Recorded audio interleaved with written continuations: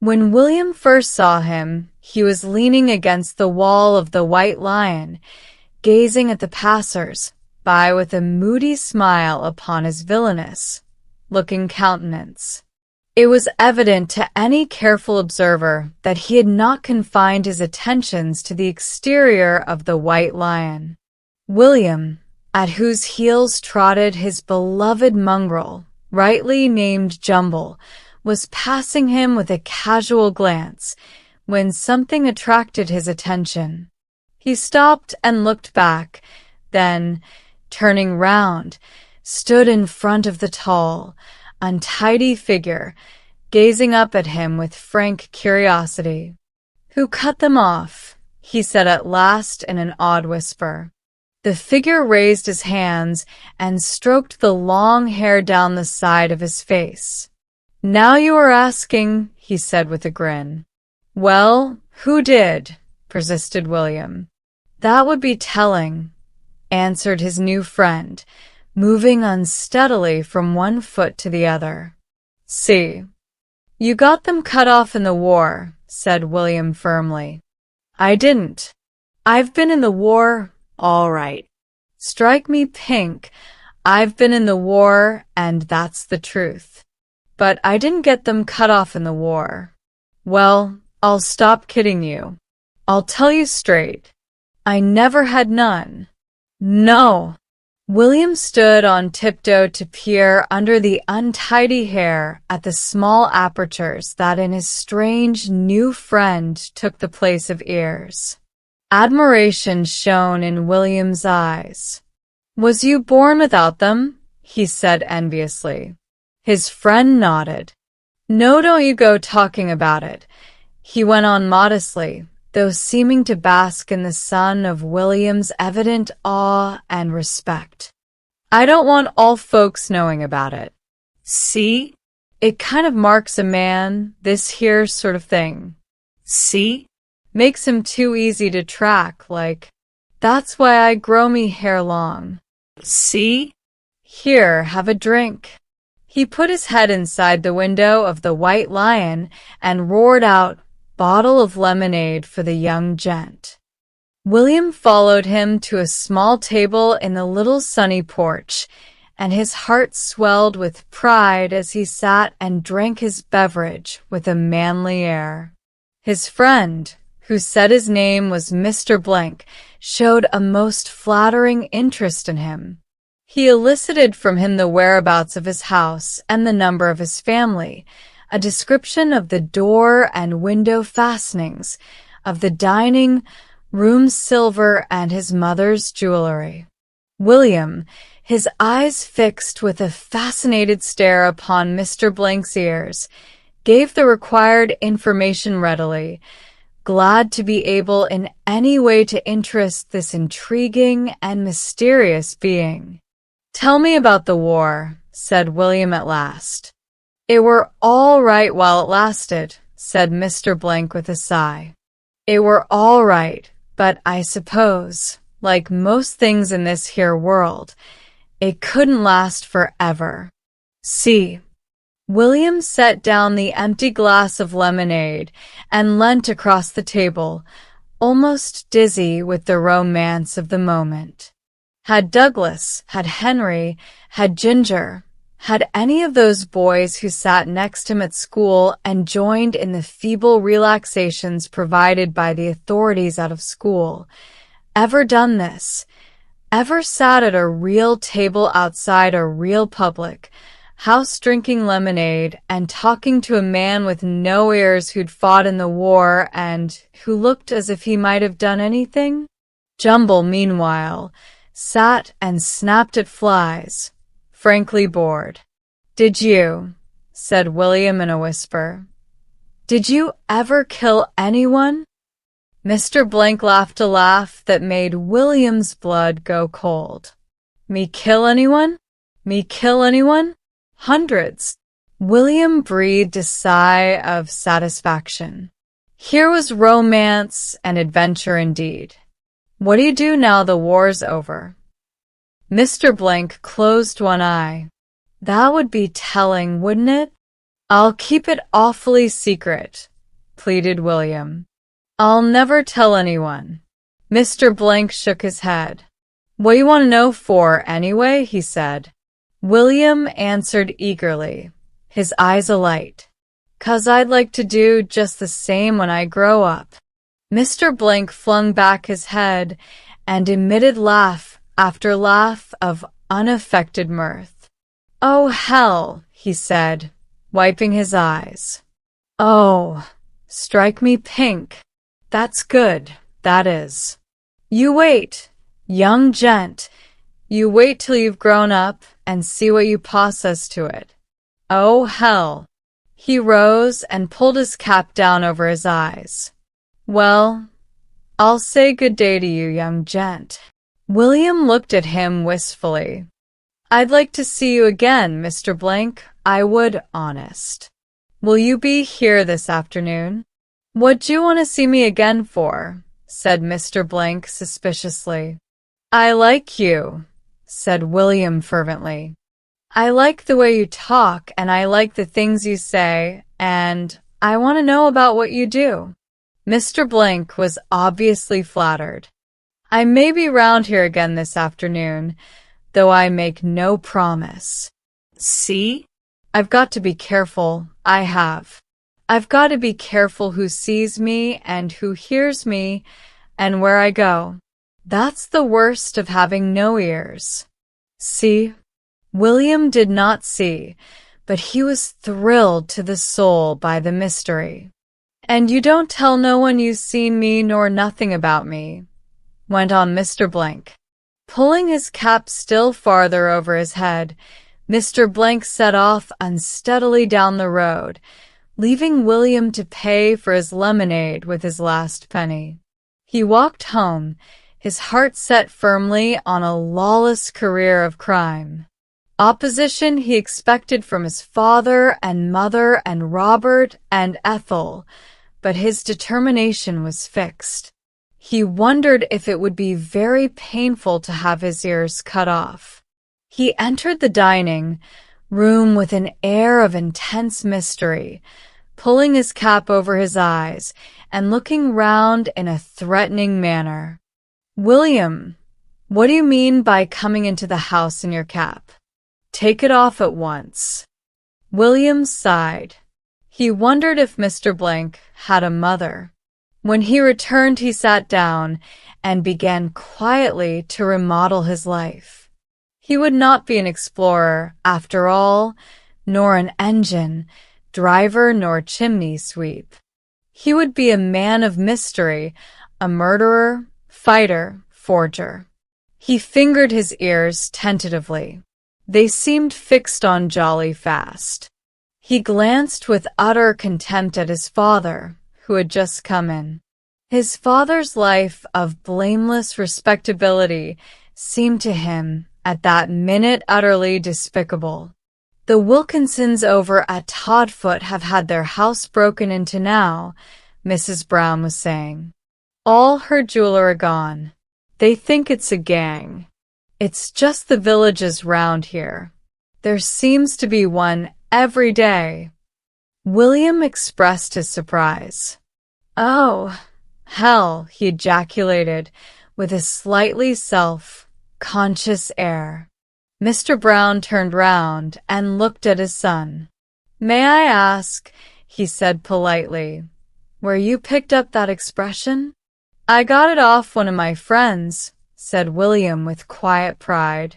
Then I'd take it as a personal favor, went on Mr. Brown, if you'd kindly refrain from airing your friend's vocabularies in this house.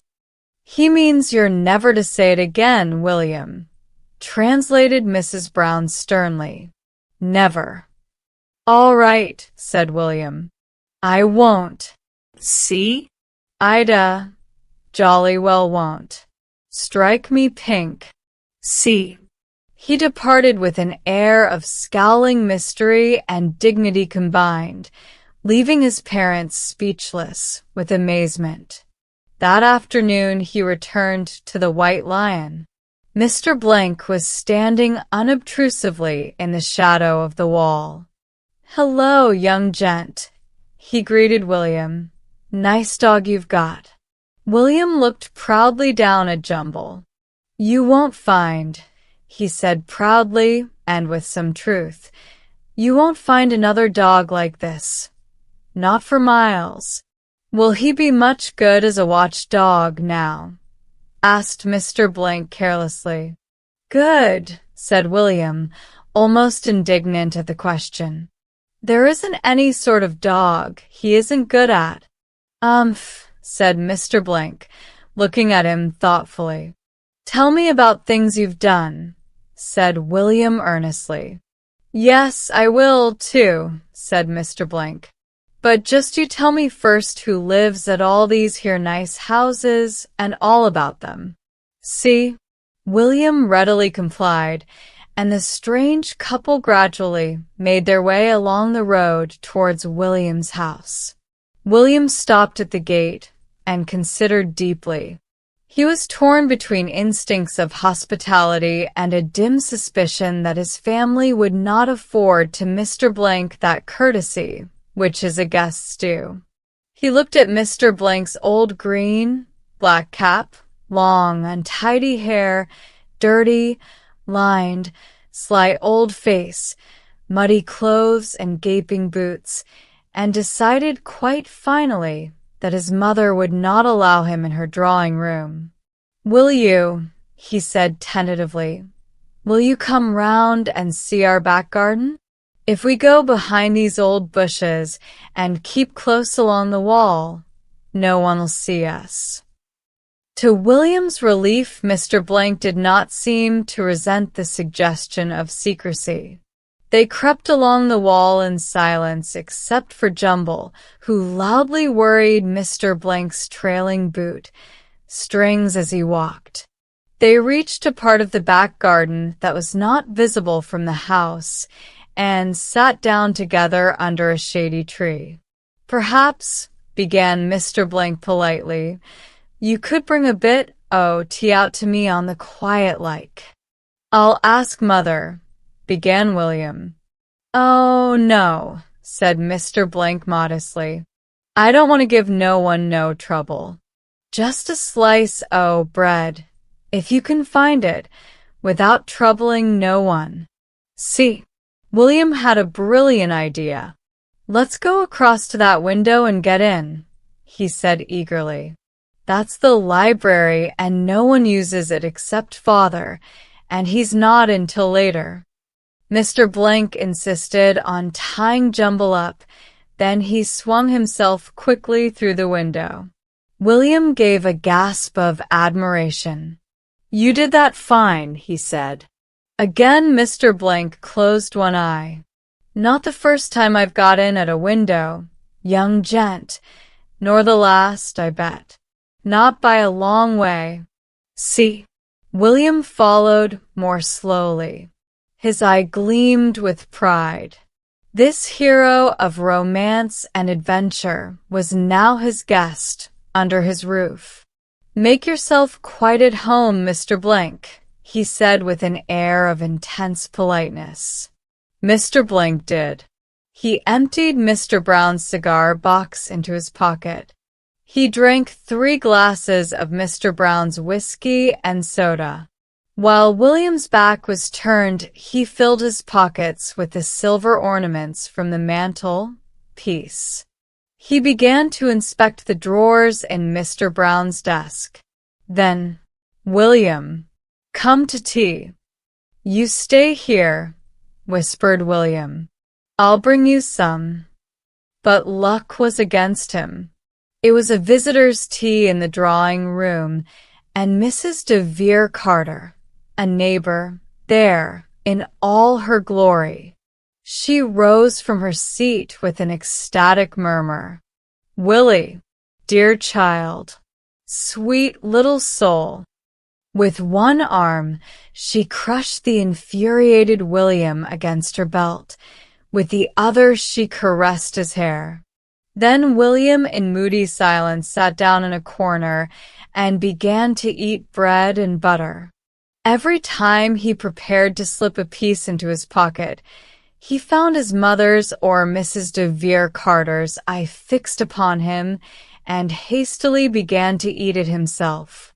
He sat, miserable and hot, seeing only the heroic figure starving in the next room, and planned a raid on the larder as soon as he could reasonably depart. Every now and then he scowled across at Mrs. de Vere Carter and made a movement with his hands, as though pulling a cap over his eyes. He invested even his eating with an air of dark mystery. Then Robert, his elder brother, came in, followed by a thin, pale man with eye-glasses and long hair.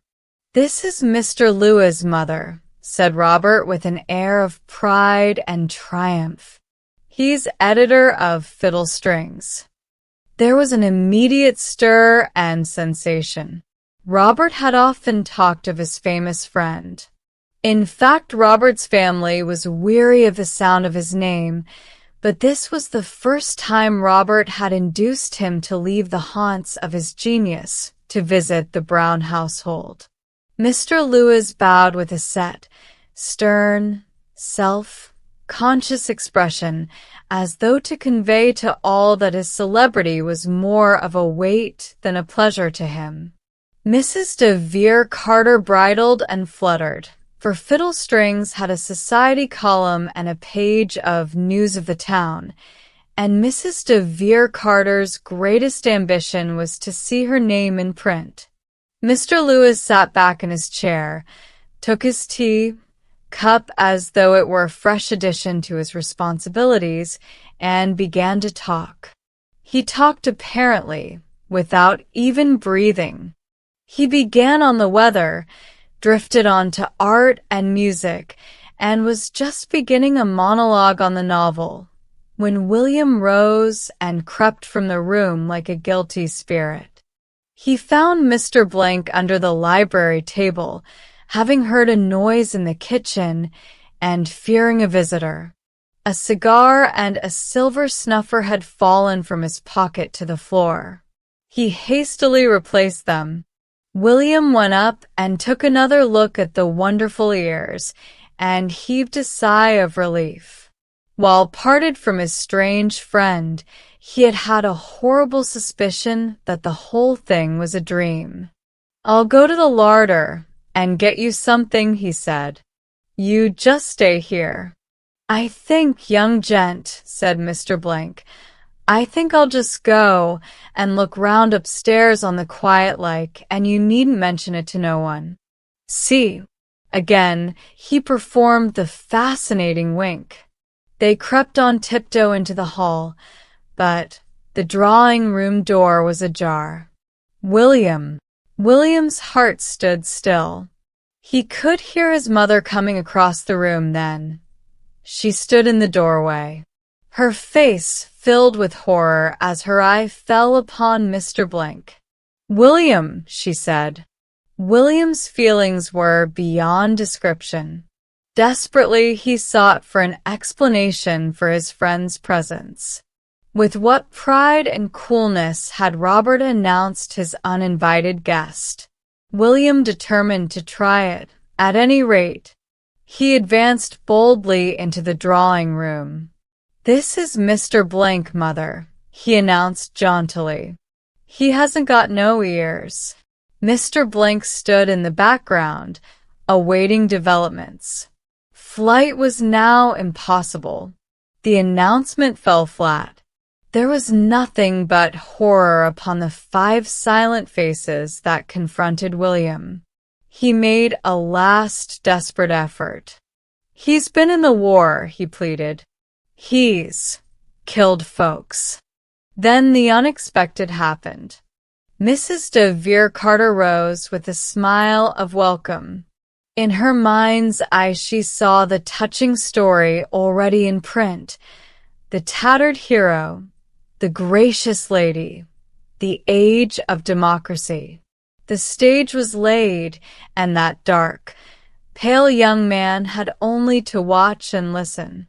"Ah, one of our dear heroes. My poor, brave man." A cup of tea, my dear, turning to William's thunderstruck mother. And he may sit down, may he not?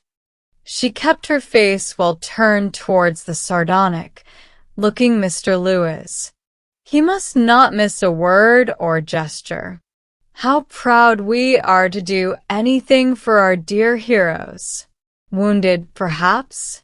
Ah, poor man.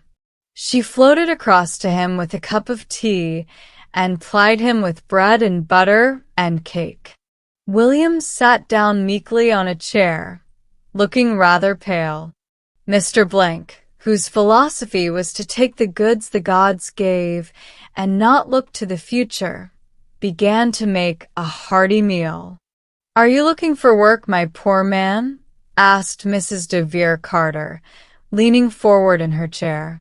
Her poor man replied with simple, manly directness that he was damned if he was. See? Mr. Lewis began to discuss the drama with Robert. Mrs. de Vere Carter raised her voice. "How you must have suffered. Yes, there is suffering ingrained in your face. A piece of shrapnel? 10 inches square? Right in at one hip and out at the other? Oh, my poor man! How I feel for you! How all class distinctions vanish at such a time! How—" She stopped while Mr. Blank drank his tea. In fact, all conversation ceased while Mr. Blank drank his tea, just as conversation on a station ceases while a train passes through. Mrs. Brown looked helplessly around her. When Mr. Blank had eaten a plate of sandwiches, a plate of bread and butter, and half a cake, he rose slowly, keeping one hand over the pocket in which reposed the silver ornaments. "Well, ma'am," he said, touching his cap. "Thank you kindly. I've had a fine tea. I have. A damn fine tea. And I'll not forget you kindness to a poor old soldier." Here he winked brazenly at William. "And good day to you all." Mrs. de Vere Carter floated out to the front door with him, and William followed as in a dream. Mrs. Brown found her voice. "We'd better have the chair disinfected," she murmured to Ethel. Then Mrs. de Vere Carter returned smiling to herself and eyeing the young editor thoughtfully. "I witnessed a pretty scene the other day in a suburban drawing room. It might begin like that." William followed the amazing figure round the house again to the library window. Here turned to him with a friendly grin.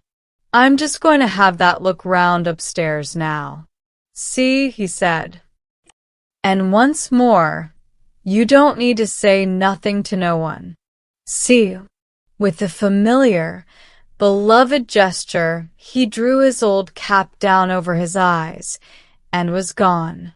William wandered upstairs a few minutes later to find his visitor standing at the landing window, his pockets bulging. "I'm going to try this here window, young gent," he said in a quick, business-like voice. "I see Pa coming in at the front gate. Give me a shove. Quick, now." Mr. Brown entered the drawing room. "Mulroyd's had his house burgled now," he said. "Every bit of his wife's jewelry gone. They've got some clues, though. It's a gang all right, and one of them is a chap without ears. Grows his hair long to hide it. But it's a clue. The police are hunting for him." He looked in amazement at the horror-stricken faces before him. Mrs. Brown sat down weakly. "Ethel, my smelling salts. They're on the mantelpiece." Robert grew pale. "Good Lord, my silver cricket cup," he gasped, racing upstairs. The landing window had been too small and Mr. Blank too big, though William did his best. There came to the astounded listeners the sound of a fierce scuffle. Then Robert descended, his hair rumpled and his tie awry, holding William by the arm. William looked pale and apprehensive. "He was there," panted Robert, "just getting out of the window. He chucked the things out of his pockets and got away.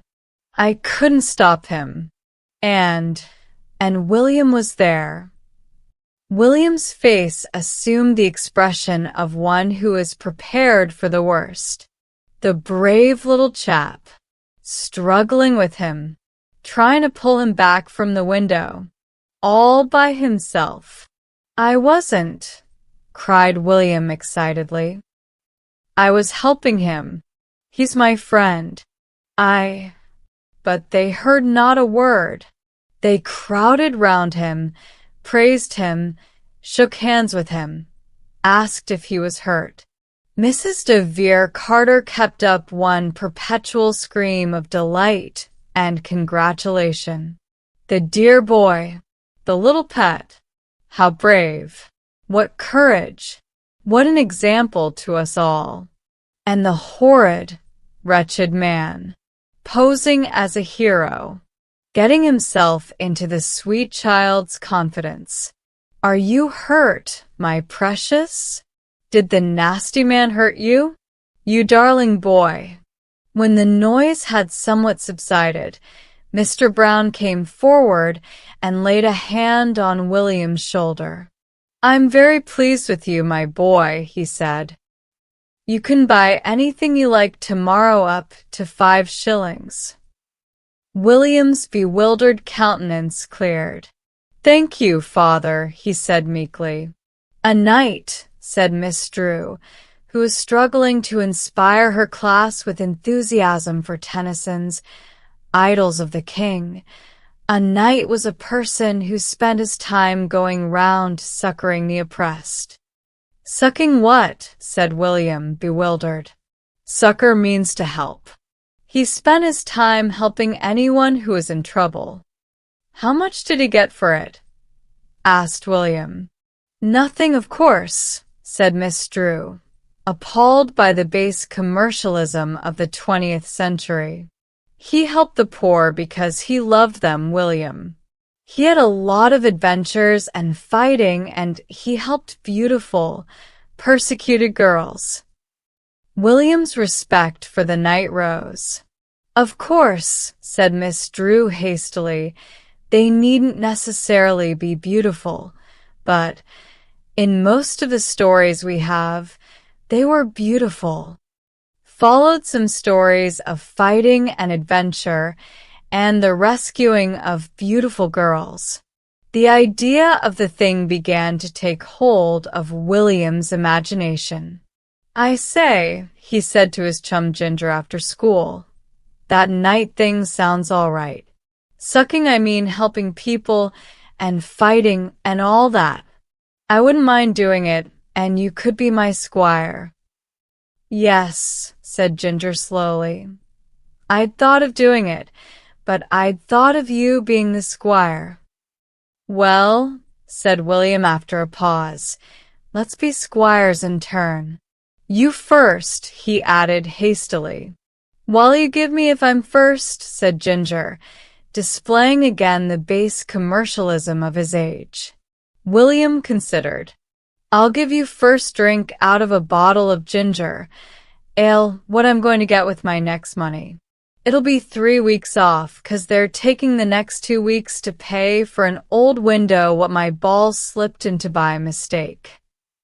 He spoke with the bitterness that always characterized his statements of the injustice of the grown-up world. "All right," said Ginger. "I won't forget about the drink of ginger ale." "No, you won't," said Ginger simply. "I'll remind you all right. Well, let's set off." "Course," said William.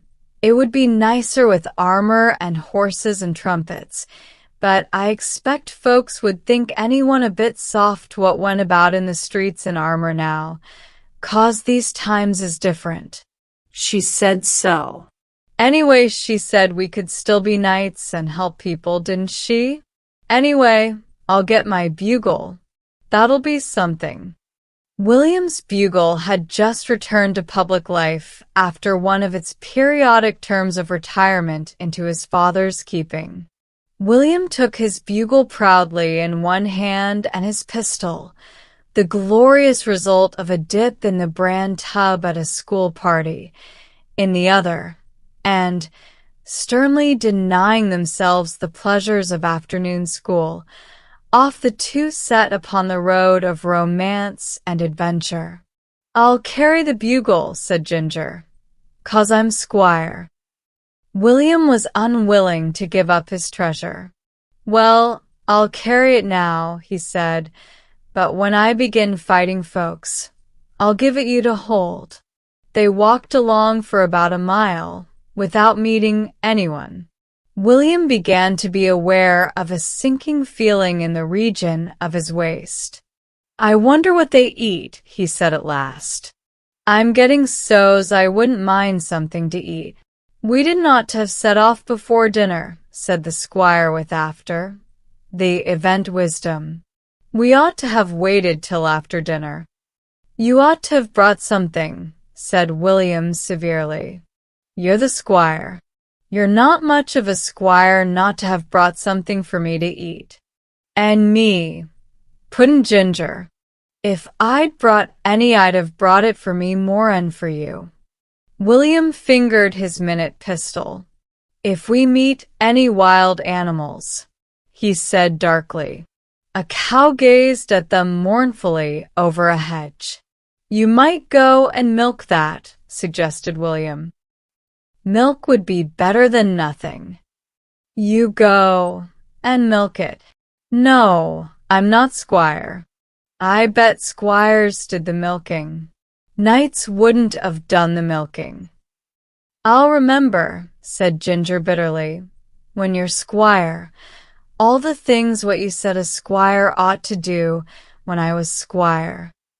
They entered the field and gazed at the cow from a respectful distance. She turned her eyes upon them sadly. "Go on," said the knight to his reluctant squire. "I'm not good at cows," objected that gentleman. "Well, I will, then," said William with reckless bravado, and advanced boldly upon the animal. The animal very slightly lowered its horns, perhaps in sign of greeting, and emitted a deep "mo." "Oh, oh, oh," like lightning. The gallant pair made for the road. "Anyway," said William gloomily, "we got nothing to put it in, so we'd only have got tossed for nothing, perhaps, if we'd gone on." They walked on down the road till they came to a pair of iron gates and a drive that led up to a big house. William's spirits rose. His hunger was forgotten. "Come on," he said. "We might find someone to rescue here. It looks like a place where there might be someone to rescue." There was no one in the garden to question the right of entry of two small boys armed with a bugle and a toy pistol. Unchallenged, they went up to the house. While the knight was wondering whether to blow his bugle at the front door or by the open window, they caught sight suddenly of a vision inside the window. It was a girl as fair and slim and beautiful as any wandering knight could desire, and she was speaking fast and passionately. William, ready for all contingencies, marshaled his forces. "Follow me," he whispered, and crept on all fours nearer the window. They could see a man now, an elderly man with white hair and a white beard. "And how long will you keep me in this vile prison?" she was saying in a voice that trembled with anger. "Base wretch that you are." "Crumbs!" ejaculated William. "Ha! Ha!" sneered the man. "I have you in my power. I will keep you here a prisoner till you sign the paper which will make me master of all your wealth And beware, girl, if you do not sign, you may answer for it with your life." "Wow," murmured William. Then he crawled away into the bushes, followed by his attendant squire. "Well," said William, his face purple with excitement, "we've found someone to rescue, all right. He's a base wretch," what she said, all right. "Will you kill him?" said the odd squire. "How big was he?" "Could you see?" said William the discreet. "He was ever so big. Great big face he had, too, with a beard." "Then I won't try killing him. Not straight off. I'll think of some plan, something cunning." He sat with his chin on his hands, gazing into space, till they were surprised by the opening of the front door and the appearance of a tall, thick-set, elderly man. William quivered with excitement. The man went along a path through the bushes. William and Ginger followed on all fours with elaborate caution. At every almost inaudible sound from Ginger, William turned his red, frowning face onto him with a resounding sh. The path ended at a small shed with a locked door. The man opened the door. The key stood in the lock, and entered.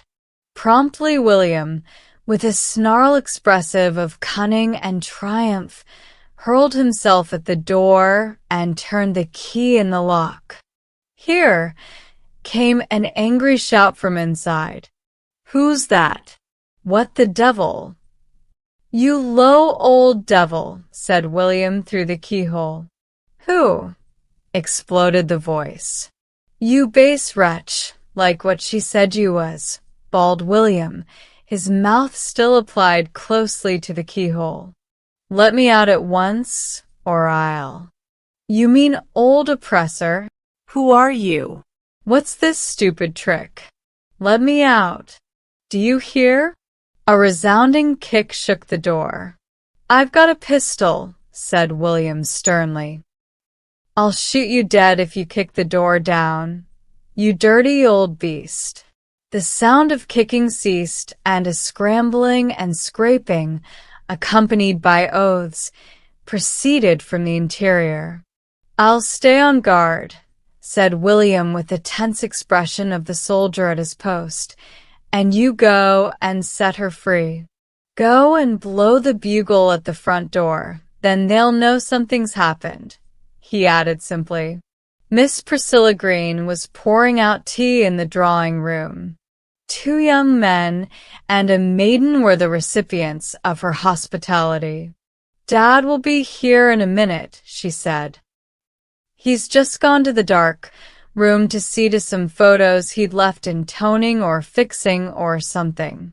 We'll get on with the rehearsal as soon as he comes. We just rehearsed the scene he and I have together, so we're ready for the ones where we all come in." "How did it go off?" "Oh, quite well. We knew our parts, anyway. I think the village will enjoy it. Anyway, it's never very critical, is it? And it loves a melodrama." "Yes. I wonder if Father knows you're here. He said he'd come straight back. Perhaps I'd better go and find him." "Oh, let me go, Miss Green," said one of the youths ardently. "Well, I don't know whether you'd find the place. It's a shed in the garden that he uses. We use half as a dark room and half as a coal cellar. I'll go." He stopped. A nightmare sound, as discordant as it was ear-splitting, filled the room. Miss Green sank back into her chair, suddenly white. One of the young men let a cup of tea fall neatly from his fingers onto the floor and there crash into fragments. The young lady visitor emitted a scream that would have done credit to a factory siren. Then at the open French window appeared a small boy holding a bugle, purple, faced with the effort of his performance. One of the young men was the first to recover speech. He stepped away from the broken crockery on the floor as if to disclaim all responsibility for it and said sternly, "Did you make that horrible noise?" Miss Green began to laugh hysterically. "Do have some tea now you've come," she said to Ginger. Ginger remembered the pangs of hunger, of which excitement had momentarily rendered him oblivious, and, deciding that there was no time like the present, took a cake from the stand and began to consume it in silence. "You'd better be careful," said the young lady to her hostess.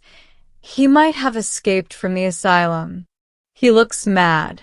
He had a very mad look, I thought, when he was standing at the window. He's evidently hungry anyway. I cannot think why father doesn't come." Here Ginger, fortified by a walnut bun, remembered his mission. "It's all right now," he said. "You can go home." He shut up.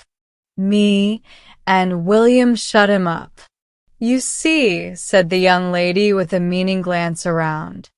"I said he was from the asylum. He looked mad. We'd better humor him and ring up the asylum. Have another cake, darling boy," she said in a tone of honeyed sweetness. Very willing, Ginger selected an ornate pyramid of icing. At this point there came a bellowing and crashing and tramping outside, and Miss Priscilla's father, roaring fury and threats of vengeance, hurled himself into the room. Miss Priscilla's father had made his escape by a small window at the other end of the shed. To do this, he had had to climb over the coals in the dark.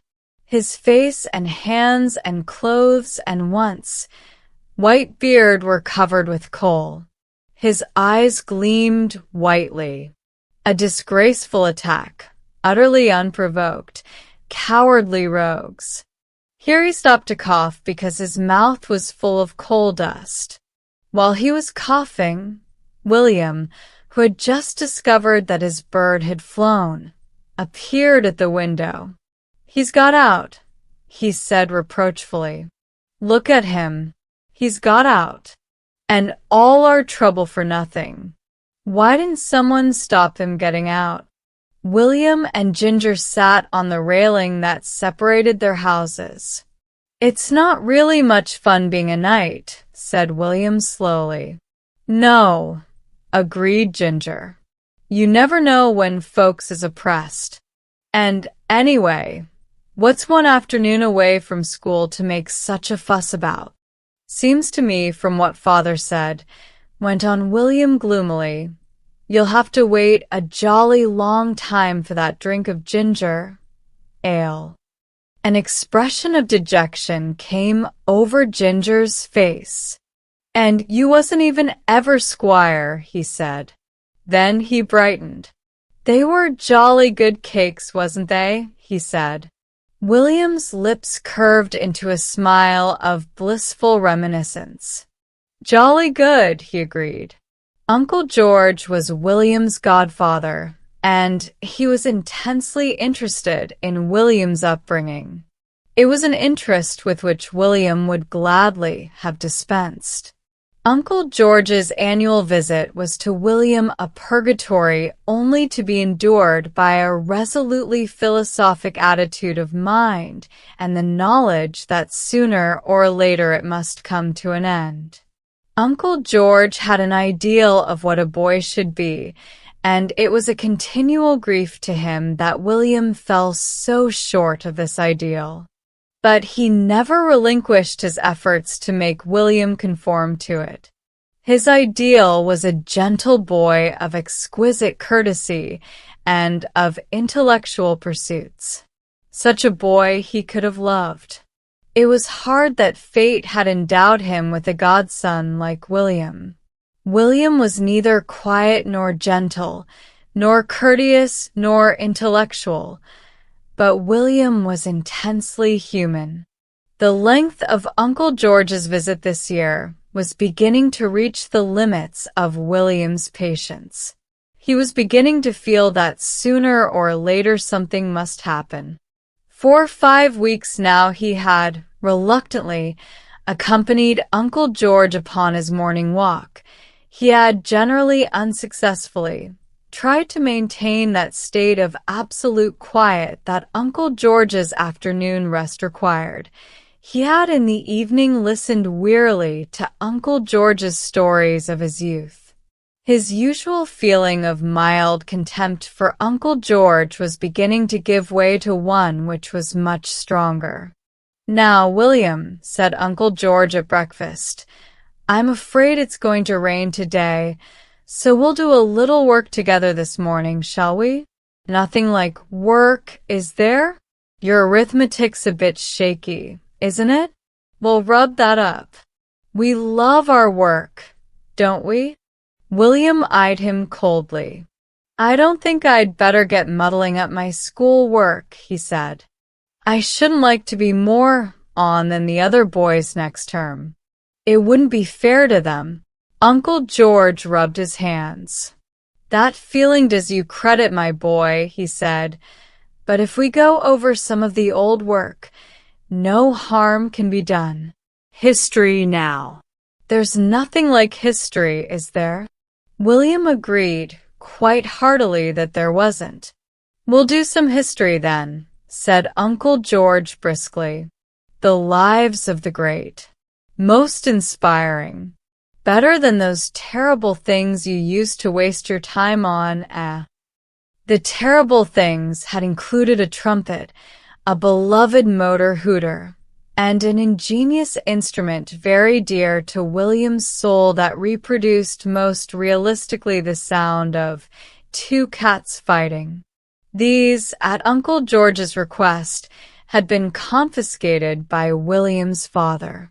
Uncle George had not considered them educational. They also disturbed his afternoon's rest. Uncle George settled himself and William down for a nice, quiet morning in the library. William, looking round for escape, found none. The outside world was wholly uninviting. The rain came down in torrents. Moreover, the 5 preceding weeks had broken William's spirits. He realized the impossibility of evading Uncle George. His own family were not sympathetic. They suffered from him considerably during the rest of the year, and were not sorry to see him absorbed completely by Uncle George's conscientious zeal. So Uncle George seated himself slowly and ponderously in an arm-chair by the fire. "When I was a boy, William," he began, leaning back and joining the tips of his fingers together, "I loved my studies." "I'm sure you love your studies, don't you? Which do you love most?" "Me," said William. "I like shooting and playing Red Indians." "Yes, yes," said Uncle George impatiently, "but those aren't studies, William. You must aim at being gentle." "It's not much good being gentle when you're playing Red Indians," said William stoutly. "A gentle Red Indian wouldn't get much done." But why play Red Indians?" said Uncle George. "A nasty rough game. No, we'll talk about history. You must mold your character upon that of the great heroes, William. You must be a Clive, a Napoleon, a Wolfe." "I've often been a wolf," said William. "That game's nearly as good as Red Indians. And bears is a good game, too. We might have bears here," he went on brightening. "Just you and me. Would you sooner be bear or hunter?" "I'd sooner be hunter," he hinted gently. "You misunderstand," said Uncle George. "I mean Wolfe the man, Wolfe the hero." William, who had little patience with heroes who came within the school curriculum, relapsed into gloom. "What lessons do we learn from such names, my boy?" went on Uncle George. William was on the floor behind Uncle George's chair, endeavoring to turn a somersault in a very restricted space. "History lessons and dates and things," he said shortly. "And the things they expect you to remember?" he added with disgust. "No, no," said Uncle George, but the fire was hot and his chair was comfortable and his educational zeal was dying away. "To endure the buffets of fate with calmness, to smile at misfortune, to endure whatever comes, and so on." He stopped suddenly. William had managed the somersault, but it had somehow brought his feet into collision with Uncle George's neck. Uncle George sleepily shifted his position. "Boisterous, boisterous," he murmured disapprovingly. "You should combine the gentleness of a Moore with the courage of a Wellington, William." William now perceived that Uncle George's eyelids were drooping slowly, and William's sudden statuesque calm would have surprised many of his instructors. The silence and the warmth of the room had their effect. In less than 3 minutes, Uncle George was dead to the world around him. William's form relaxed. Then he crept up to look closely at the face of his enemy. He decided that he disliked it intensely. Something must be done at once. He looked round the room. There were not many weapons handy. Only his mother's work box stood on a chair by the window, and on it a pile of socks belonging to Robert, William's elder brother. Beneath either arm of his chair, one of Uncle George's coat tails protruded.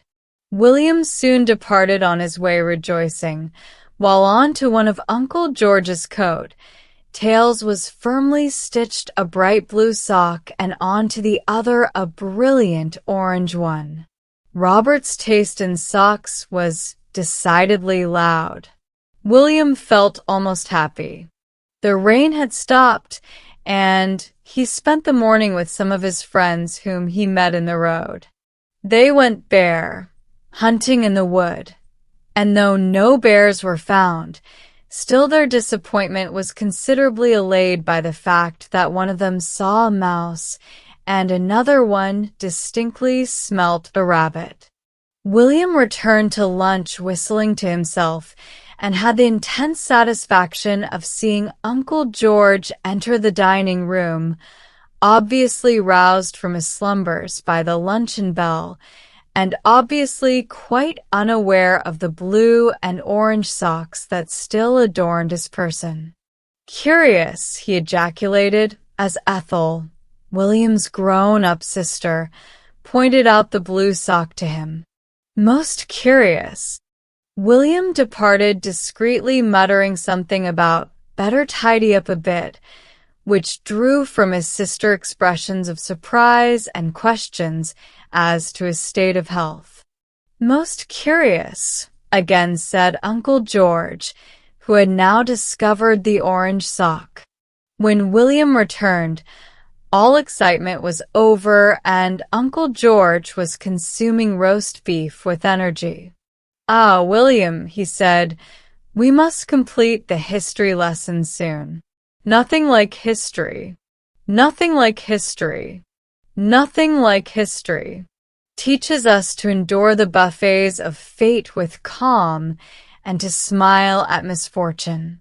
Then we must do some geography." William groaned. "Most fascinating study. Rivers, mountains, cities, etc. Most improving. The morning should be devoted to intellectual work at your age, William, and the afternoon to the quiet pursuit of some improving hobby. You would then find the true joy of life." To judge from William's countenance, he did not wholly agree, but he made no objection. He had learnt that objection was useless, and against Uncle George's eloquent silence was his only weapon. After lunch, Uncle George followed his usual custom and retired to rest. William went to the shed in the back garden and continued the erection of a rabbit house that he had begun a few days before. He hoped that if he made a little house, Providence would supply a rabbit. He whistled blithely as he knocked nails in at random. "William, you mustn't do that now." He turned a stern gaze upon his mother. "Why not?" he said. "Uncle George is resting." With a crushing glance at her, he strolled away from the shed. Someone had left the lawn-mower in the middle of the lawn. With one of his rare impulses of pure virtue, he determined to be useful. Also, he rather liked mowing the grass.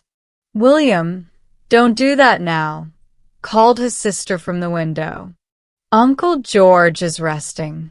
He deliberately drove the mowing machine into the middle of a garden bed and left it there.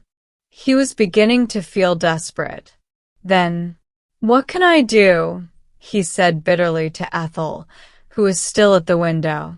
"You'd better find some quiet, improving hobby," she said unkindly as she went away. It is a proof of the utterly broken state of William's spirit that he did actually begin to think of hobbies, but none of those that occurred to him interested him. Stamp collecting, pressed flowers, crest collecting. Ugh. He set off down the road, his hands in his pockets and his brows drawn into a stern frown. He amused himself by imagining Uncle George in various predicaments, lost on a desert island, captured by pirates, or carried off by an eagle. Then something in the window of a house he passed caught his eye, and he stopped suddenly. It was a stuffed bird under a glass case. Now that was something like a hobby, stuffing dead animals. He wouldn't mind having that for a hobby.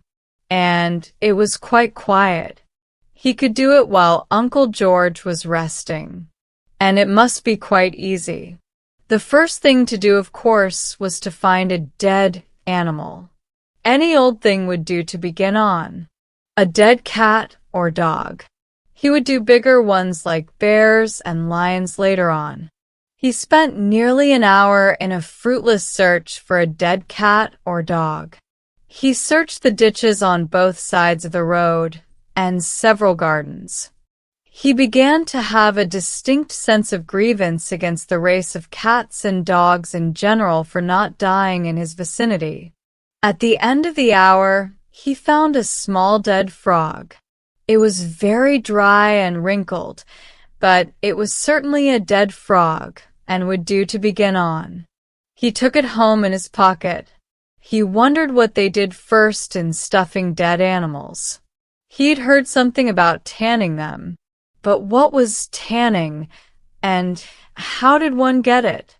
Then he remembered suddenly having heard Ethel talk about the tanning in tea. So that was all right. The first thing to do was to get some tea. He went to the drawing room. It was empty, but upon the table near the fire was a tea tray and 2 cups. Evidently his mother and sister had just had tea there. He put the frog at the bottom of a cup and carefully filled the cup with tea from the teapot. Then he left it to soak and went out into the garden. A few minutes later, William's mother entered the drawing room. Uncle George had finished resting and was standing by the mantel, piece with a cup in his hand. "I see you poured out my tea for me," he said, "but rather a curious taste. Doubtless you boil the milk now. Safer, of course. Much safer. But it imparts a curious flavor." He took another sip. "But I didn't pour out your tea," began Mrs. Brown. Here William entered. He looked quickly at the table. "Who's meddling with my frog?" he said angrily.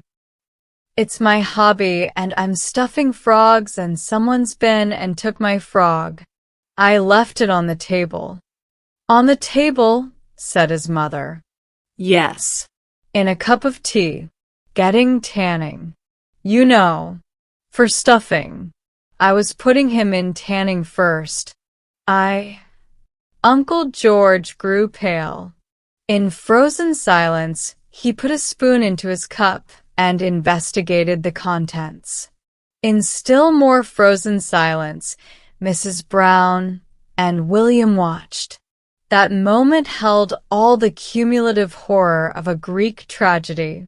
Then Uncle George put down his cup and went silently from the room. On his face was the expression of one who is going to look up the first train home. Fate had sent him a buffet he could not endure calmly, a misfortune at which he could not smile, and fate had avenged William for much. William was aware of a vague feeling of apprehension when he heard that Joan Clive, the little girl who lived next door, was having a strange cousin to stay for 3 weeks. All his life, William had accepted Joan's adoration and homage with condescending indifference, but he did not like to imagine a possible rival. "What's he coming for?" he demanded with an ungracious scowl, perched uncomfortably and dangerously on the high wall that separated the two gardens and glaring down at Joan. "What's he coming for, anyway?" "'Cause Mother's invited him," explained Joan simply, with a shake of her golden curls. "He's called Cuthbert. She says he's a sweet little boy." "Sweet?"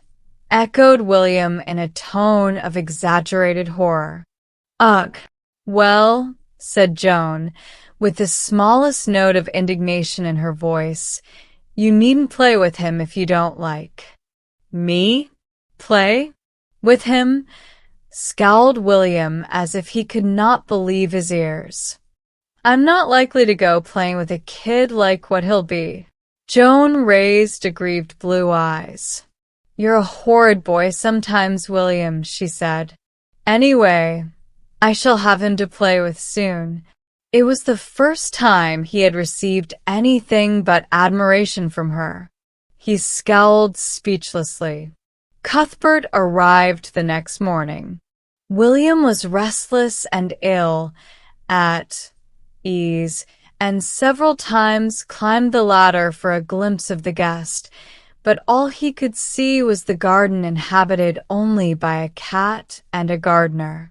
He amused himself by throwing stones at the cat till he hit the gardener by mistake, and then fled precipitately before a storm of abuse. William and the gardener were enemies of very long standing.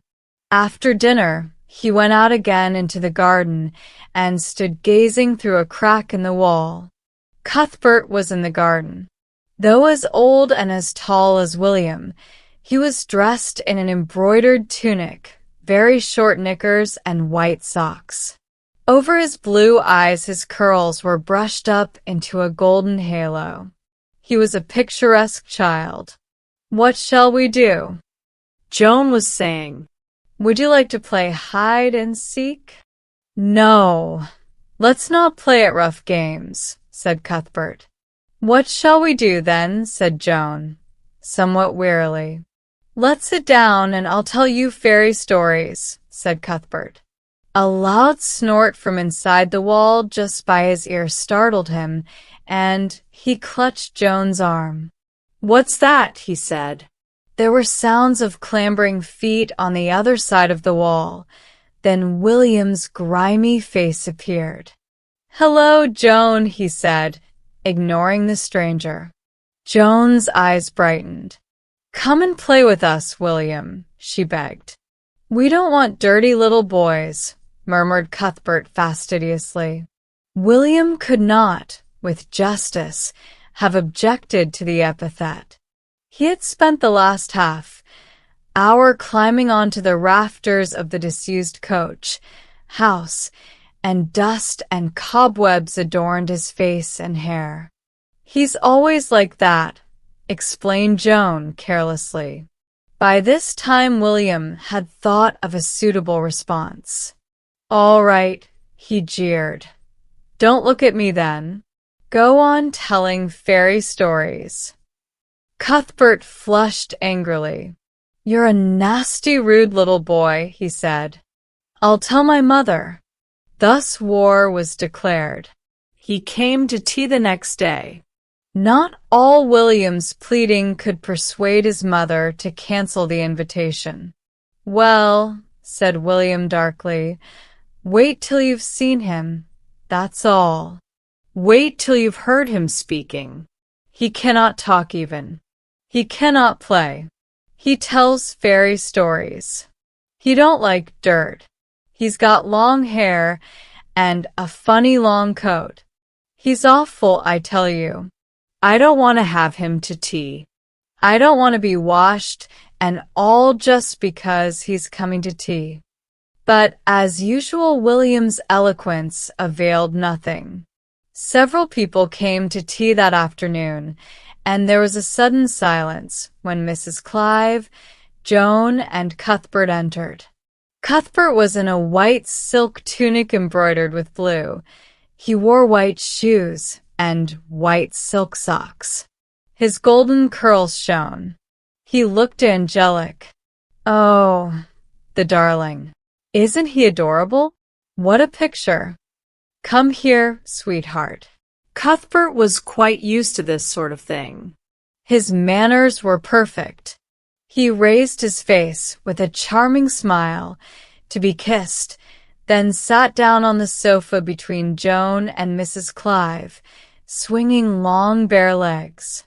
William, sitting, an unwilling victim, on a small chair in a corner of the room, brushed and washed till he shone again, was conscious of a feeling of fury quite apart from the usual sense of outrage that he always felt upon such an occasion.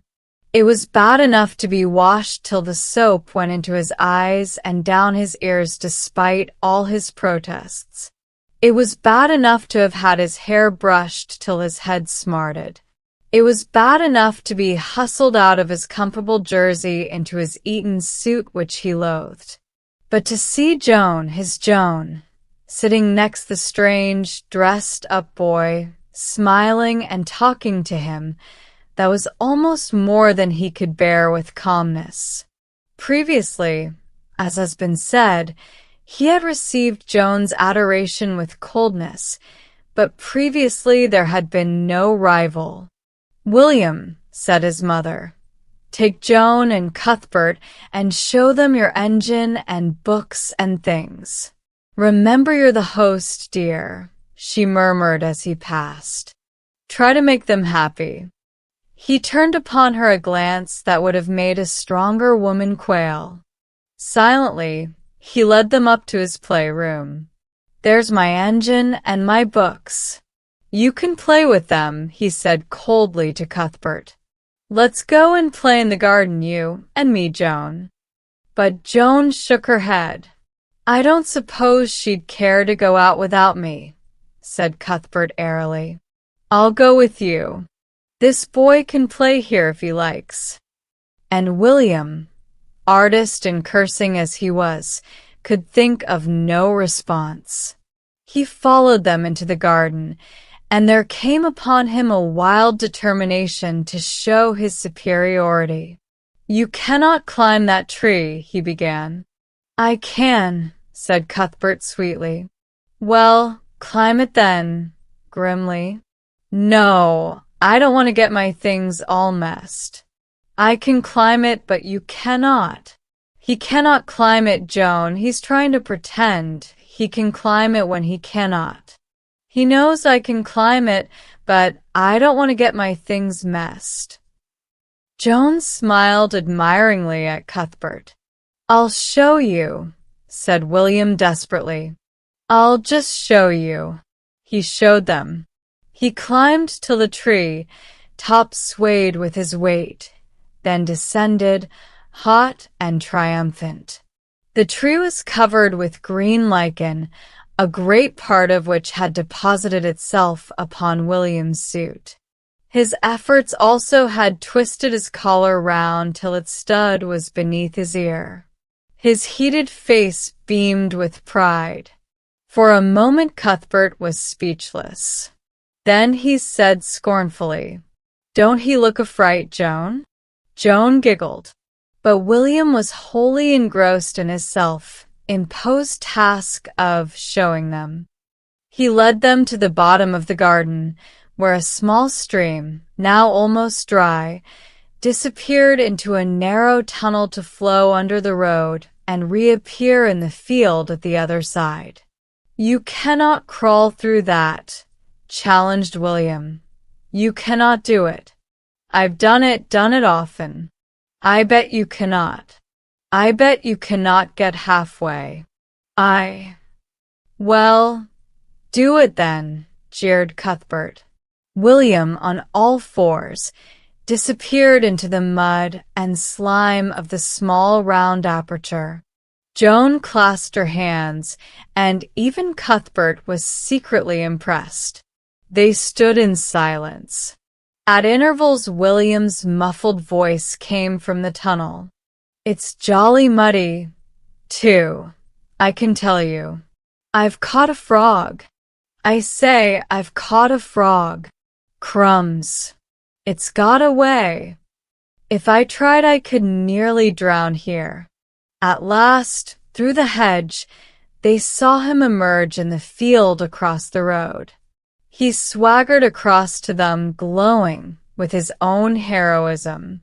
As he entered the gate, he was rewarded by the old light of adoration in Joan's blue eyes, but on full sight of him it quickly turned to consternation. His appearance was beyond description. There was a malicious smile on Cuthbert's face.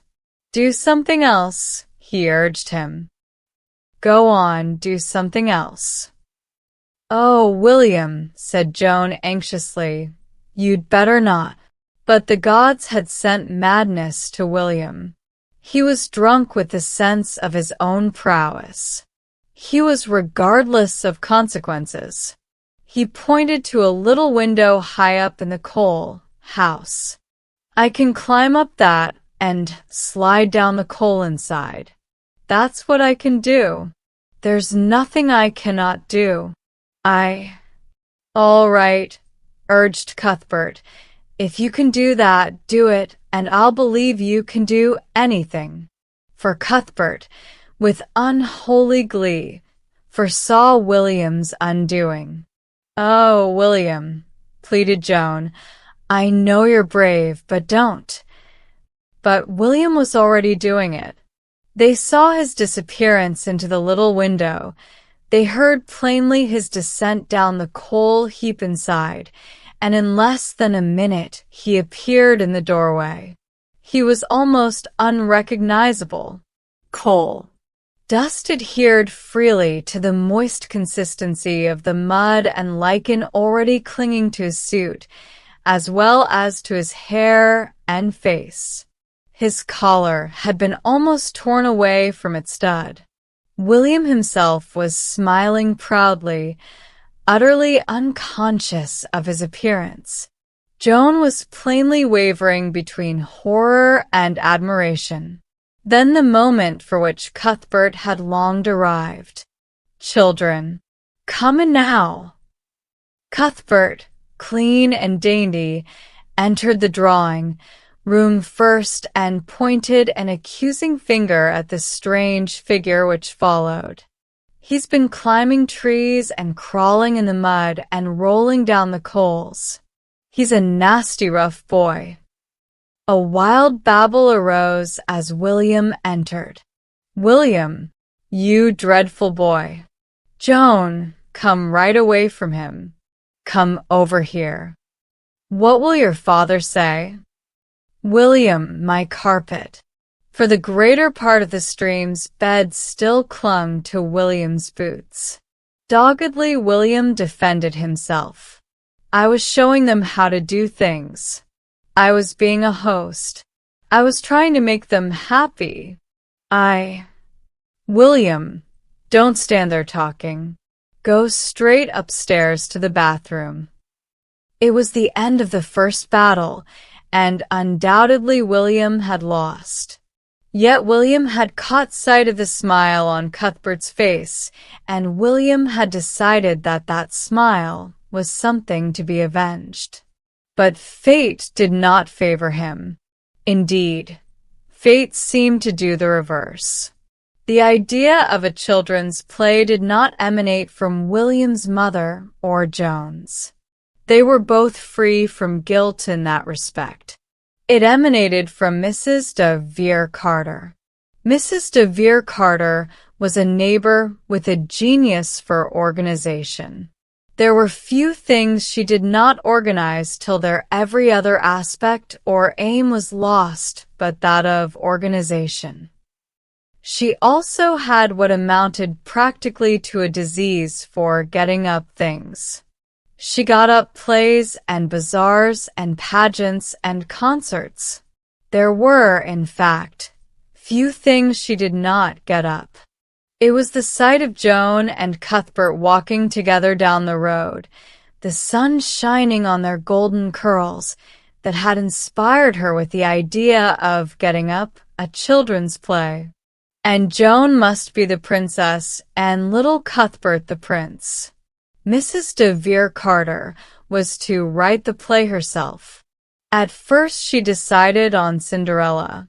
Unfortunately, there was a dearth of little girls in the neighborhood, and therefore it was decided at a meeting composed of Mrs. de Vere Carter, Mrs. Clive, Mrs. Brown, William's mother, and Ethel, William's sister, that William could easily be dressed up to represent one of the ugly sisters.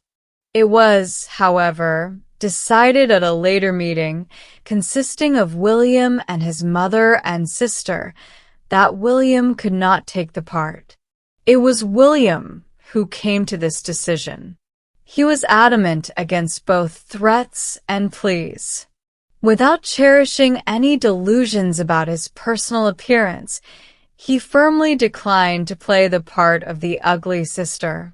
They took the news with deep apologies to Mrs. de Vere Carter, who was already in the middle of the first act.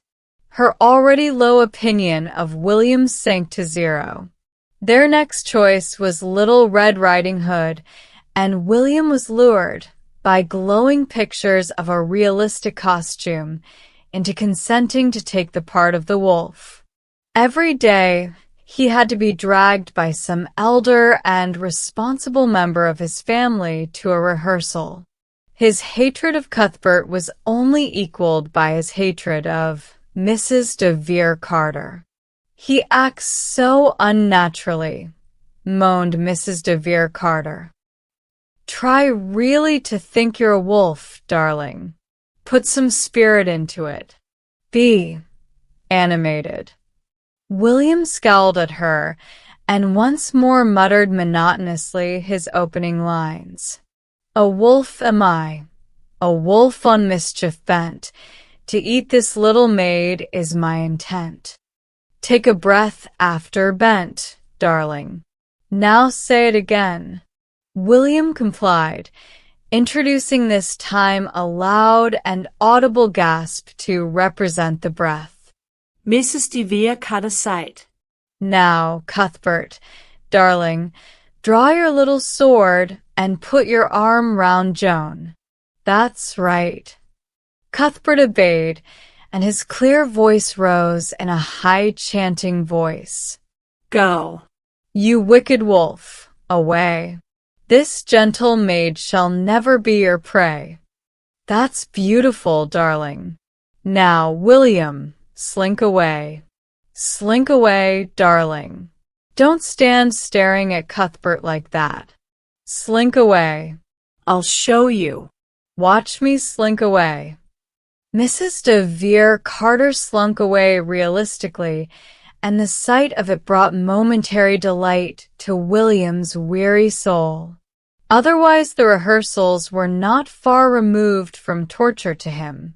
The thought of being a wolf had at first attracted him, but actually a wolf character who had to repeat Mrs. de Vere Carter's meaningless poetry and be beaten at every turn by the smiling Cuthbert, who was forced to watch from behind the scenes the fond embraces of Cuthbert and Joan, galled his proud spirit unspeakably. Moreover, Cuthbert monopolized her both before and after the rehearsals. "Come away, Joan. He's probably all over coal dust and all of a mess." The continued presence of unsympathetic elders prevented his proper avenging of such insults. The day of the performance approached, and there arose some little trouble about William's costume. If the wearing of the dining room hearth rug had been forbidden by authority, it would have at once become the dearest wish of William's heart, and a thing to be accomplished at all costs. But because authority decreed that that should be William's official costume as the wolf, William at once began to find enormous difficulties. "It's a dirty old thing. All dust and bits of black hair come off it on me. I don't think it looks like a wolf. Well, if I've got to be a wolf, folks might just as well know what I am. This looks like as if it came off a black sheep or something. You don't want folks to think I'm a sheep instead of a wolf, do you? You don't want me to be made look ridiculous before all these folks, do you?" He was slightly pleased by their promise to hire a wolf's head for him. He practiced wolf's howlings, though these had no part in Mrs. de Vere Carter's play, at night in his room till he drove his family almost beyond the bounds of sanity. Mrs. de Vere Carter had hired the village hall for the performance, and the proceeds were to go to a local charity. On the night of the play, the hall was packed, and Mrs. de Vere Carter was in a flutter of excitement and importance. "Yes, the dear children are splendid, and they look beautiful. We've all worked so hard. Yes, entirely my own composition. I only hope that William Brown won't murder my poetry as he does at rehearsals." The curtain went up. The scene was a wood, as was evident from a few small branches of trees placed here and there at intervals on the stage. Joan, in a white dress and red cloak, entered and began to speak, quickly and breathlessly, stressing every word with impartial regularity. "A little maid am I, Red Riding Hood. My journey lies along this dark, thick wood. Within my basket is a little jar of jam, a present for my grandmamma." Then Cuthbert entered, a prince in white satin with a blue sash. There was a rapt murmur of admiration in the audience as he made his appearance. William waited impatiently and uneasily behind the scenes. His wolf's head was very hot. One of the eye holes was beyond his range of vision. Through the other he had a somewhat prescribed view of what went on around him. He had been pinned tightly into the dining room hearth rug, his arms held down by his side. He was distinctly uncomfortable. At last his cue came. Red Riding Hood and the prince parted after a short conversation in which their acquaintance made rapid strides, and at the end of which the prince said casually as he turned to go, "So sweet a maid have I never seen. Before long I hope to make her my wife and queen." Red Riding Hood gazed after him, remarking, all in the same breath and tone, "How kind he is, how gentle, and how good! But see what evil beast comes through the wood." Here William entered amid wild applause. On the stage, he found that his one eye hole gave him an excellent view of the audience. His mother and father were in the second row. Turning his head round slowly, he discovered his sister Ethel sitting with a friend near the back. "William," hissed the prompter, "go on. A wolf am I." But William was engrossed in the audience. There was Mrs. Clive about the middle of the room. "A wolf am I. Go on, William." William had now found the cook and housemaid in the last row of all, and was turning his eye whole round in search of fresh discoveries. The prompter grew desperate. "A wolf am I, a wolf on mischief bent. Say it, William." William turned his wolf's head towards the wings. "Well, I was going to say it," he said irritably, "if you'd left me alone." The audience laughed. "Well, say it," said the voice of the invisible prompter. "Well, I'm going to," said William. "I'm not going to say that again what you said, 'cause they all heard it. I'll go on from there." The audience rocked in wild delight. Behind the scenes, Mrs. de Vere Carter wrung her hands and sniffed strong-smelling salts. "That boy," she moaned. Then William, sinking his voice from the indignant clearness with which it had addressed the prompter to a muffled murmur, continued, "To eat this little maid is my intent." But there leapt on the stage again the radiant white and blue figure of the prince brandishing his wooden sword. "Go, you wicked wolf, away. This gentle maid shall never be your prey." At this point William should have slunk away. But the vision revealed by his one available eye, whole of the prince standing in a threatening attitude with one arm round Joan, filled him with a sudden and unaccountable annoyance. He advanced slowly and threateningly towards the prince, and the prince, who had never before acted with William in his head, which was hired for one evening only, fled from the stage with a wild yell of fear. The curtain was lowered hastily. There was consternation behind the scenes. William, glaring from out his eye, whole and refusing to remove his head, defended himself in his best manner. "Well, I didn't tell him to run away, did I? I didn't mean him to run away. I only looked at him. Well, I was going to slink in a minute. I only wanted to look at him. I was going to slink." "Oh, never mind. Get on with the play," moaned Mrs. de Vere Carter. "But you've quite destroyed the atmosphere, William. You've spoilt the beautiful story. But hurry up, it's time for the grandmother's cottage scene now." Not a word of William's speeches was audible in the next scene, but his attack on and consumption of the aged grandmother was one of the most realistic parts of the play, especially considering the fact that his arms were imprisoned. "Not so roughly, William," said the prompter in a whisper. "Don't make so much noise. They cannot hear a word anyone's saying." At last William was clothed in the nightgown and nightcap and lying in the bed ready for Little Red Riding Hood's entrance. The combined effect of the rug and the head and the thought of Cuthbert had made him hotter and crosser than he ever remembered having felt before. He was conscious of a wild and unreasoning indignation against the world in general. Then Joan entered and began to pipe monotonously. "Dear Grandmamma, I've come with all quickness to comfort you and soothe your bed of sickness.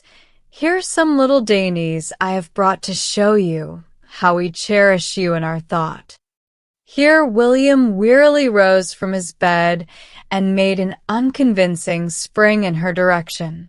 But onto the stage leapt Cuthbert once more, the vision in blue and white with golden curls shining and sword again drawn.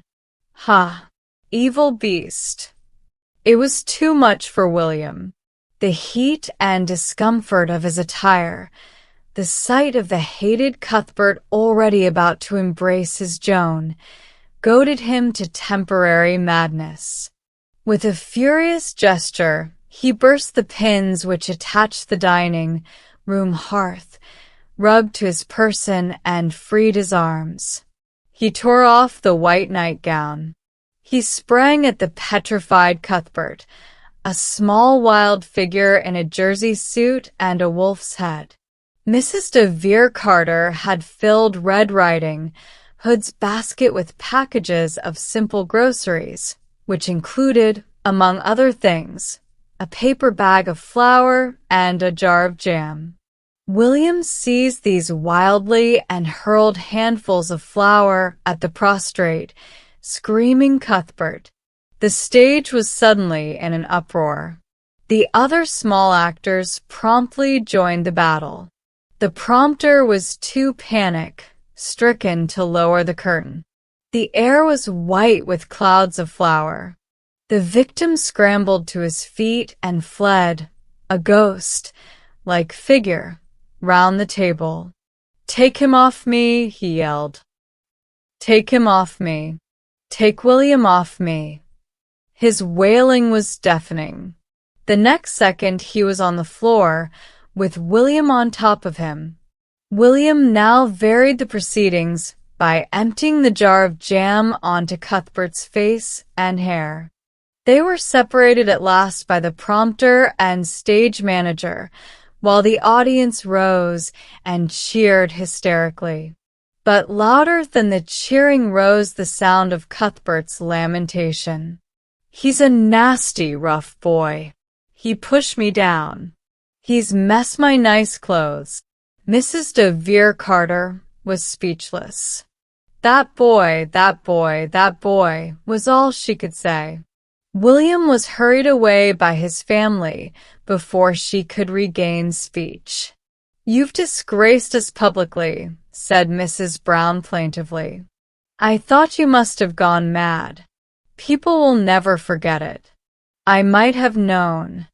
When pressed for an explanation, William would only say, "Well, I felt hot. I felt awful hot, and I didn't like Cuthbert." He appeared to think this sufficient explanation, though he was fully prepared for the want of sympathy displayed by his family. "Well," he said firmly, "I'd just like to see you do it. I'd just like to see you be in the head and that old rug and have to say stupid things and see folks you don't like, and I bet you do something." But he felt that public feeling was against him and relapsed sadly into silence. From the darkness in front of them came the sound of Cuthbert's wailing as Mrs. Clive led her 2 charges home. "Poor little Cuthbert," said Mrs. Brown. "If I were Joan, I don't think I'd ever speak to you again." "Huh," ejaculated William scornfully. But at William's gate a small figure slipped out from the darkness, and 2 little arms crept round William's neck. "Oh, William," she whispered, "he's going tomorrow, and I am glad. Isn't he a softy? Oh, William, I do love you. You do such exciting things." William lay on the floor of the barn, engrossed in a book. This was a rare thing with William. His bottle of lemonade lay untouched by his side, and he even forgot the half-eaten apple which reposed in his hand. His jaws were arrested midway in the act of munching. "Our hero," he read, "was awakened about midnight by the sound of the rattling of chains. Raising himself on his arm, he gazed into the darkness. About a foot from his bed he could discern a tall, white, faintly gleaming figure and a ghostly arm which beckoned him. William's hair stood on end. Crumbs, he ejaculated. Nothing perturbed, he continued to read. Our hero rose and followed the spectre through the long winding passages of the old castle. Whenever he hesitated, a white, luminous arm, hung around with ghostly chains, beckoned him on. "Gosh," murmured the enthralled William. "I'd have been scared." At the panel in the wall the ghost stopped, and silently the panel slid aside, revealing a flight of stone steps. Down this went the apparition, followed by our intrepid hero. There was a small stone chamber at the bottom, and into this the rays of moonlight poured, revealing a skeleton in a sitting attitude beside a chest of golden sovereigns. The gold gleamed in the moonlight. "Wow!" gasped William, red with excitement. "William!" The cry came from somewhere in the sunny garden outside. William frowned sternly, took another bite of apple, and continued to read. Our hero gave a cry of astonishment. "Yeah, I'd have done that all right," agreed William. "William." "Oh, shut up," called William irritably, thereby revealing his hiding place. His grown-up sister, Ethel, appeared in the doorway. "Mother wants you," she announced. "Well, I cannot come." "I'm busy," said William, coldly, taking a draught of lemonade and returning to his book. "Cousin Mildred's come," continued his sister. William raised his freckled face from his book. "Well, I cannot help that, can I?" he said, with the air of one arguing patiently with a lunatic. Ethel shrugged her shoulders and departed.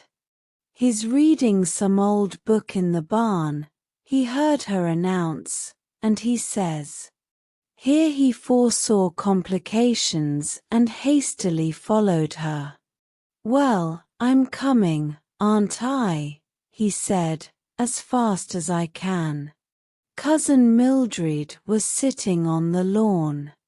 She was elderly and very thin and very tall, and she wore a curious, long, shapeless garment of green silk with a golden belt. "Dear child," she murmured, taking the grimy hand that William held out to her in dignified silence. He was cheered by the sight of tea and hot cakes. Cousin Mildred ate little but talked much. "I'm living in hopes of a psychic revelation, dear," she said to William's mother. "In hopes? I've heard of wonderful experiences, but so far none, alas, have befallen me. Automatic writing I have tried, but any communication the spirits may have sent me that way remained illegible, quite illegible." She sighed. William eyed her with scorn while he consumed reckless quantities of hot cakes. "I would love to have a psychic revelation," she sighed again. "Yes, dear," murmured Mrs. Brown, mystified. "William, you've had enough." "Enough?" said William, in surprise. "Why, I've only had," he decided hastily against exact statistics and in favor of vague generalities. "I've only had hardly any," he said, aggrievedly. "You've had enough, anyway," said Mrs. Brown firmly. The martyr rose, pale but proud.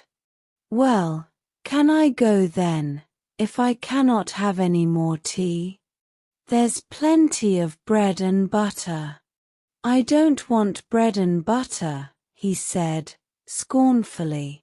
Dear child, murmured Cousin Mildred, vaguely, as he departed.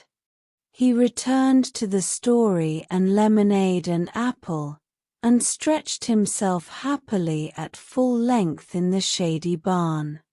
But the ghostly visitor seemed to be fading away, and with a soft sigh was gone. Our hero, with a start of surprise, realized that he was alone with the gold and the skeleton. For the first time he experienced a thrill of cold fear and slowly retreated up the stairs before the hollow and, as it seemed, vindictive stare of the grinning skeleton. I wonder what he was grinning at, said William. But to his horror the door was shut, the panel had slid back. He had no means of opening it. He was imprisoned on a remote part of the castle, where even the servants came but rarely, and at intervals of weeks. Would his fate be that of the man whose bones gleamed white in the moonlight? Crumbs, said William, earnestly. Then a shadow fell upon the floor of the barn, and Cousin Mildred's voice greeted him. So you're here, dear? I'm just exploring your garden and thinking. I like to be alone. I see that you are the same, dear child. I'm reading, said William, with icy dignity. Dear boy, won't you come and show me the garden and your favorite nooks and corners? William looked at her thin, vague, amiable face, and shut his book with a resigned sigh. All right, he said. He conducted her in patient silence round the kitchen garden and the shrubbery. She looked sadly at the house, with its red brick, uncompromisingly modern appearance. William, I wish your house was old, she said, sadly. William resented any criticism of his house from outsiders. Personally, he considered newness in a house an attraction, but, if anyone wished for age, then old his house should be. Old, he ejaculated. Huh. I guess it's old enough. Oh, is it? She said, delighted. Restored recently, I suppose? Agreed William, nodding. Oh, I'm so glad. I may have some psychic revelation here, then? Oh yes, said William, judicially. I shouldn't wonder. William, have you ever had one? Well, said William, guardedly, I don't know. His mysterious manner threw her into a transport. Of course not to anyone. But to me I'm one of the sympathetic. To me you may speak freely, William. William, feeling that his ignorance could no longer be hidden by words, maintained a discreet silence. To me it shall be sacred, William. I will tell no one, not even your parents.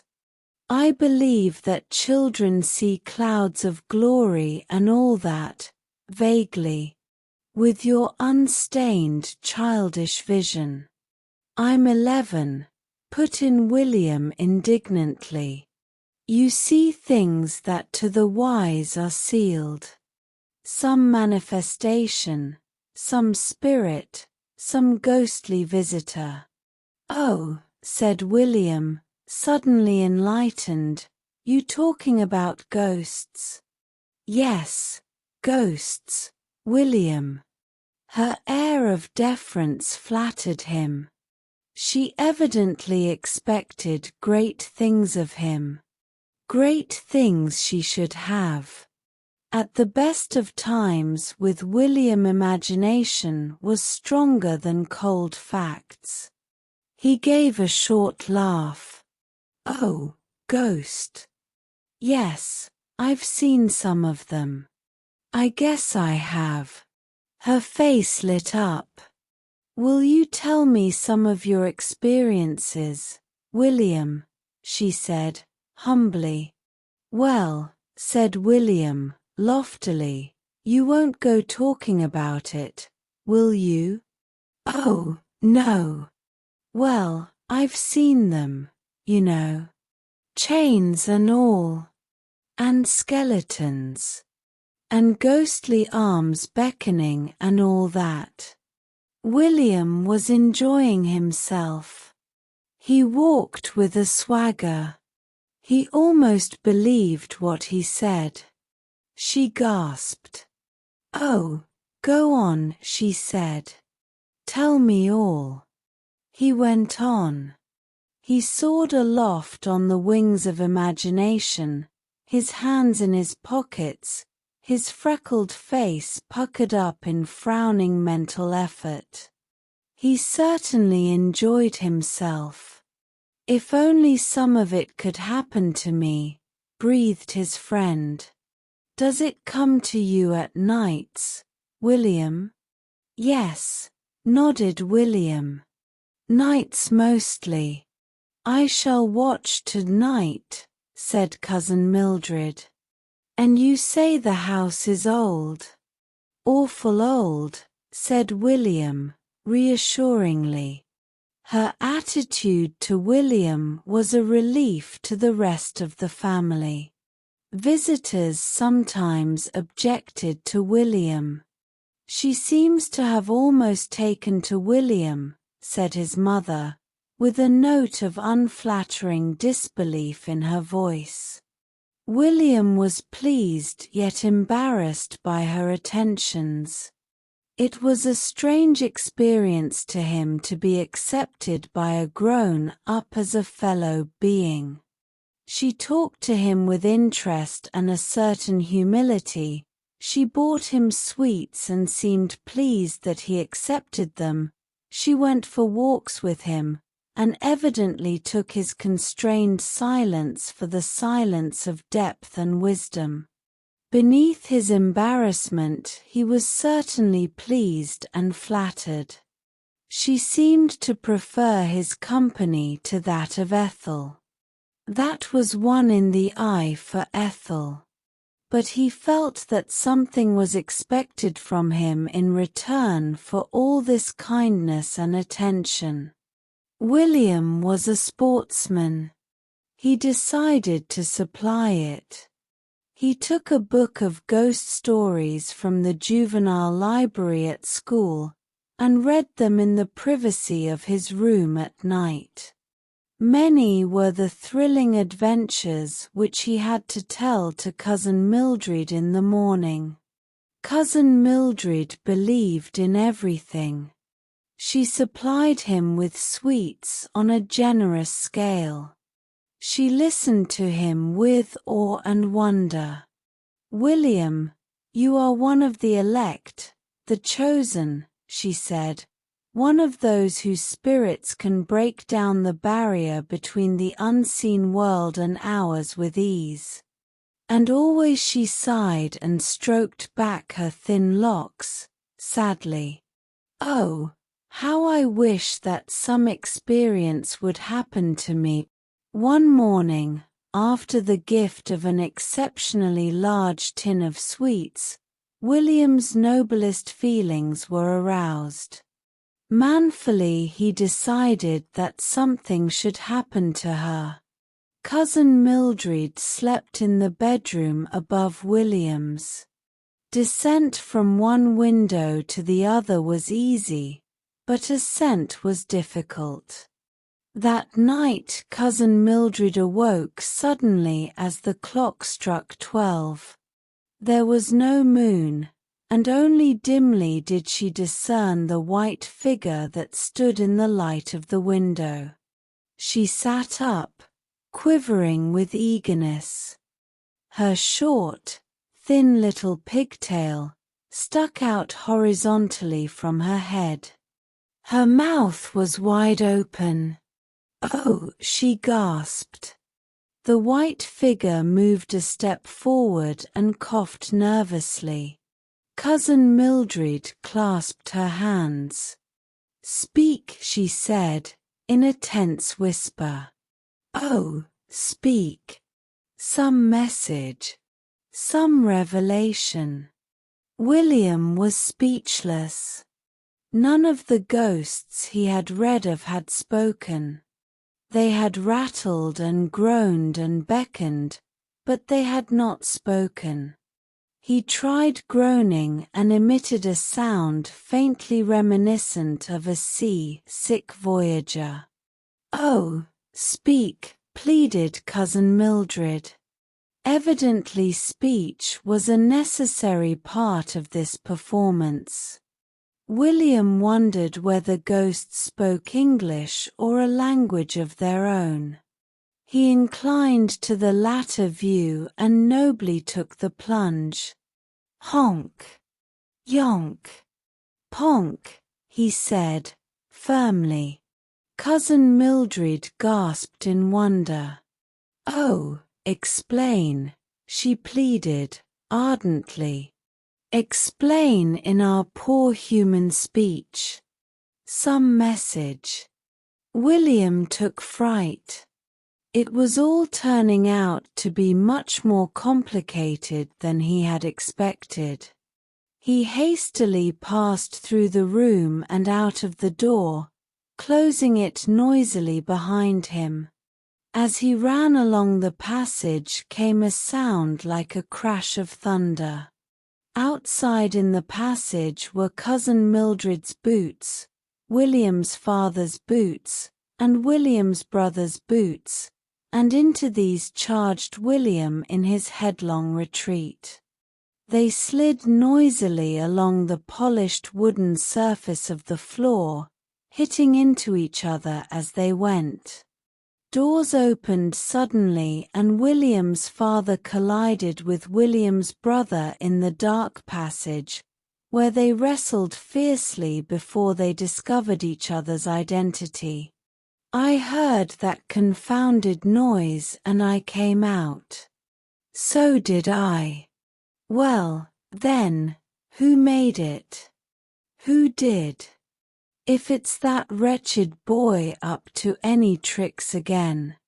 William's father left the sentence unfinished, but went with determined tread towards his younger son's room. William was discovered, carefully spreading a sheet over his bed and smoothing it down.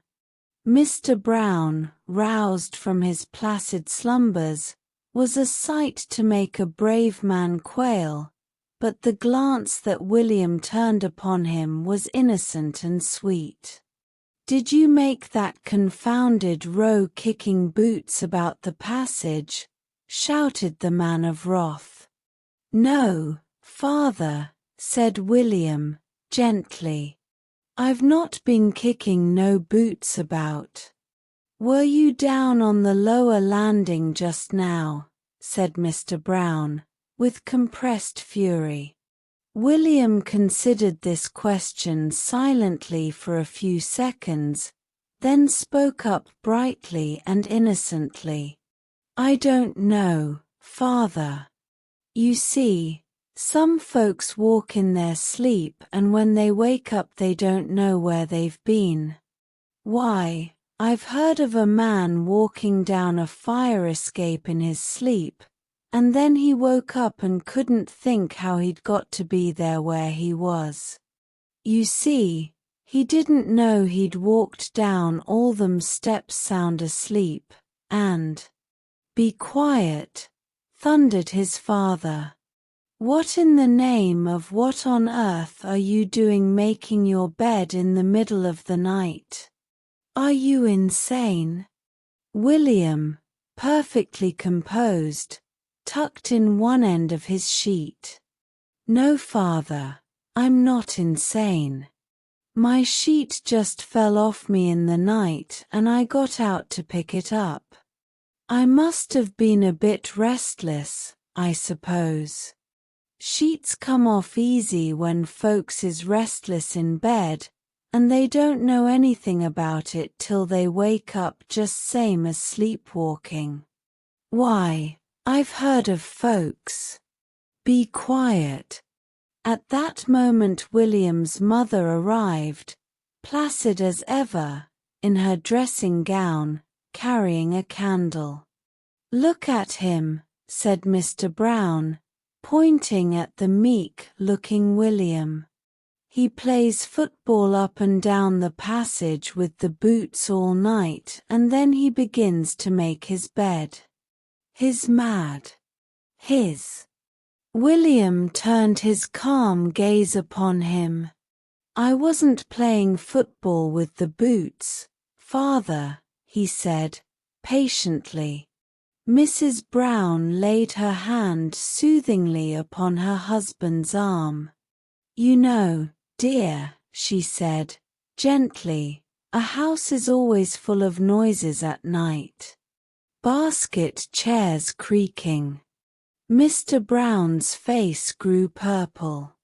"Basket chairs," he exploded, violently, but allowed himself to be led unresisting from the room. William finished his bed, making with his usual frown of concentration, then, lying down, fell at once into the deep sleep of childish innocence. But Cousin Mildred was lying awake, a blissful smile upon her lips. She, too, was now one of the elect, the chosen. Her rather deaf ears had caught the sound of supernatural thunder as her ghostly visitor departed, and she had beamed with ecstatic joy. "Honk," she murmured, dreamily. "Honk, yonk, ponk." William felt rather tired the next evening. Cousin Mildred had departed, leaving him a handsome present of a large box of chocolates. William had consumed these with undue haste in view of possible maternal interference. His broken night was telling upon his spirits. He felt distinctly depressed and saw the world through jaundiced eyes. "It's a rotten world," he said, gloomily. "I've took a lot of trouble over her and she goes and makes me feel sick with chocolates." Jumble wagged his tail, sympathetically. William was frankly bored. School always bored him. He disliked facts, and he disliked being tied down to detail, and he disliked answering questions. As a politician, a great future would have lain before him. William attended a mixed school because his parents hoped that feminine influence might have a mellowing effect upon his character. As yet the mellowing was not apparent. He was roused from his day dreams by a change in the voice of Miss Dewhurst, his form mistress. It was evident that she was not talking about the exports of England, a subject in which William took little interest, any longer. "Children," she said brightly, "I want to have a little May Queen for the 1st of May. The rest of you must be her courtiers. I want you all to vote tomorrow. Put down on a piece of paper the name of the little girl you think would make the sweetest little queen, and the rest of you shall be her followers." "We're going to have a May Queen," remarked William to his family at dinner, "and I'm going to be a follower." His interest died down considerably when he discovered the meaning of the word follower. "Isn't it no sort of animal at all?" he asked indignantly. "Well, I'm not going to be in it, then," he said when he heard that it was not. The next morning Evangeline Fish began to canvass for votes methodically. Evangeline Fish was very fair, and was dressed always in that shade of blue that shrieks aloud to the heavens and puts the skies to shame. She was considered the beauty of the form. "I'll give you 2 bull's eyes if you'll vote for me," she said to William. "2," said William with scorn. "6," she bargained. "All right," he said, "you can give me 6 bull's eyes if you want. There's nothing to stop you giving me 6 bull's eyes if you want, is there? Not that I know of. But you'll have to promise to put down my name on the paper if I give you 6 bull's eyes," she said suspiciously. "All right," said William. "I can easy promise that." Whereupon she handed over the 6 bull's eyes. William returned one as being under regulation size, and waited frowning till she replaced it by a larger one. "Now, you've promised," said Evangeline Fish. "They'll make you ill and die if you break your promise on them." William kept his promise with true political address. He wrote "E. Fish I don't think" on his voting paper and his vote was disqualified. But Evangeline Fish was elected May Queen by an overwhelming majority. She was, after all, the beauty of the form and she always wore blue. And now she was to be May Queen. Her prestige was established forever. "Little angel," murmured the elder girls. The small boys fought for her favors. William began to dislike her intensely. Her voice, and her smile, and her ringlets, and her blue dress began to jar upon his nerves. And when anything began to jar on William's nerves, something always happened. It was not till about a week later that he noticed Bettine Franklin. Bettine was small and dark. There was nothing angelic about her. William had noticed her vaguely in school before and had hardly looked upon her as a distinct personality.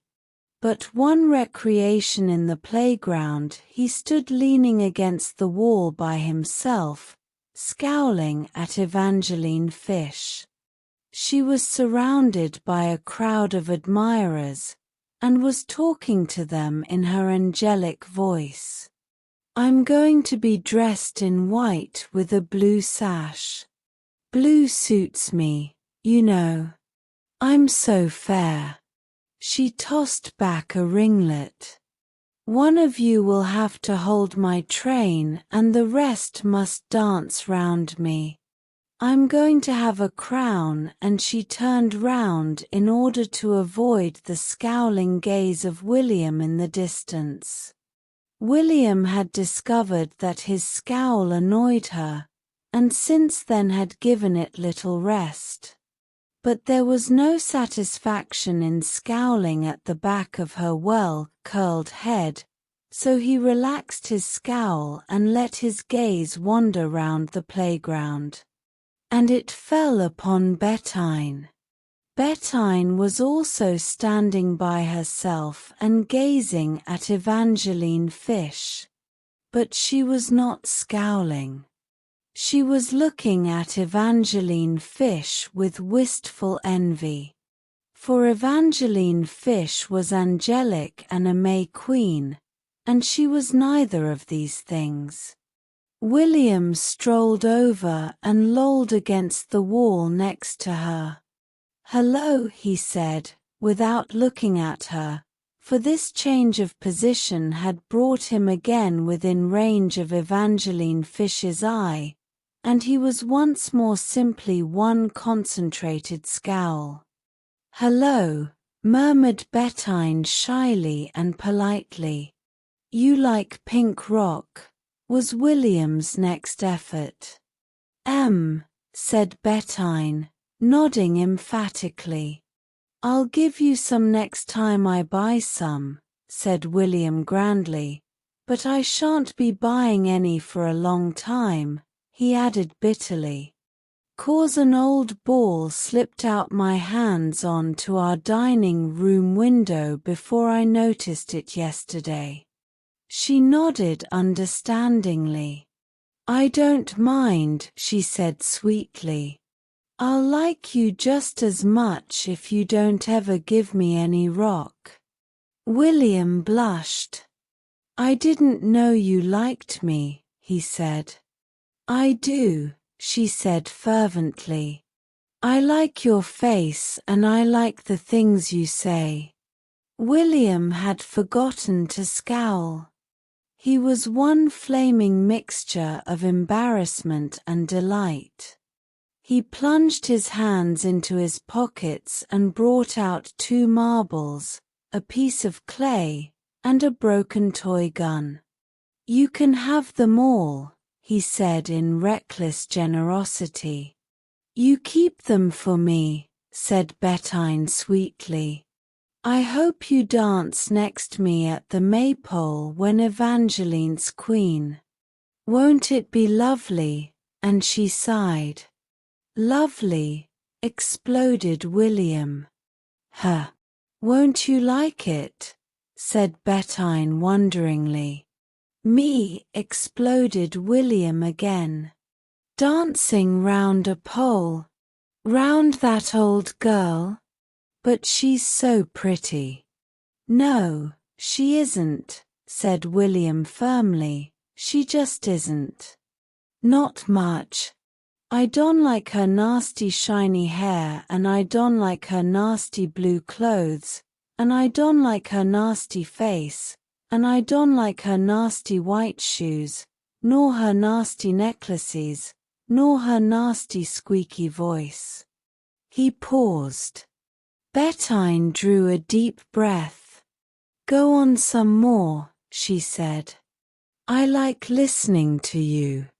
"Do you like her?" said William. "No. She's awful greedy." "Did you know she was awful greedy?" "I can believe it," said William. "I can believe anything of anyone what talks in that squeaky voice. Just watch her when she's eating cakes. She goes on eating and eating and eating. She'll bust and die one day then," prophesied William solemnly, "and I shan't be sorry. But she'll look ever so beautiful when she's a May Queen." "You'd look nicer," said William. Bettine's small pale face flamed. "Oh no," she said. "Would you like to be a May Queen?" "Oh, yes," she said. Said William, and returned to upsetting Evangeline Fish by his steady concentrated scowl. The next day he had the opportunity of watching her eating cakes. They met at the birthday party of a mutual classmate, and Evangeline Fish took her stand by the table and consumed cakes with a perseverance and determination worthy of a nobler cause. William accorded her a certain grudging admiration. Not once did she falter or faint. Iced cakes, cream cakes, pastries melted away before her, and never did she lose her ethereal angelic appearance. Tight golden ringlets, blue eyes, faintly flushed cheeks, vivid pale blue dress remained immaculate and unruffled, and still she ate cakes. William watched her in amazement, forgetting even to scowl at her. Her capacity for cakes exceeded even William's, and his was no mean one. They had a rehearsal of the maypole dance and crowning the next day. "I want William Brown to hold the Queen's train," said Miss Dewhurst. "Me?" ejaculated William in horror. "Do you mean me?" "Yes, dear. It's a great honor to be asked to hold little Queen Evangeline's train. I'm sure you feel very proud. You must be her little courtier." Said William, transferring his scowl to Miss Dewhurst. Evangeline beamed. She wanted William's admiration. William was the only boy in the form who was not her slave. She smiled at William sweetly. "I'm not good at holding trains," said William. "I don't like holding trains. I've never been taught about holding trains. I might do it wrong on the day and spoil it all. I shan't /X92T like to spoil it all," he added virtuously. "Oh, we'll have heaps of practices," said Miss Dewhurst brightly. As he was going, Bettine pressed a small apple into his hand. "A present for you," she murmured. "I saved it from my dinner." He was touched. "I'll give you something tomorrow," he said, adding hastily, "if I can find anything." They stood in silence till he had finished his apple. "I've left a lot on the core," he said in a tone of unusual politeness, handing it to her. "Would you like to finish it?" "No, thank you." "William, you'll look so nice holding her train." "I don't want to, and I bet I won't." "You don't know the things I can do," he said darkly.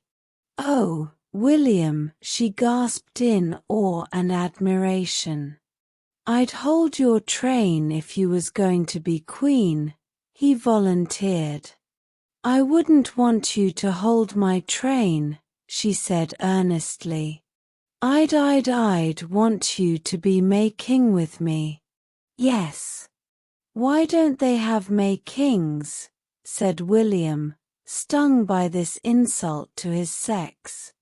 "Why shouldn't there be a May King?" "I spec they do, really, only perhaps Miss Dewhurst doesn't know about it." "Well, it doesn't seem sense not having May Kings, does it? I wouldn't mind being May King if you was May Queen." The rehearsal was, on the whole, a failure. In the end he was degraded from the position of train bearer to that of ordinary follower. The boys were to be dressed in smocks and the girls in print dresses, and the maypole dance was to be performed round Evangeline Fish, who was to stand in queenly attire by the pole in the middle. All the village was to be invited. At the end of the rehearsal William came upon Bettine, once more gazing wistfully at Evangeline Fish, who was strutting around, with many tosses of the fair ringlets, before a crowd of admirers. "Isn't it lovely for her to be May Queen?" said Bettine. "She's a rotten one," said William. "I'm jolly glad I've not to hold up her rotten old train and listen to her nasty squeaky voice singing close to, and I'll give you a present tomorrow." He did.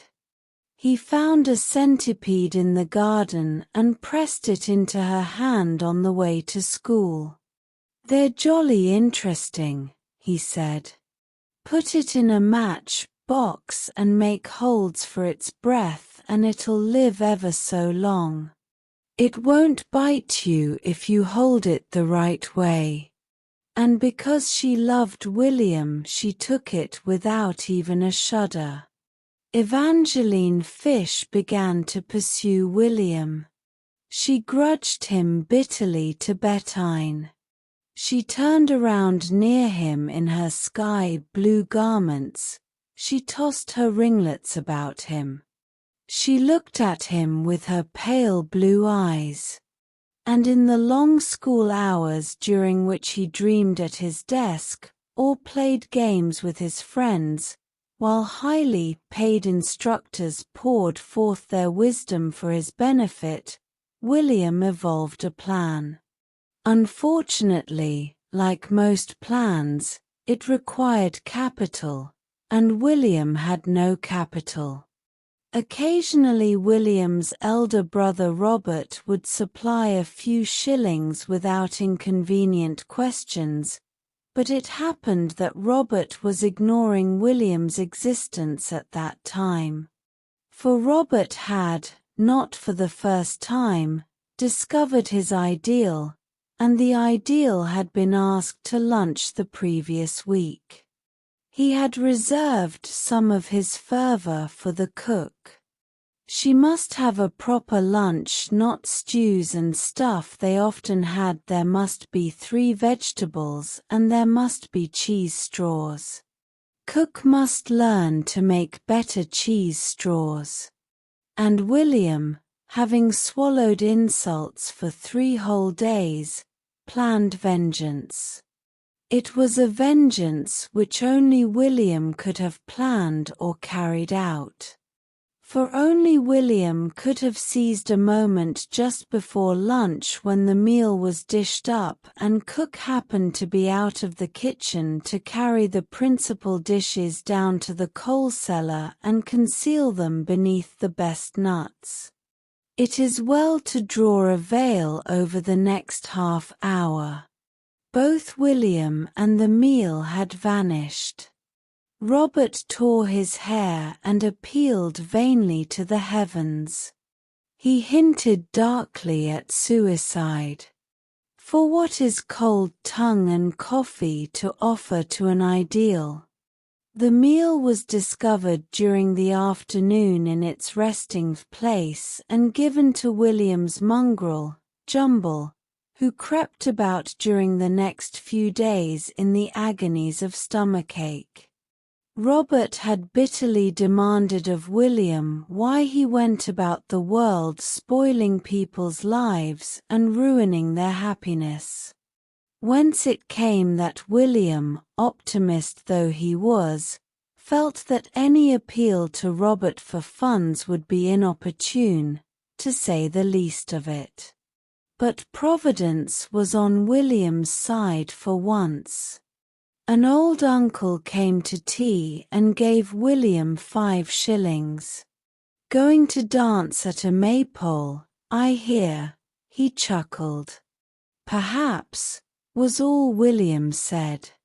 His family were relieved by his meekness with regard to the May Day festival. Sometimes William made such a foolish fuss about being dressed up and performing in public. "You know, dear," said his mother, "it's a dear old festival, and quite an honor to take part in it, and a smock is quite a nice manly garment." "Yes, mother," said William. "The day was fine, a real May Day." The maypole was fixed up in the field near the school, and the little performers were to change in the schoolroom. William went out with his brown paper parcel of stage properties under his arm and stood gazing up the road by which Evangeline Fish must come to the school. For Evangeline Fish would have to pass his gate. Soon he saw her, her pale blue radiant in the sun. "Hello," he greeted her. She smiled shyly. She had won him at last. Waiting to walk to the school with me, William, she said. He still loitered. You're awful early. Am I? I thought I was late. I meant to be late. I don't want to be too early. I'm the most important person, and I want to walk in after the others, then they'll all look at me. She tossed her tightly wrought curls. Come into our old shed a minute, said William. I've got a present for you. She blushed and looked at him. Oh, William, she said, and followed him into the wood shed. Look, he said. His uncle's 5 shillings had been well expended. Rows of cakes lay round the shed, pastries, and sugar cakes, and iced cakes, and currant cakes. Have a lot, said William. They're all for you. Go on. Eat them all. You can eat and eat and eat. There's lots and lots of time and they cannot begin without you, can they? Oh, William, she said. She gloated over them. Oh, may I? There's heaps of time, said William. Go on. Eat them all. Her greedy little eyes seemed to stand out of her head. Oh, she said in rapture. She sat down on the floor and began to eat, lost to everything but icing and currants and pastry.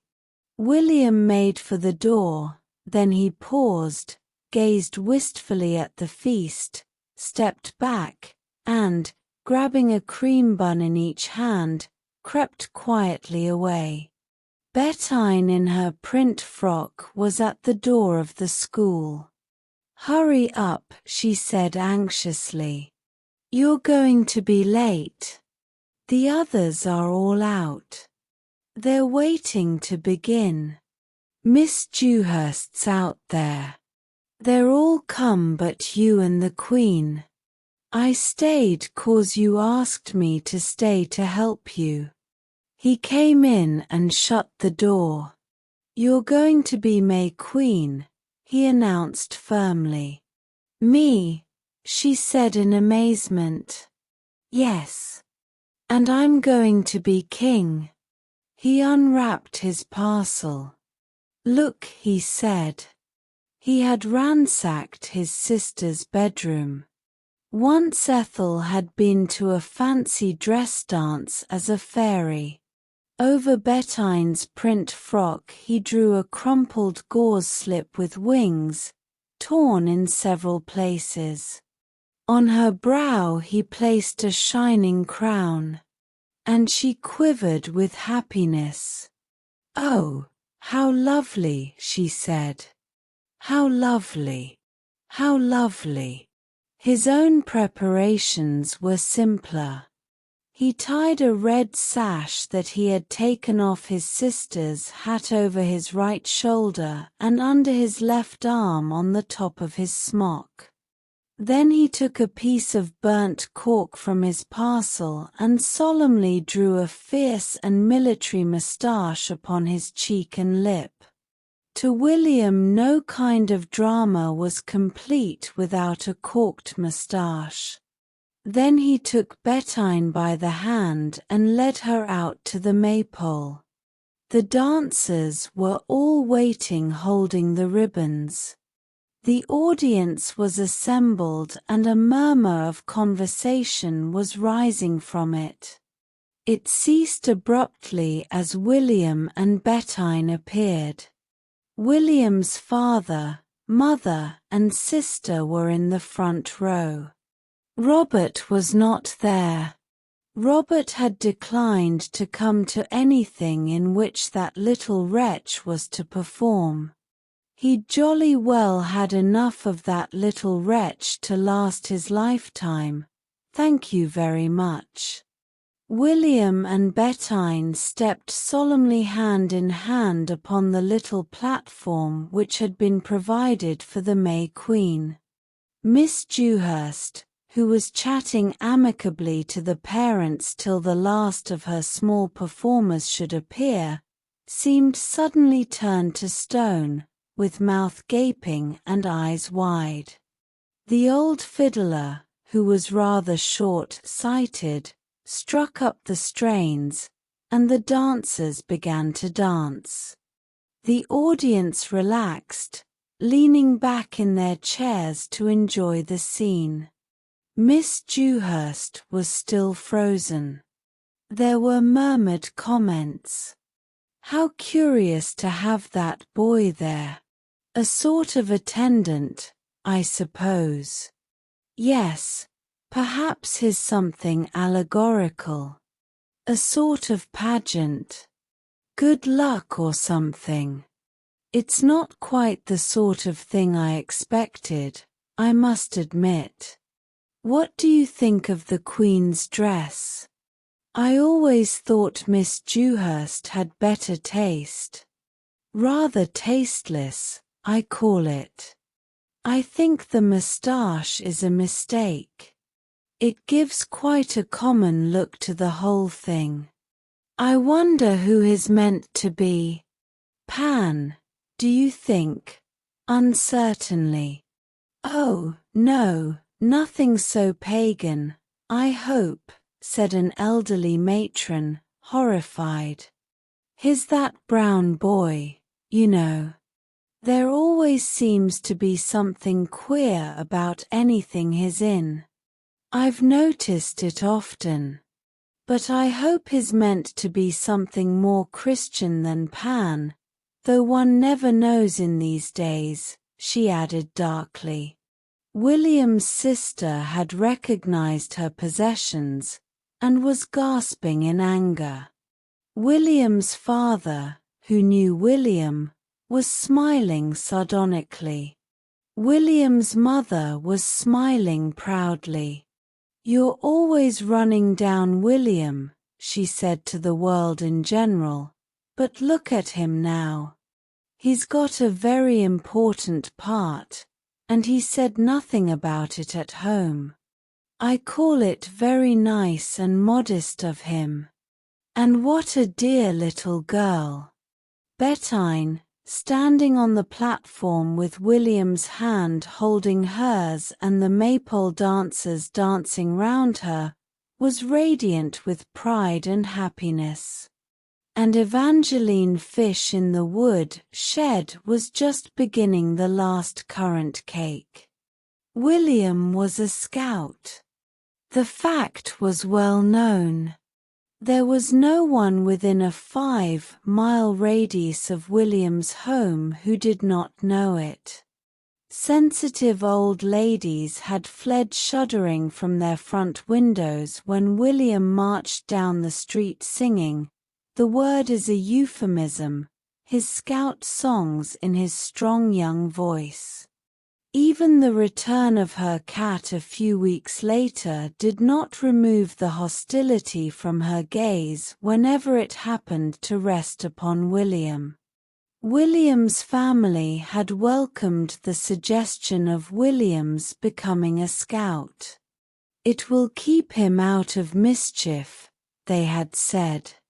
They were notoriously optimistic where William was concerned. William's elder brother only was doubtful. You know what William is, he said, and in that dark saying much was contained. Things went fairly smoothly for some time. He took the Scout's law of a daily deed of kindness in its most literal sense. He was to do one, and one only, deed of kindness a day. There were times when he forced complete strangers, much to their embarrassment, to be the unwilling recipients of his deed of kindness. There were times when he answered any demand for help with a cold, "No, I've done it today." He received with saint-like patience the eloquence of his elder sister when she found her silk scarf tied into innumerable knots. "Well, they're jolly good knots," was all he said. He had been looking forward to the holidays for a long time. He was to go under canvas at the end of the first week. The first day of the holidays began badly. William's father had been disturbed by William, whose room was just above and who had spent most of the night performing gymnastics as instructed by his scout master. No, he didn't say do it at nights, but he said do it. He said it would make us grow up strong men. "Don't you want me to grow up a strong man?" He's ever so strong and he did them. "Why shouldn't I?" His mother found a pan with the bottom burnt out and at once accused William of the crime. William could not deny it. "Well, I was making something he'd told us and I forgot it." "Well, I've got to make things if I'm a scout. I didn't mean to forget it. I won't forget it next time. It's a rotten pan, anyway, to burn itself into a hold just for that." At this point William's father received a note from a neighbor whose garden adjoined William's and whose life had been rendered intolerable by William's efforts upon his bugle. The bugle was confiscated. Darkness descended upon William's soul. "Well," he muttered, "I'm going under canvas next week and I'm jolly glad I'm going. Perhaps you'll be sorry when I'm gone." He went out into the garden and stood gazing moodily into space, his hands in the pocket of his short scout trousers, for William dressed on any and every occasion in his official costume. "Cannot even have the bugle," he complained to the landscape. "Cannot even use their rotten old pans. Cannot tie knots in any of their old things. What's the good of being a scout?" His indignation grew and with it a desire to be avenged upon his family. "I'd like to do something," he confided to a rose bush with a ferocious scowl. "Something just to show them." Then his face brightened. He had an idea. He set off cheerfully down the drive. He decided to stay away for lunch and tea and supper, and to return at dusk to a penitent, conscience-stricken family. He first made his way to a neighboring wood, where he arranged a pile of twigs for a fire, but they refused to light, even with the aid of the match that William found in the bottom of one of his pockets. Slightly dispirited, he turned his attention to his handkerchief and tied knots in it till it gave way under the strain. William's handkerchiefs, being regularly used to perform the functions of blotting paper among other duties not generally entrusted to handkerchiefs, were always in the last stages of decay. He felt rather bored and began to wonder whether it was lunch time or not. He then scouted the wood and by his wood lore traced 3 distinct savage tribes' passage through the wood and found the tracks of several elephants. He engaged in deadly warfare with about half a dozen lions, then tired of the sport. His mother would recall the scene over the pan and her heart would fail her.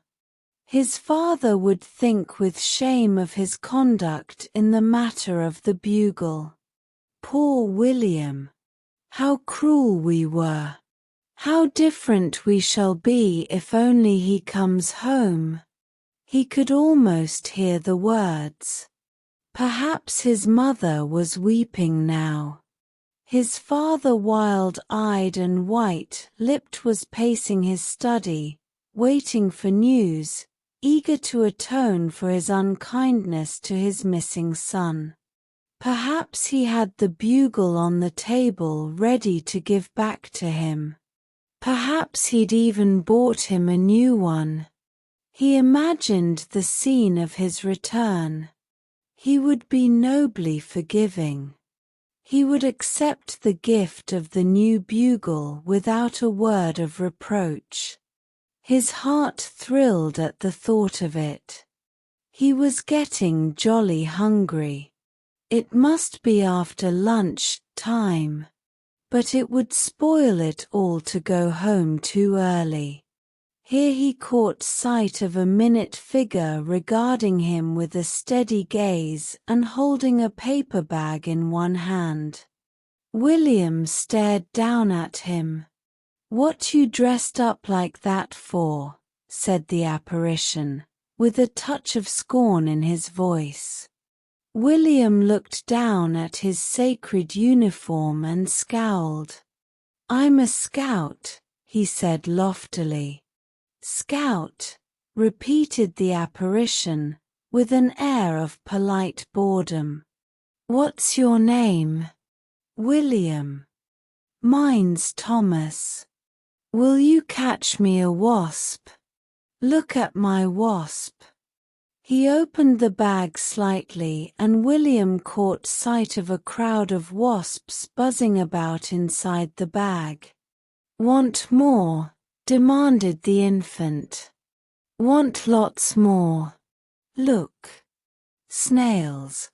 He brought out a handful of snails from a miniature pocket and put them on the ground. "Watch them put their horns out. Watch them walk. Look. They're walking. They're walking." His voice was a scream of ecstasy. He took them up and returned them to their pocket.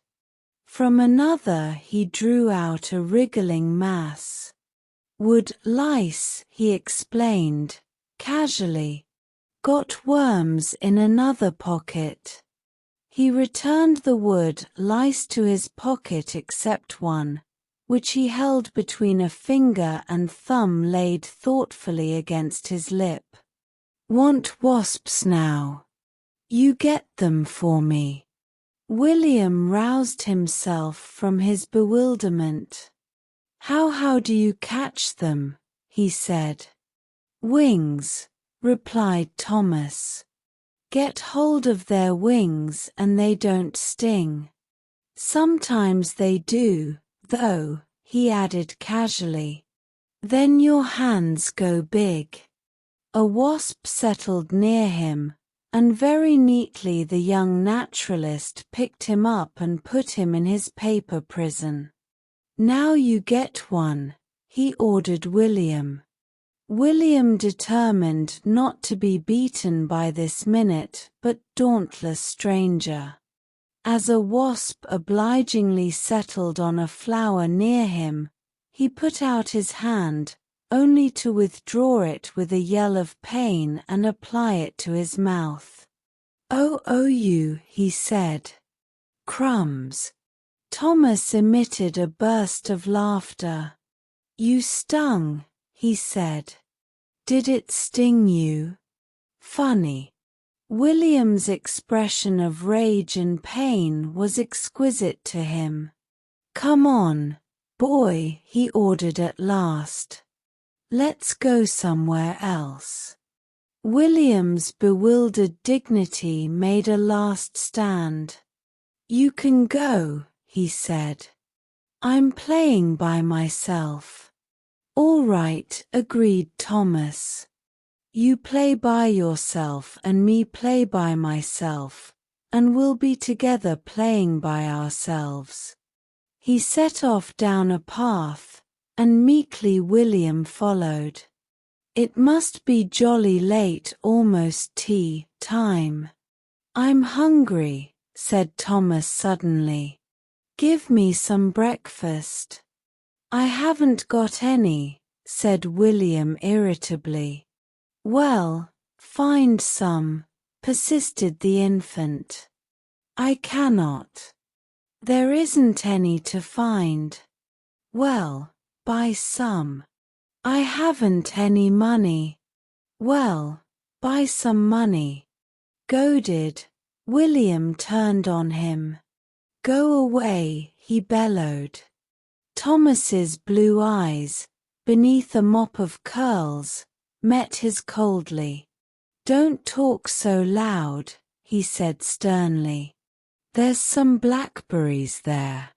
You can get me some blackberries. William began to walk away, but Thomas trotted by his side. There, he persisted. Just where I'm pointing. Lovely great big huge ones. Get them for my breakfast. Reluctantly the scout turned to perform his deed of kindness. Thomas consumed blackberries faster than William could gather them. Up there, he commanded. No, the one right up there I want. I want it quick, I've eaten all the others. William was scratched and breathless, and his shirt was torn when at last the hungry Thomas was satisfied. Then he had a little refreshment himself, while Thomas turned out his pockets. I'll let them go now, he said. One of his wood lice, however, stayed motionless where he put it. What's the matter with it? Said William, curiously. I expect Ms. the matter with it, said Thomas succinctly. Now, get me some little fishes, and tadpoles, and water things, he went on cheerfully. William turned round from his blackberry bush. Well, I won't, he said decidedly. I've had enough. You've had enough breakfast, said Thomas sternly. I've found a little tin for the things, so be quick. Oh, here's a fly. A green fly. It's sitting on my finger. Does it like me 'cause it's sitting on my finger? No, said William, turning a purple, stained face round scornfully. It must be nearly night. He didn't want to be too hard on them, to make his mother ill or anything. He wanted to be as kind as possible. He'd forgive them at once when he got home. He'd ask for one or two things he wanted, as well as the new bugle. A new penknife, and an engine with a real boiler. Why does it not like me? Persisted Thomas. William was silent. Question and questioner were beneath contempt. Why does it not like me? He shouted stridently. Flies don't like people, silly. Why not? Retorted Thomas. They don't know anything about them. Well, I'll tell it about me. My name's Thomas, he said to the fly politely. Now does it like me? William groaned. But the fly had now vanished, and Thomas once more grew impatient. Come on, he said. Come on and find things for me. William's manly spirit was by this time so far broken that he followed his new acquaintance to a neighboring pond, growling threateningly but impotently. Now, commanded his small tyrant, take off your boots and stockings and go and find things for me. Take off yours, growled William, and find things for yourself. No, said Thomas. Crocodiles might be there and bite my toes. If you don't go in, I'll scream and scream and scream. William went in. He walked gingerly about the muddy pond. Thomas watched him critically from the bank. I don't like your hair, he said confidingly. William growled. He caught various small swimming objects in the tin and brought them to the bank for inspection. I want more than that, said Thomas calmly. Well, you won't get it, retorted William. He began to put on his boots and stockings, wondering desperately how to rid himself of his unwanted companion. But fate solved the problem. With a loud cry, a woman came running down the path. Tommy, she said. My little darling Tommy. I thought you were lost. She turned furiously to William. You ought to be ashamed of yourself, she said. A great boy of your age leading a little child like this into mischief. If his father was here, he'd show you. You ought to know better, and you a scout. William gasped. Well, he said. And I've been doing deeds of kindness on him all morning. She turned away indignantly, holding Thomas's hand. You're never to go with that nasty rough boy again, darling, she said. Got lots of wasps and some fishes, murmured Thomas contentedly. They disappeared down the path. With a feeling of depression and disillusionment, William turned to go home. Then his spirits rose. After all, he'd got rid of Thomas, and he was going home to a contrite family. It must be about supper time. It would be getting dark soon. But it still stayed light a long time now. It wouldn't matter if he just got in for supper. It would have given them time to think things over. He could see his father speaking unsteadily and holding out his hand. My boy, let bygones be bygones, if there is anything you want. His father had never said anything of this sort to him yet, but, by a violent stretch of imagination, he could just conceive it. His mother, of course, would cry over him, and so would Ethel. Dear William, do forgive us. We have been so miserable since you went away. We will never treat you so again. This again was unlike the Ethel he knew, but sorrow has a refining effect on all characters. He entered the gate self-consciously. Ethel was at the front door. She looked at his torn shirt and mud-covered knees. You'd better hurry if you're going to be ready for lunch, she said coldly. Lunch, faltered William. What time is it? 1:50. Father's in, so I warn you, she added unpleasantly. He entered the house in a dazed fashion. His mother was in the hall.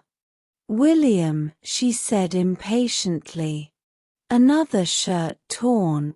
You really are careless. You'll have to stop being a scout if that's the way you treat your clothes.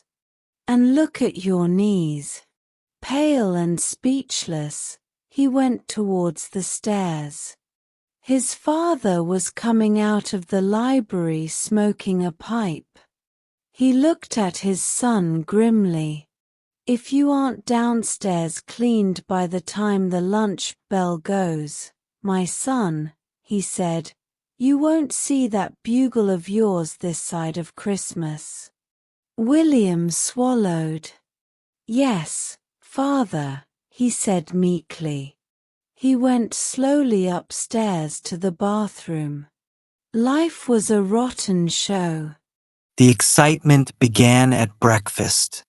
William descended slightly late, and after receiving his parents' reproaches with an air of weary boredom, ate his porridge listlessly. He had come to the conclusion that morning that there was a certain monotonous sameness about life. One got up and had one's breakfast and went to school and had one's dinner and went to school and had one's tea and played and had one's supper and went to bed. Even the fact that today was a half-term holiday did not dispel his depression. One day's holiday. What good was one day? We all have experienced such feelings. Half abstractedly, he began to listen to his elders' conversation. They promised to be here by 9, his mother was saying. I do hope they won't be late. Well, it's not much good their coming if the other house isn't ready, is it? Said William's grown-up sister Ethel. I don't believe they've even finished painting. I'm so sorry it's William's half-term holiday, sighed Mrs. Brown. He'll be frightfully in the way. William's outlook on life brightened considerably. They coming removing this morning? He inquired cheerfully. Yes. Dio, try not to hinder them, William. Me? He said indignantly. I'm going to help. If William's going to help, remarked his father. Thank heaven I shan't be here. Your assistance, William, always seems to be even more devastating in its results than your opposition. William smiled politely. Sarcasm was always wasted on William. Well, he said, rising from the table, I'd better go and be getting ready to help. 10 minutes later, Mrs. Brown, coming out of the kitchen from her interview with the cook, found to her amazement that the steps of the front door were covered with small ornaments. As she stood staring, William appeared from the drawing room, staggering under the weight of a priceless little statuette that had been the property of Mr. Brown's great-grandfather. William, she gasped, I'm getting all the little things ready for them just to carry straight down. If I put everything on the steps, they don't need come into the house at all. You said you didn't want them tramping in dirty boots. It took a quarter of an hour to replace them. Over the fragments of a blue bowl, Mrs. Brown sighed deeply. I wish you'd broken anything but this, William. Well, he excused himself. You said things do get broken removing. You said so yourself. I didn't break it on purpose. It just got broken removing. At this point, the removers arrived. There were 3 of them.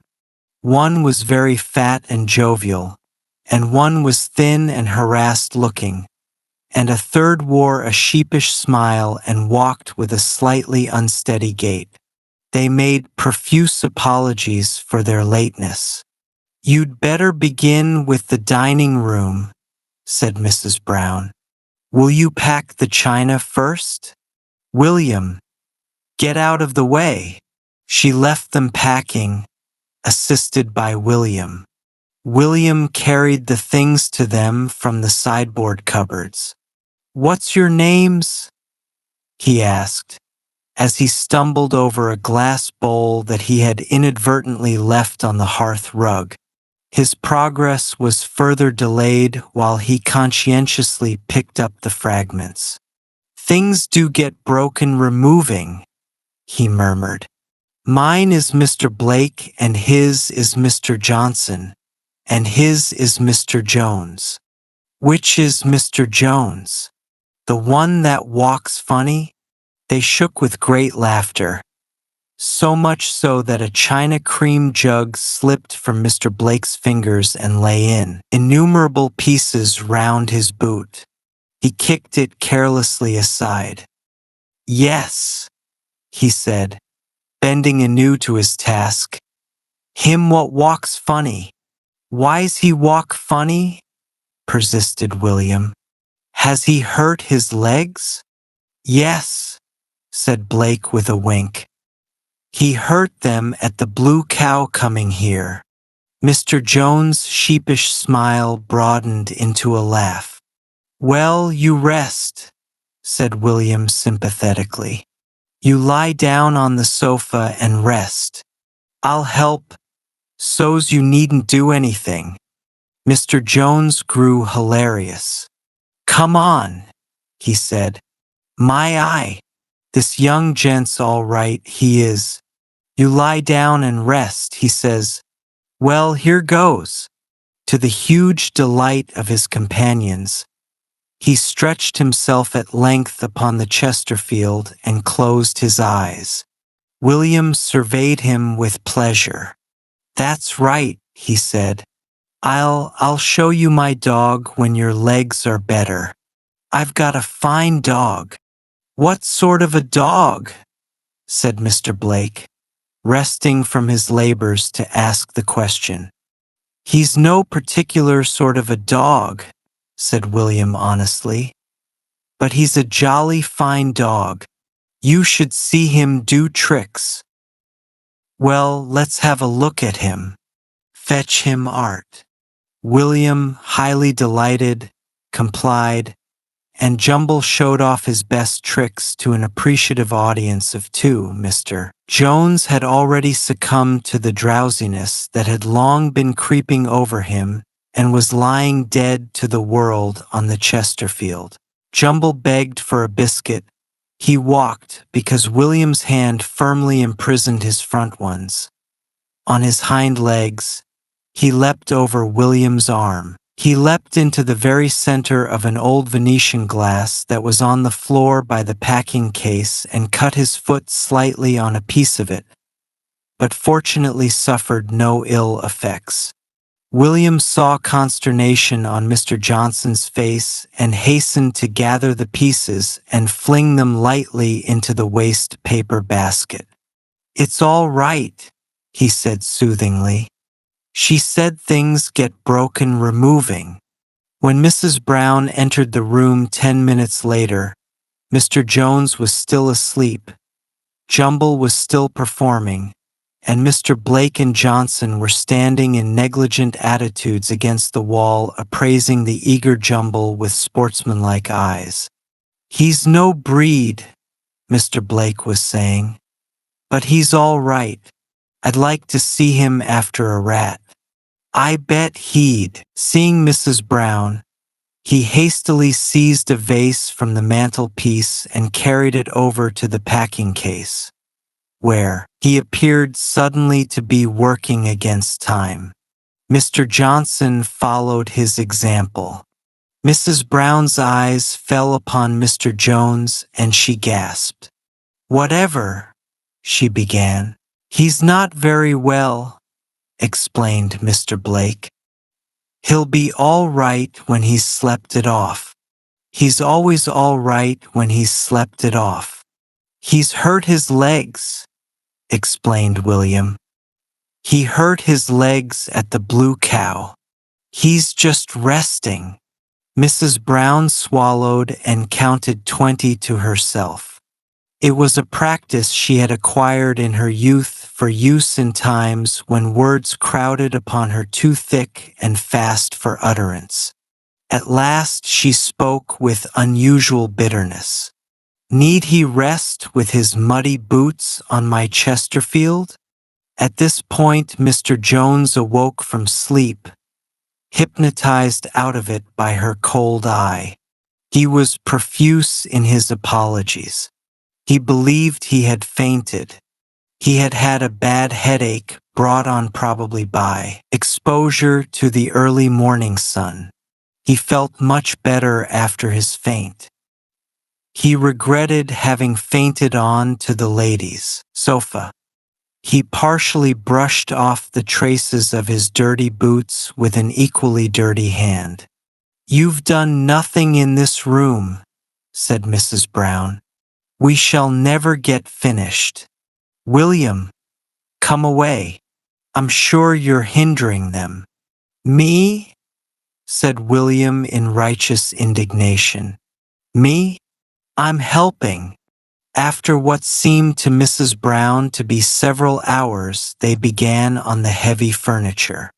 They staggered out with the dining room sideboard, carrying away part of the staircase with it in transit. Mrs. Brown, with a pale face, saw her beloved antique cabinet in pieces against the doorpost, and watched her favorite collapsible card table perform a thorough and permanent collapse. Even the hat stand from the hall was devoid of some pegs when it finally reached the van. "This is simply breaking my heart," moaned Mrs. Brown. "Where's William?" said Ethel gloomily, looking round. "I don't know. He disappeared a few minutes ago. I don't know where he is. I only hope he'll stay there." The removers now proceeded to the drawing room and prepared to take out the piano. They tried it every way. The first way took a piece out of the doorpost, the second made a dent 2 inches deep in the piano, the third knocked over the grandfather clock, which fell with a resounding crash, breaking its glass, and incidentally a tall china plant stand that happened to be in its line of descent. Mrs. Brown sat down and covered her face with her hands. "It's like some dreadful nightmare," she groaned. Mr. Blake, Johnson and Jones paused to wipe the sweat of honest toil from their brows. "I don't know how it's to be got out," said Mr. Blake despairingly. "It got in," persisted Mrs. Brown. "If it got in, it can get out." "We'll have another try," said Mr. Blake with the air of a hero leading a forlorn hope. "Come on, mites." This time was successful and the piano passed safely into the hall, leaving in its wake only a dislocated door handle and a torn chair cover. It then passed slowly and devastatingly down the hall and drive. The next difficulty was to get it into the van. Mr. Blake, Johnson, and Jones tried alone and failed. For 10 minutes they tried alone and failed. Between each attempt they paused to mop their brows and throw longing glances towards the Blue Cow, whose signboard was visible down the road. The gardener, the cook, the housemaid, and Ethel all gave their assistance, and at last, with a superhuman effort, they raised it to the van. They then all rested weakly against the nearest support and gasped for breath. "Well," said Mr. Jones, looking reproachfully at the mistress of the house, "I've never handled a piano." At this moment a well-known voice was heard in the recesses of the van, behind the piano and sideboard and hat stand. "Hey, let me out. What you've gone blocking up the van for? I cannot get out." There was a horror-stricken silence. Then Ethel said sharply, "What did you go in for?" The mysterious voice came again with a note of irritability.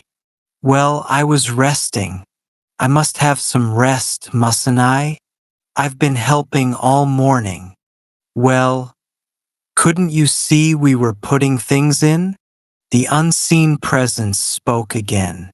"No, I cannot. I wasn't looking."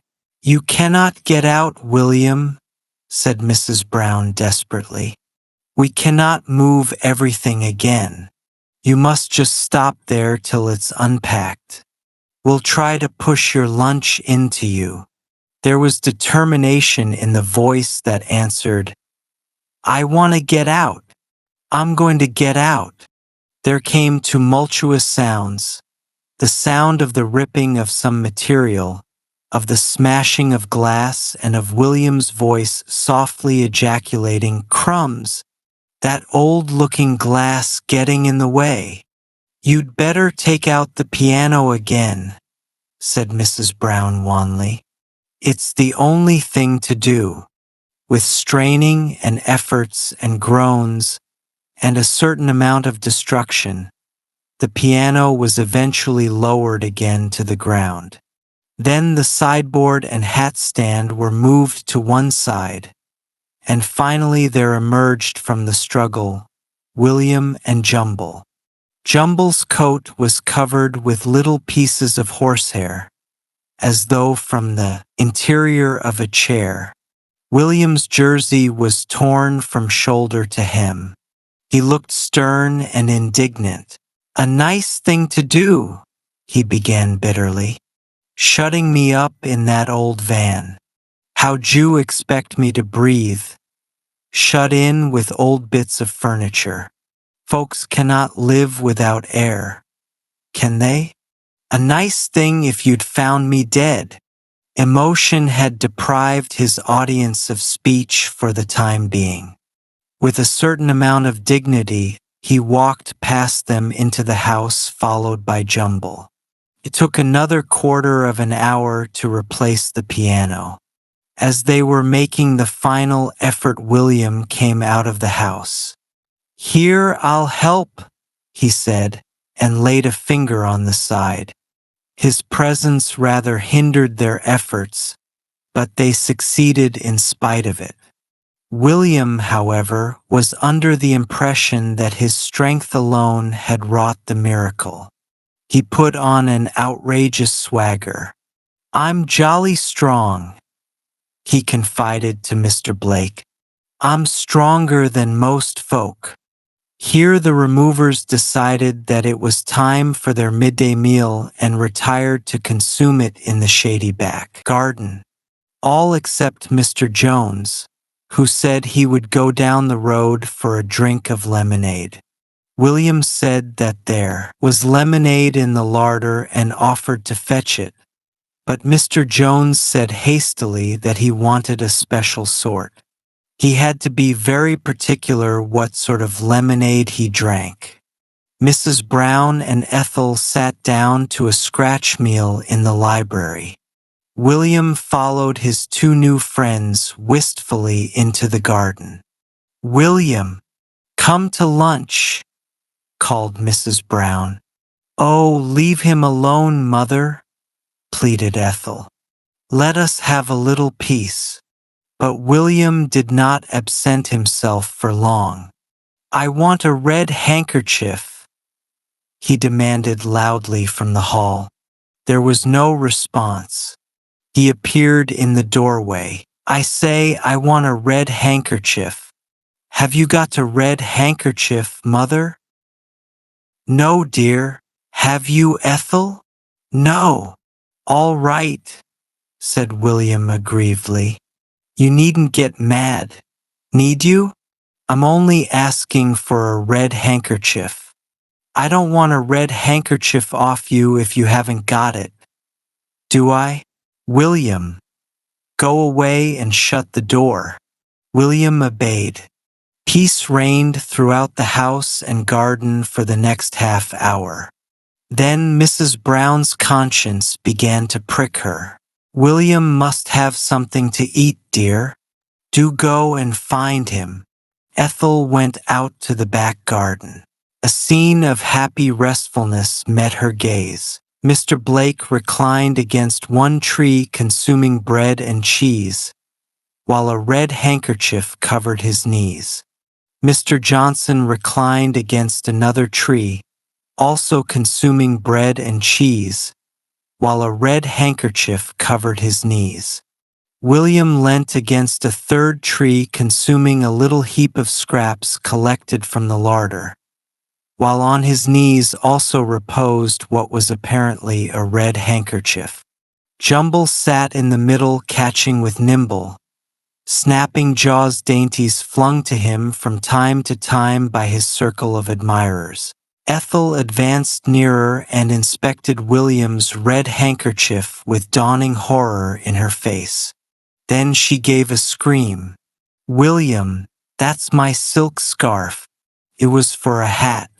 I've only just bought it. Oh, Mother, do something to William. He's taken my new silk scarf. He's the most awful boy. I don't think—" Mrs. Brown came out hastily to pacify her. William handed the silk scarf back to its rightful owner. "Well, I'm sorry. I thought it was a red handkerchief. It looked like a red handkerchief. Well, how could I know it wasn't a red handkerchief? I've given it her back. It's all right, Jumbles only bit one end of it. And that's only jam what dropped on it. Well, it'll wash, won't it? Well, I've said I'm sorry. I don't get much thanks," William continued bitterly. "Me giving up my half-holiday to helping you removing, and I don't get much thanks." "Well, William," said Mrs. Brown, "you can go to the new house with the first van. He'll be less in the way there," she confided distractedly to the world in general. William was delighted with this proposal. At the new house there was a fresh set of men to unload the van, and there was the thrill of making their acquaintance. Then the front gate was only just painted and bore a notice, "Wet paint." It was, of course, incumbent upon William to test personally the wetness of the paint. His trousers bore testimony to the testing to their last day, in spite of many attempts at cleaning them. Jumble also tested it, and had in fact to be disconnected with the front gate by means of a pair of scissors. For many weeks, the first thing that visitors to the Brown household saw was a little tuft of Jumble's hair adorning the front gate. William then proceeded to help to the utmost of his power. He stumbled up from the van to the house, staggering under the weight of a medicine cupboard, and leaving a trail of broken bottles and little pools of medicine behind. Jumble sampled many of the latter and became somewhat thoughtful. It was found that the door of a small bedroom at the top of the stairs was locked, and this fact, added to Mr. Jones' failure to return from his lemonade, rather impeded the progress of the unpackers.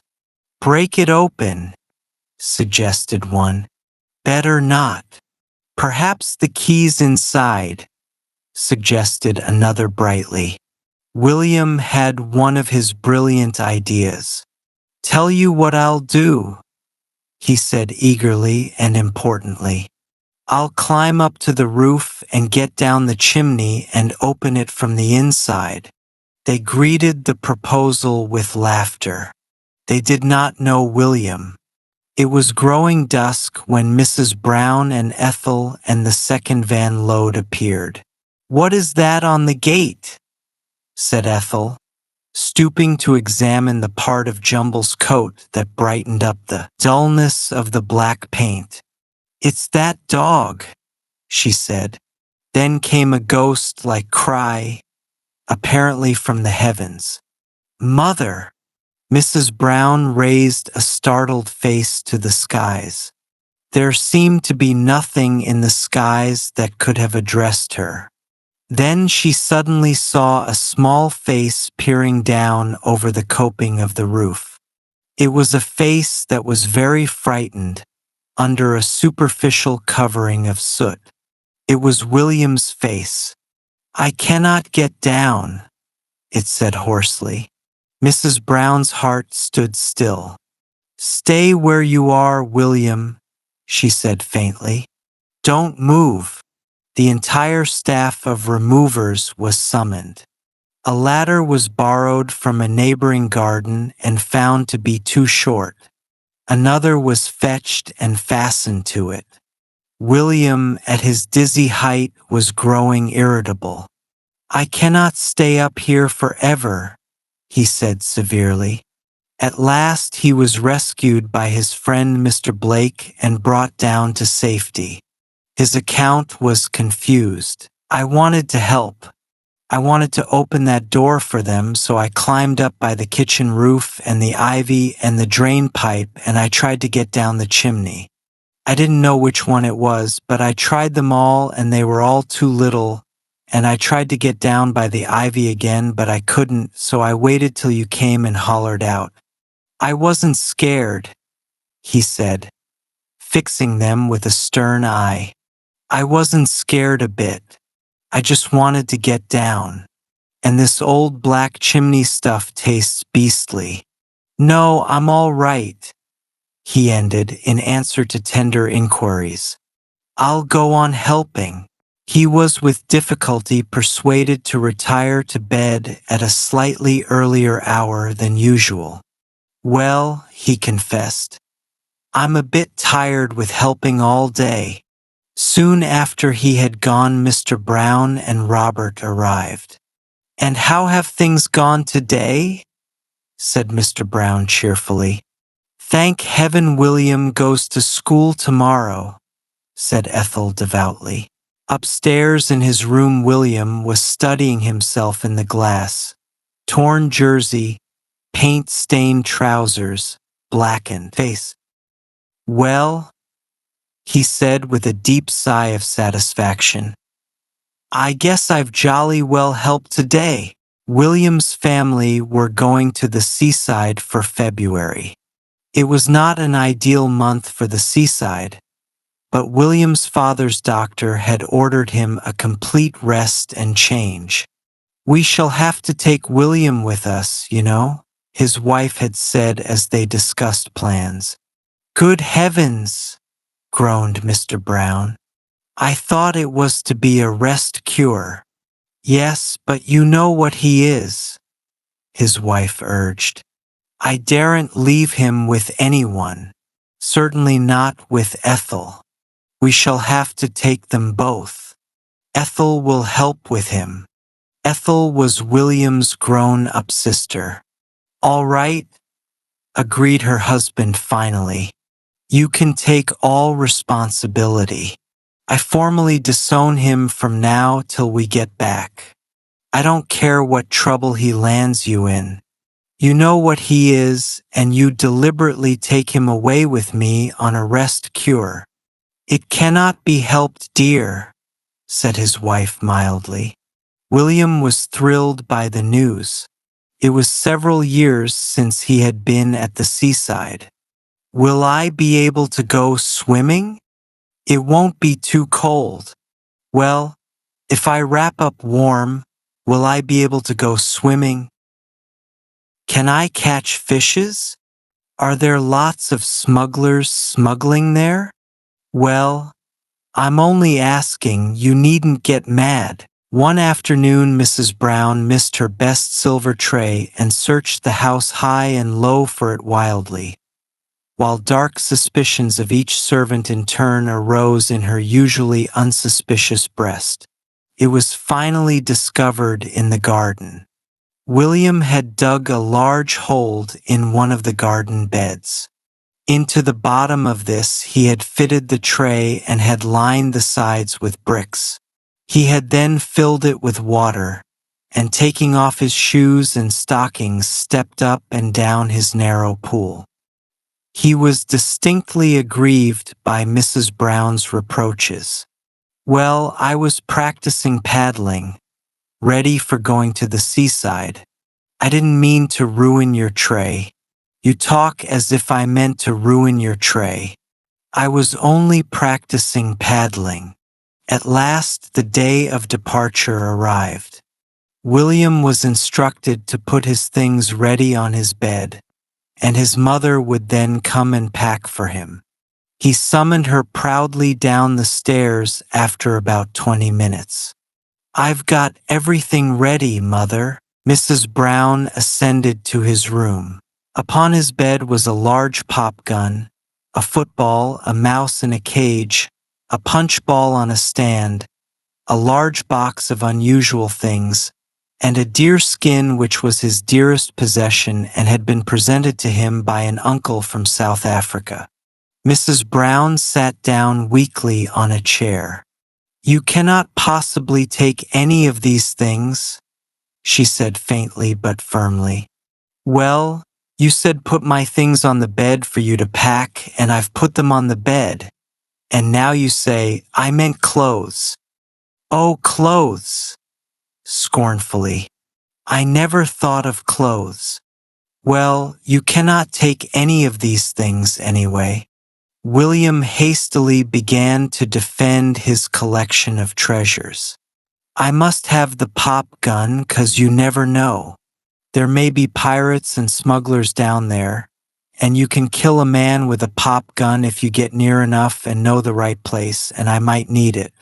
And I must have the football to play on the sands with and the punch ball to practice boxing on, and I must have the mouse, 'cause to feed him, and I must have this box of things and this skin to show to folks I meet down at the seaside, 'cause they're interesting."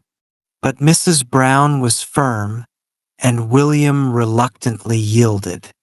In a moment of weakness, finding that his trunk was only 3/4 filled by his things, she slipped in his beloved deer skin, while William himself put the pop gun inside when no one was looking.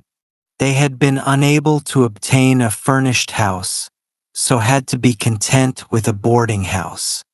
Mr. Brown was eloquent on the subject. "If you're deliberately turning that child loose into a boarding house full, presumably, of quiet, inoffensive people, you deserve all you get. It's nothing to do with me. I'm going to have a rest cure. I've disowned him. He can do as he likes." "It cannot be helped, dear," said Mrs. Brown mildly. Mr. Brown had engaged one of the huts on the beach chiefly for William's use, and William proudly furnished its floor with the deer skin. "It was killed by my uncle," he announced to the small crowd of children at the door who had watched with interest his painstaking measuring of the floor in order to place his treasure in the exact center. "He killed it dead, just like this." William had never heard the story of the death of the buck, and therefore had invented one in which he had gradually come to confuse himself with his uncle in the role of hero. "It was walking about and he met it.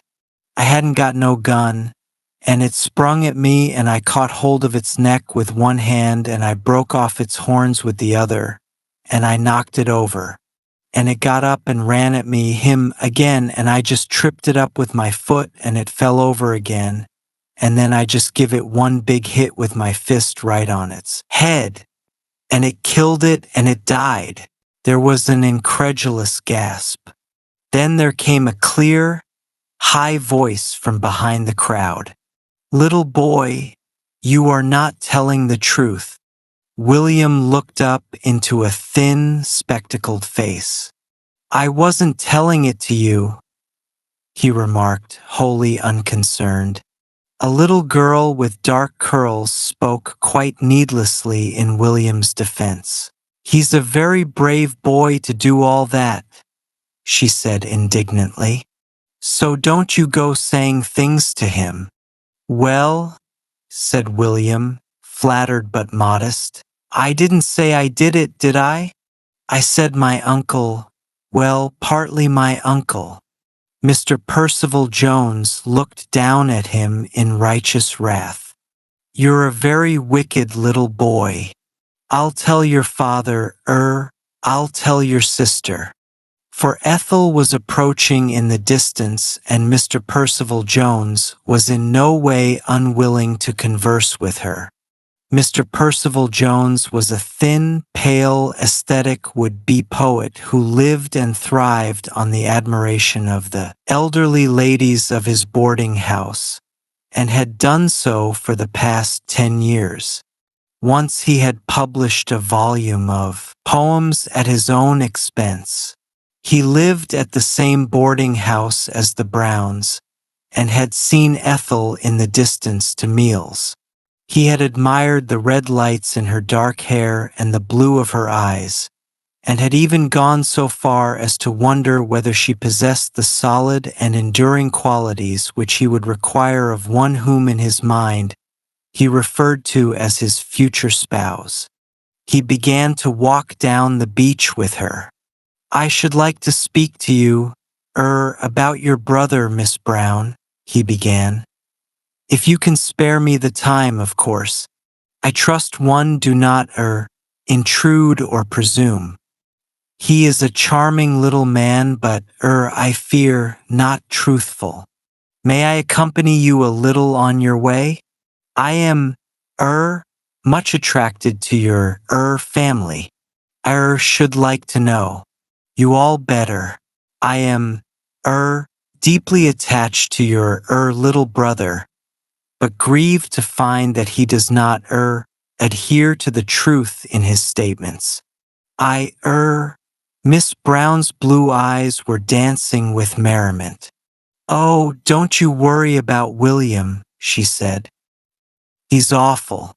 It's much best just to leave him alone. Isn't the sea gorgeous today?" They walked along the sands. Meanwhile, William had invited his small defender into his hut. "You can look round," he said graciously. "You've seen my skin, what he killed, haven't you? This is my gun. You put a cork in there and it comes out hard when you shoot it. It would kill anyone impressively if you did it near enough to them and at the right place. And I've got a mouse and a punch ball and a box of things and a football, but they wouldn't let me bring them," bitterly. "It's a lovely skin," said the little girl. "What's your name?" "William." "What's yours?" "Peggy." "Well, let's be on a desert island, shall we? And nothing to eat nor anything, shall we? Come on." She nodded eagerly. "How lovely!" They wandered out onto the promenade, and among a large crowd of passers, bemoaned the lonely emptiness of the island and scanned the horizon for a sail.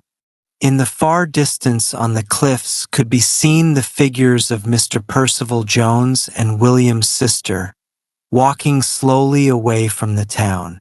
At last they turned towards the hut. "We must find something to eat," said William firmly. "We cannot let ourselves starve to death." "Shrimps?" suggested Peggy cheerfully. "We haven't got nets," said William. "We couldn't save them from the wreck." "Shellfish?" "There aren't any on this island." "I know. Seaweed. And we'll cook it." "Oh, how lovely!" He gathered up a handful of seaweed and they entered the hut, leaving a white handkerchief tied onto the door to attract the attention of any passing ship. The hut was provided with a gas ring, and William, disregarding his family's express injunction, lit this and put on a saucepan filled with water and seaweed.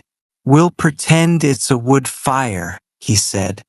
"We couldn't make a real wood fire out on the prom. They'd stop us. So we'll pretend this is. And we'll pretend we saved a saucepan from the wreck."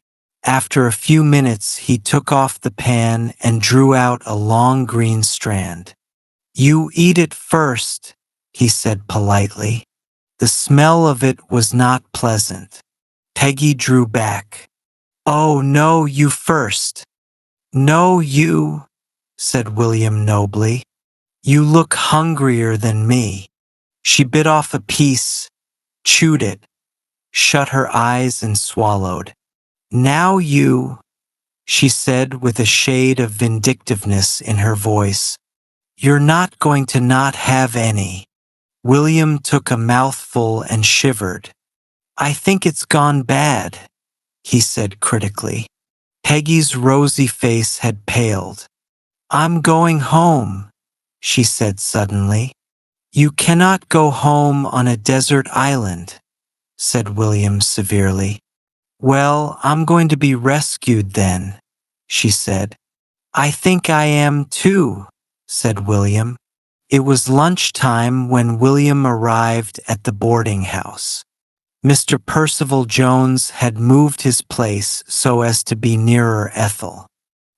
He was now convinced that she was possessed of every virtue his future spouse could need. He conversed brightly and incessantly during the meal. Mr. Brown grew restless. "The man will drive me mad," he said afterwards. "Chattering away. What's he chattering about anyway? Cannot you stop him chattering? Ethel?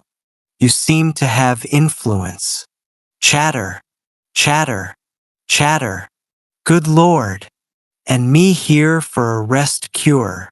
At this point, he was summoned to the telephone and returned distraught.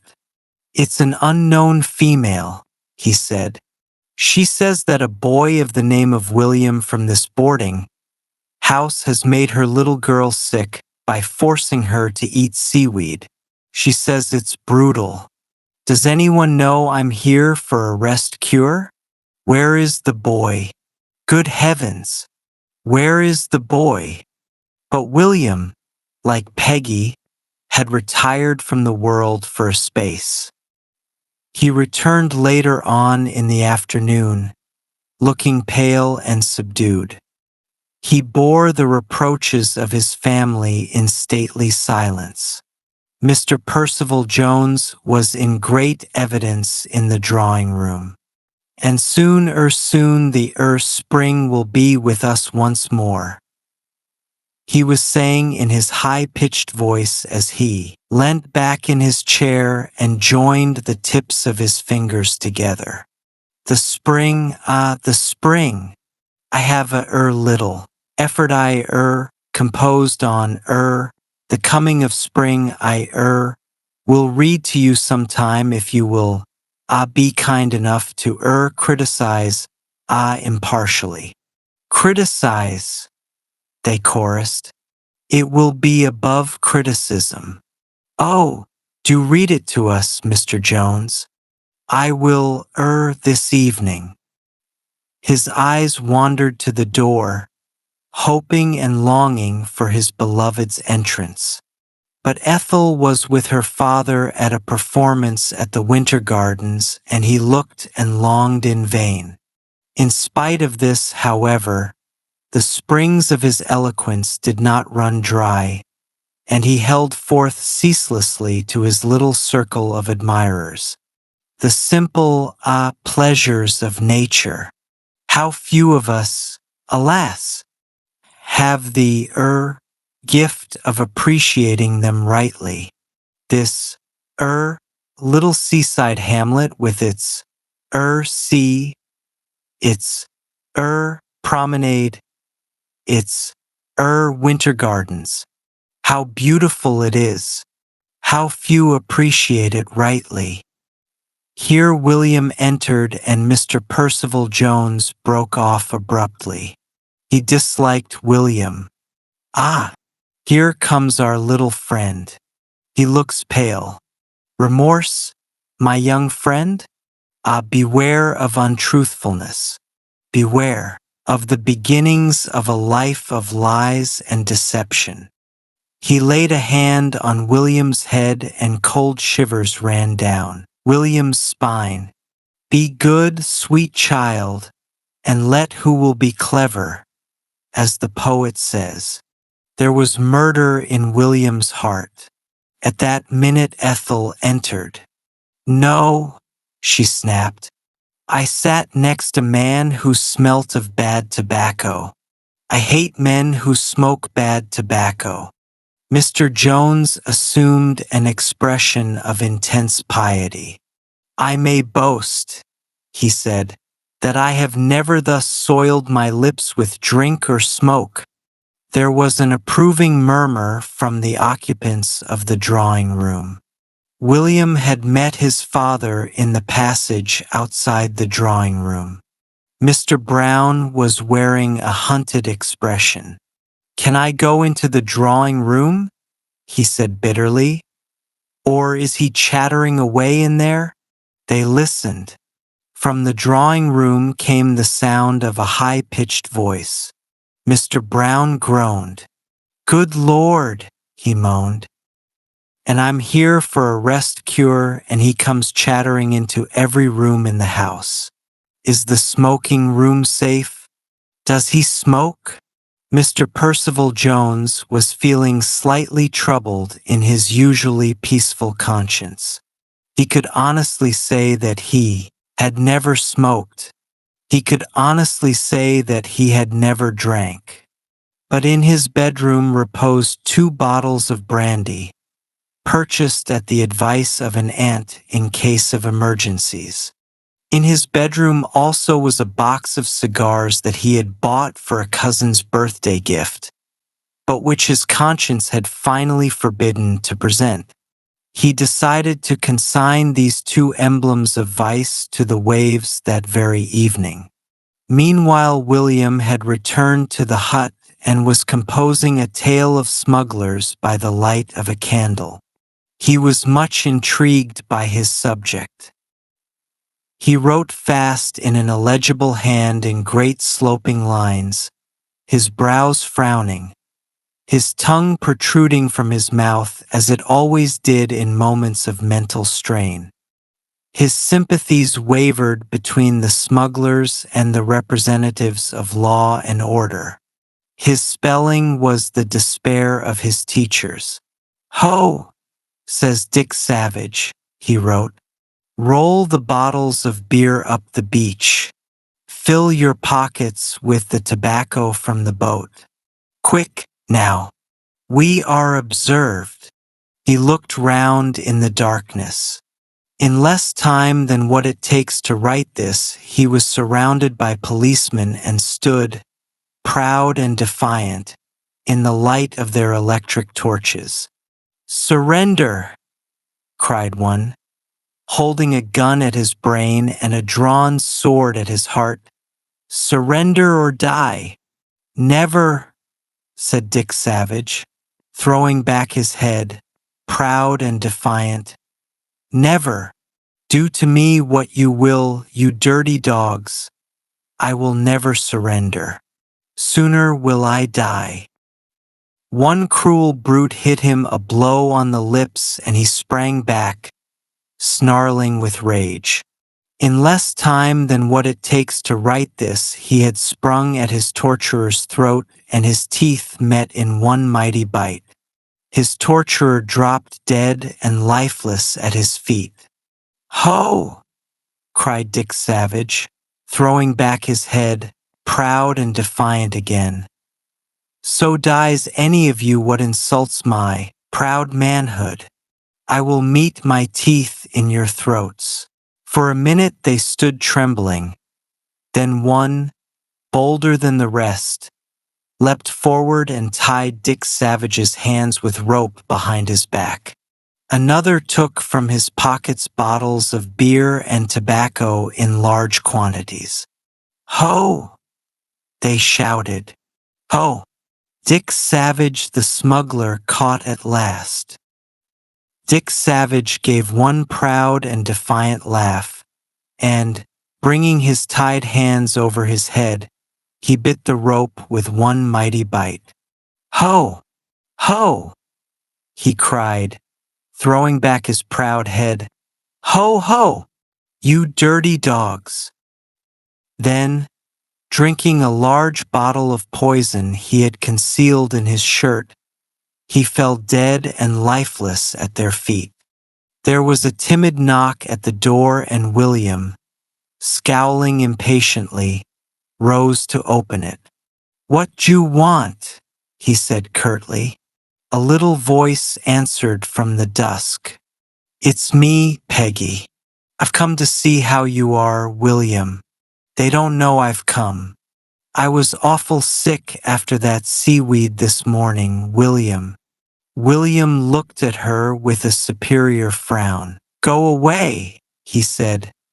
"I'm busy." "What you doing?" she said, poking her little curly head into the doorway. "I'm writing a tale." She clasped her hands. "Oh, how lovely. Oh, William, do read it to me. I'd love it." He opened the door and she took her seat on his deer skin on the floor, and William sat by the candle, clearing his throat for a minute before he began. During the reading, she never took her eyes off him. At the end, she drew a deep breath. "Oh, William, it's beautiful. William, are there smugglers now?" "Oh, yes, millions," he said carelessly. "Here? Of course there are." She went to the door and looked out at the dusk. "I'd love to see one. What do they smuggle, William?"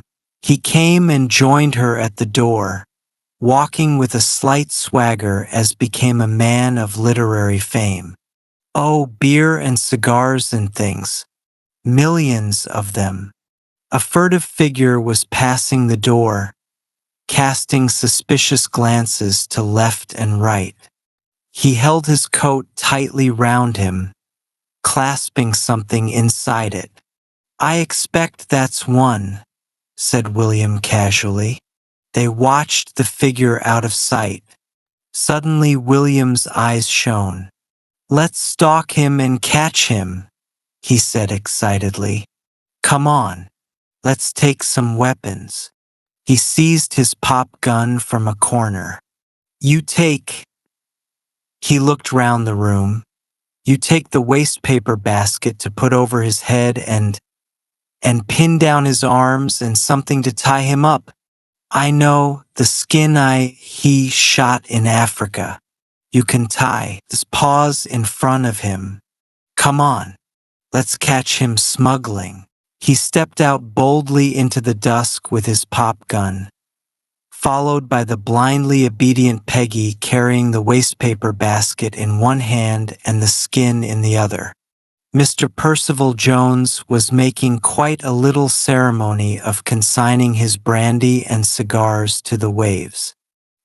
He had composed a little effort upon it which began, "O deep ocean, receive these objects vile, which never more mine eyes shall soil." He went down to the edge of the sea and, taking a bottle in each hand, held them out at arm's length, while he began in his high-pitched voice, "O deep ocean, receive these." He stopped. A small boy stood beside him, holding out at him the point of what in the semi-darkness Mr. Jones took to be a loaded rifle. William mistook his action in holding out the bottles. "It's no good trying to drink it up," he said severely. "We've caught you smuggling." Mr. Percival Jones laughed nervously. "My little man," he said, "that's a very dangerous thing for you to have. Suppose you hand it over to me. Now, like a good little chap." William recognized his voice. "Fancy you being a smuggler all the time," he said with righteous indignation in his voice. "Take away that nasty gun, little boy," pleaded his captive plaintively. "You don't understand it. It might go off." William was not a boy to indulge in half measures. He meant to carry the matter off with a high hand. "I'll shoot you dead," he said dramatically, "if you don't do just what I tell you." Mr. Percival Jones wiped the perspiration from his brow. "Where did you get that rifle, little boy?" he asked in a voice he strove to make playful. Is it loaded?" "It's unwise, little boy. Most unwise. Give it to me to take care of. It might go off, you know." William moved the muzzle of his weapon, and Mr. Percival Jones shuddered from head to foot. William was a brave boy, but he had experienced a moment of cold terror when first he had approached his captive. The first note of the trembling, high-pitched voice had, however, reassured him. He instantly knew himself to be the better man. His captive's obvious terror of his pop gun almost persuaded him that he held in his hand some formidable death-dealing instrument. As a matter of fact, Mr. Percival Jones was temperamentally an abject coward. "You walk up to the seats," commanded William. "I've took you prisoner for smuggling and just walk up to the seats." Mr. Percival Jones obeyed immediately. "Don't, press anything, little boy," he pleaded as he went. "It, might go off by accident. You might do, untold damage." Peggy, armed with the wastepaper basket and the skin, followed open-mouthed. At the seat, William paused. "Peggy, you put the basket over his head and pin his arms down, case he struggles, and tie the skin what I shot round him, case he struggles." Peggy stood upon the seat and obeyed. Their victim made no protest. He seemed to himself to be in some horrible dream. The only thing of which he was conscious was the dimly seen weapon that William held out at him in the darkness. He was hardly aware of the wastepaper basket thrust over his head. He watched William anxiously through the basket work. "Be careful," he murmured. "Be careful, boy." He hardly felt the skin which was fastened tightly round his unresisting form by Peggy, the tail tied to one front paw. Unconsciously, he still clasped a bottle of brandy in each arm. Then came the irate summons of Peggy's nurse through the dusk. "Oh, William," she said, panting with excitement. "I don't want to leave you. Oh, William, he might kill you. You go on." "I'm all right," he said with conscious valor. "He cannot do nothing, 'cause I've got a gun and I can shoot him dead." Mr. Percival Jones shuddered again. "And he's all tied up and I've took him prisoner and I'm going to take him home." "Oh, William, you are brave," she whispered in the darkness as she flitted away to her nurse. William blushed with pride and embarrassment. Mr. Percival Jones was convinced that he had to deal with a youthful lunatic, armed with a dangerous weapon, and was anxious only to humor him till the time of danger was over and he could be placed under proper restraint. Unconscious of his peculiar appearance, he walked before his captor, casting calming glances behind him. "It's all right, little boy," he said soothingly. "Quite all right. I'm, your friend. Don't, get annoyed, little boy. Don't, get annoyed. Won't you put your gun down, little man? Won't you let me carry it for you?" William walked behind, still pointing his pop gun. "I've took you prisoner for smuggling," he repeated doggedly. "I'm taking you home. You're my prisoner. I've took you." They met no one on the road, though Mr. Percival Jones threw longing glances around, ready to appeal to any passer-by for rescue. He was afraid to raise his voice in case it should rouse his youthful captor to murder. He saw with joy the gate of his boarding house and hastened up the walk and up the stairs. The drawing-room door was open. There was help and assistance. There was protection against this strange persecution. He entered, followed closely by William. It was about the time he had promised to read his little effort on the coming of spring to his circle of admirers. A group of elderly ladies sat round the fire awaiting him. Ethel was writing. They turned as he entered, and a gasp of horror and incredulous dismay went up. It was that gasp that called him to a realization of the fact that he was wearing a wastepaper basket over his head and shoulders, and that an old fur rug was tied round his arms. "Mr. Jones!" they gasped. He gave a wrench to his shoulders and the rug fell to the floor, revealing a bottle of brandy clasped in either arm. "Mr. Jones!" they repeated.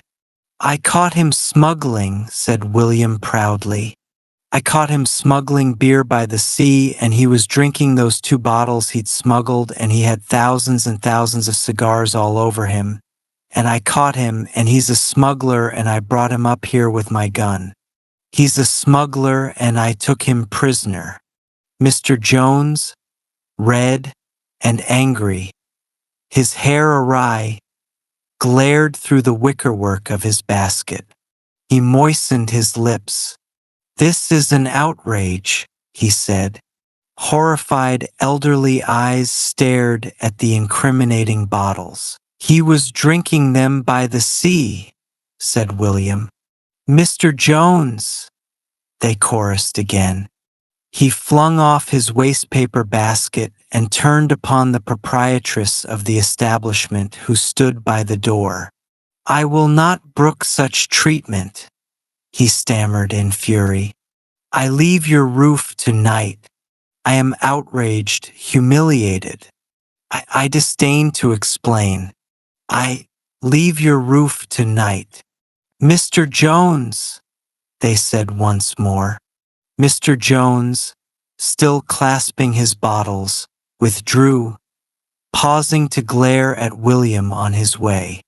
"You wicked boy! You wicked little untruthful boy!" he said. William looked after him. "He's my prisoner and they've let him go," he said aggrievedly. 10 minutes later, he wandered into the smoking room. Mr. Brown sat miserably in a chair by a dying fire beneath a poor light. "Is he still chattering there?" he said. "Is this still the only corner where I can be sure of keeping my sanity? Is he reading his beastly poetry upstairs? Is he—" "He's going," said William moodily. "He's going before dinner. They've sent for his cab. He's mad 'cause I said he was a smuggler. He was a smuggler 'cause I saw him doing it and I took him prisoner and he got mad and he's going. And they're mad at me 'cause I took him prisoner. You'd think they'd be glad at me catching smugglers, but they're not." Bitterly. "And Mother says she'll tell you and you'll be mad too," and Mr. Brown raised his hand. "1 minute, my son," he said. "Your story is confused. Do I understand that Mr. Jones is going and that you are the cause of his departure?" "Yes, 'cause he got mad, 'cause I said he was a smuggler and he was a smuggler and they're mad at me now," and Mr. Brown laid a hand on his son's shoulder. "There are moments, William," he said, "when I feel almost affectionate towards you." To William, the idea of reform was new and startling, and not wholly unattractive. It originated with the housemaid whose brother was a reformed burglar now employed in a grocer's shop. "He's got conversion," she said to William. "He got it quite sudden like, and he give up all his bad ways straight off. He's been like a heavenly saint ever since." William was deeply interested. The point was all innocently driven in later by the Sunday school mistress. William's family had no real faith in the Sunday school as a corrective to William's inherent wickedness, but they knew that no Sabbath peace or calm was humanly possible while William was in the house. So they brushed and cleaned and tidied him at 2.45 and sent him, pained and protesting, down the road every Sunday afternoon. Their only regret was that Sunday school did not begin earlier and end later. Fortunately for William, most of his friends' parents were inspired by the same zeal, so that he met his old cronies of the weekdays, Henry, Ginger, Douglas, and all the rest, and together they beguiled the monotony of the Sabbath. But this Sunday the tall, pale lady who, for her sins, tried to lead William and his friends along the straight and narrow path of virtue was almost inspired. She was like some prophetess of old. She was so emphatic that the red cherries that hung over the edge of her hat rattled against it as though in applause. "We must all start again," she said. "We must all be turned. That's what conversion means." William's fascinated, I wandered from the cherries to the distant view out of the window. He thought suddenly of the noble burglar who had turned his back upon the mysterious, wicked tools of his trade, and now dispensed margarine to his former victims. Opposite him sat a small girl in a pink and white checked frock. He often passed away the dullest hours of Sunday school by putting out his tongue at her or throwing paper pellets at her, manufactured previously for the purpose. But today, meeting her serious eye, he looked away hastily. "And we must all help someone," went on the urgent voice. "If we have turned ourselves, we must help someone else to turn." Determined and eager was the eye that the small girl turned upon William, and William realized that his time had come. He was to be converted. He felt almost thrilled by the prospect. He was so enthralled that he received absent-mindedly, and without gratitude, the mountainous bulls. I passed to him from Ginger, and only gave a half-hearted smile when a well-aimed pellet from Henry's hand sent one of the prophetess's cherries swinging high in the air. After the class, the pink-checked girl, whose name most appropriately was Deborah, stalked William for several yards and finally cornered him. "William," she said, "are you going to turn?" "I'm going to think about it," said William guardedly. "William, I think you ought to turn. I'll help you," she added sweetly. William drew a deep breath. "All right, I will," he said. She heaved a sigh of relief. "You'll begin now, won't you?" she said earnestly. William considered. There were several things that he had wanted to do for some time, but hadn't managed to do yet. He had not tried turning off the water at the main, and hiding the key and seeing what would happen. He hadn't tried shutting up the cat in the hen house. He hadn't tried painting his long, suffering mongrel jumble with the pot of green paint that was in the tool shed. He hadn't tried pouring water into the receiver of the telephone. He hadn't tried locking the cook into the larder. There were, in short, whole fields of crime entirely unexplored. All these things, and others, must be done before the Reformation. "I cannot begin just yet," said William. "Say day after tomorrow." She considered this for a minute. "Very well," she said at last reluctantly. "Day after tomorrow." The next day dawned bright and fair. William arose with a distinct sense that something important had happened. Then he thought of the Reformation. He saw himself leading a quiet and blameless life, walking sedately to school, working at high pressure in school, doing his homework conscientiously in the evening, being exquisitely polite to his family, his instructors, and the various foolish people who visited his home for the sole purpose, apparently, of making silly remarks to him. He saw all this, and the picture was far from unattractive in the distance. In the immediate future, however, there were various quite important things to be done. There was a whole normal lifetime of crime to be crowded into one day. Looking out of his window, he seen the gardener bending over one of the beds. The gardener had a perfectly bald head. William had sometimes idly imagined the impact of a pea sent violently from a pea shooter with the gardener's bald head. Before there had been a lifetime of experiment before him, and he had put off this one idly in favor of something more pressing. Now there was only one day. He took up his pea shooter and aimed carefully. The pea did not embed itself deeply into the gardener's skull as William had sometimes thought it would. It bounced back. It bounced back quite hard. The gardener also bounced back with a yell of anger, shaking his fist at William's window. But William had discreetly retired. He hid the pea shooter, assumed his famous expression of innocence, and felt distinctly cheered. The question as to what exactly would happen when the pea met the baldness was now forever solved. The gardener retired grumbling to the potting shed, so for the present all was well. Later in the day the gardener might lay his formal complaint before authority, but later in the day was later in the day. It did not trouble William.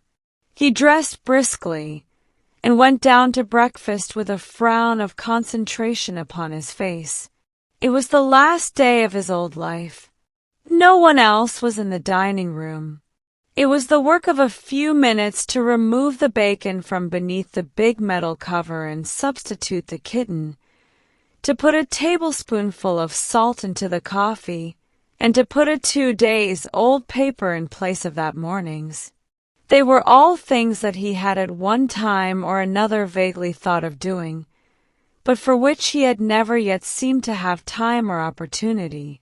Warming to his subject, he removed the egg from under the egg cozy on his sister's plate and placed in its stead a worm which had just appeared in the window, box in readiness for the early bird. He surveyed the scene with a deep sigh of satisfaction. The only drawback was that he felt that he could not safely stay to watch results. William possessed a true strategic instinct for the right moment for a retreat. Hearing, therefore, a heavy step on the stairs, he seized several pieces of toast and fled. As he fled, he heard through the open window violent sounds proceeding from the enraged kitten beneath the cover, and then the still more violent sounds proceeding from the unknown person who removed the cover. The kitten, a mass of fury and lust for revenge, came flying through the window.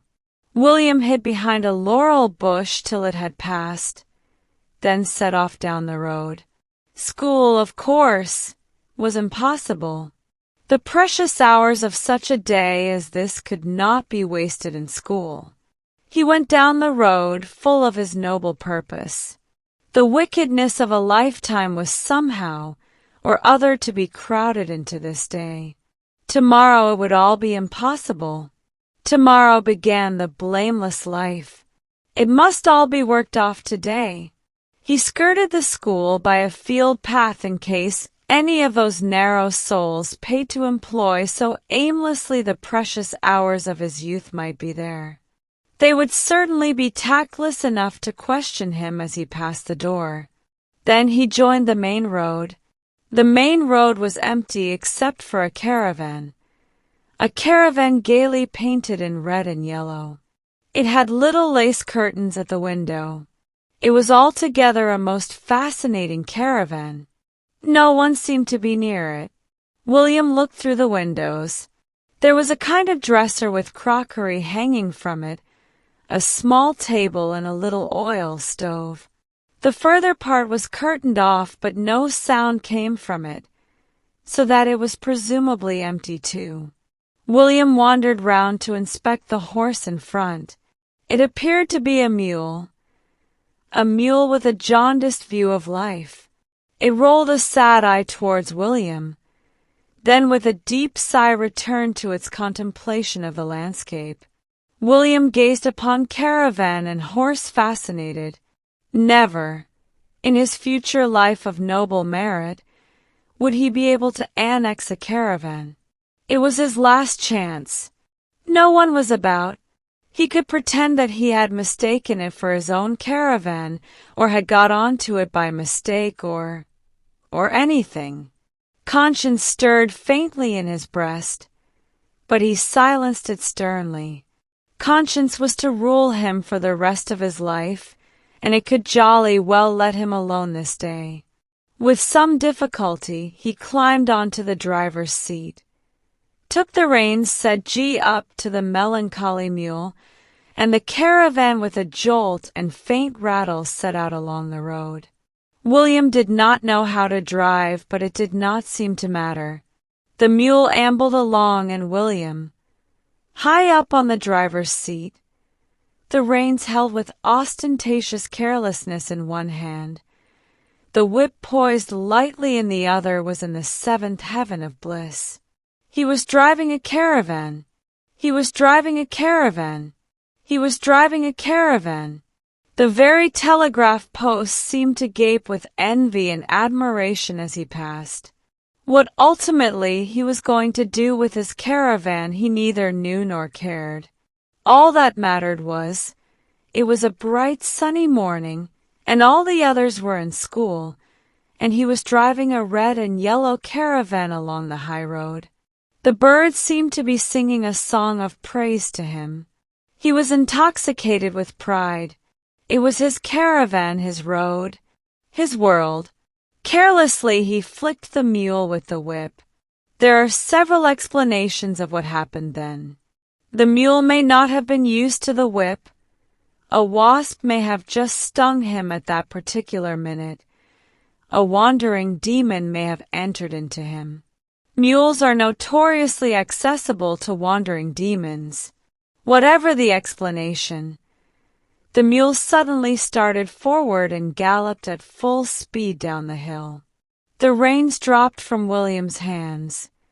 He clung for dear life onto his seat as the caravan, swaying and jolting along the uneven road, seemed to be doing its utmost to fling him off. There came a rattle of crockery from within. Then suddenly there came another sound from within, a loud, agonized scream. It was a female scream. Someone who had been asleep behind the curtain had just awakened. William's hair stood on end. He almost forgot to cling to the seat, for not one scream came, but many. They rent the still summer air, mingled with the sound of breaking glass and crockery. The mule continued his mad career down the hill, his reins trailing in the dust. In the distance was a little gypsy's donkey cart full of pots and pans. William found his voice suddenly and began to warn the mule. "Look out, you old softy," he yelled. "Look out for the donkey, you old ass." But the mule refused to be warned. He neatly escaped the donkey cart himself, but he crashed the caravan into it with such force that the caravan broke a shaft and overturned completely onto the donkey cart, scattering pots and pans far and wide. From within the caravan came inhuman female yells of fear and anger. William had fallen onto a soft bank of grass. He was discovering, to his amazement, that he was still alive and practically unhurt. The mule was standing meekly by and smiling to himself. Then out of the window of the caravan climbed a woman, a fat, angry woman, shaking her fist at the world in general. Her hair and face were covered with sugar, and a fork was embedded in the front of her dress. Otherwise she, too, had escaped undamaged. The owner of the donkey cart arose from the piles of pots and pans and turned upon her fiercely. She screamed at him furiously in reply. Then along the road could be seen the figure of a fat man carrying a fishing rod. He began to run wildly towards the caravan.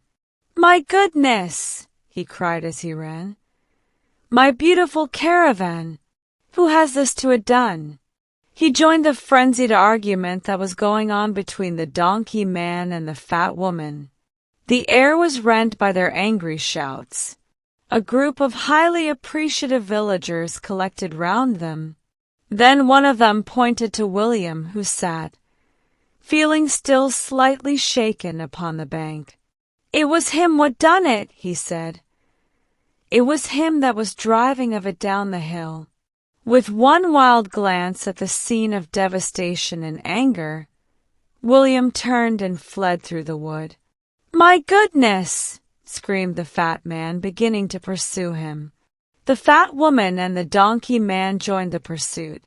To William it was like some ghastly nightmare after an evening's entertainment at the cinema. Meanwhile the donkey and the mule touched noses over the debris, and the villagers helped themselves to all they could find. But the fat man was very fat, and the fat woman was very fat, and the donkey man was very old, and William was young and very fleet.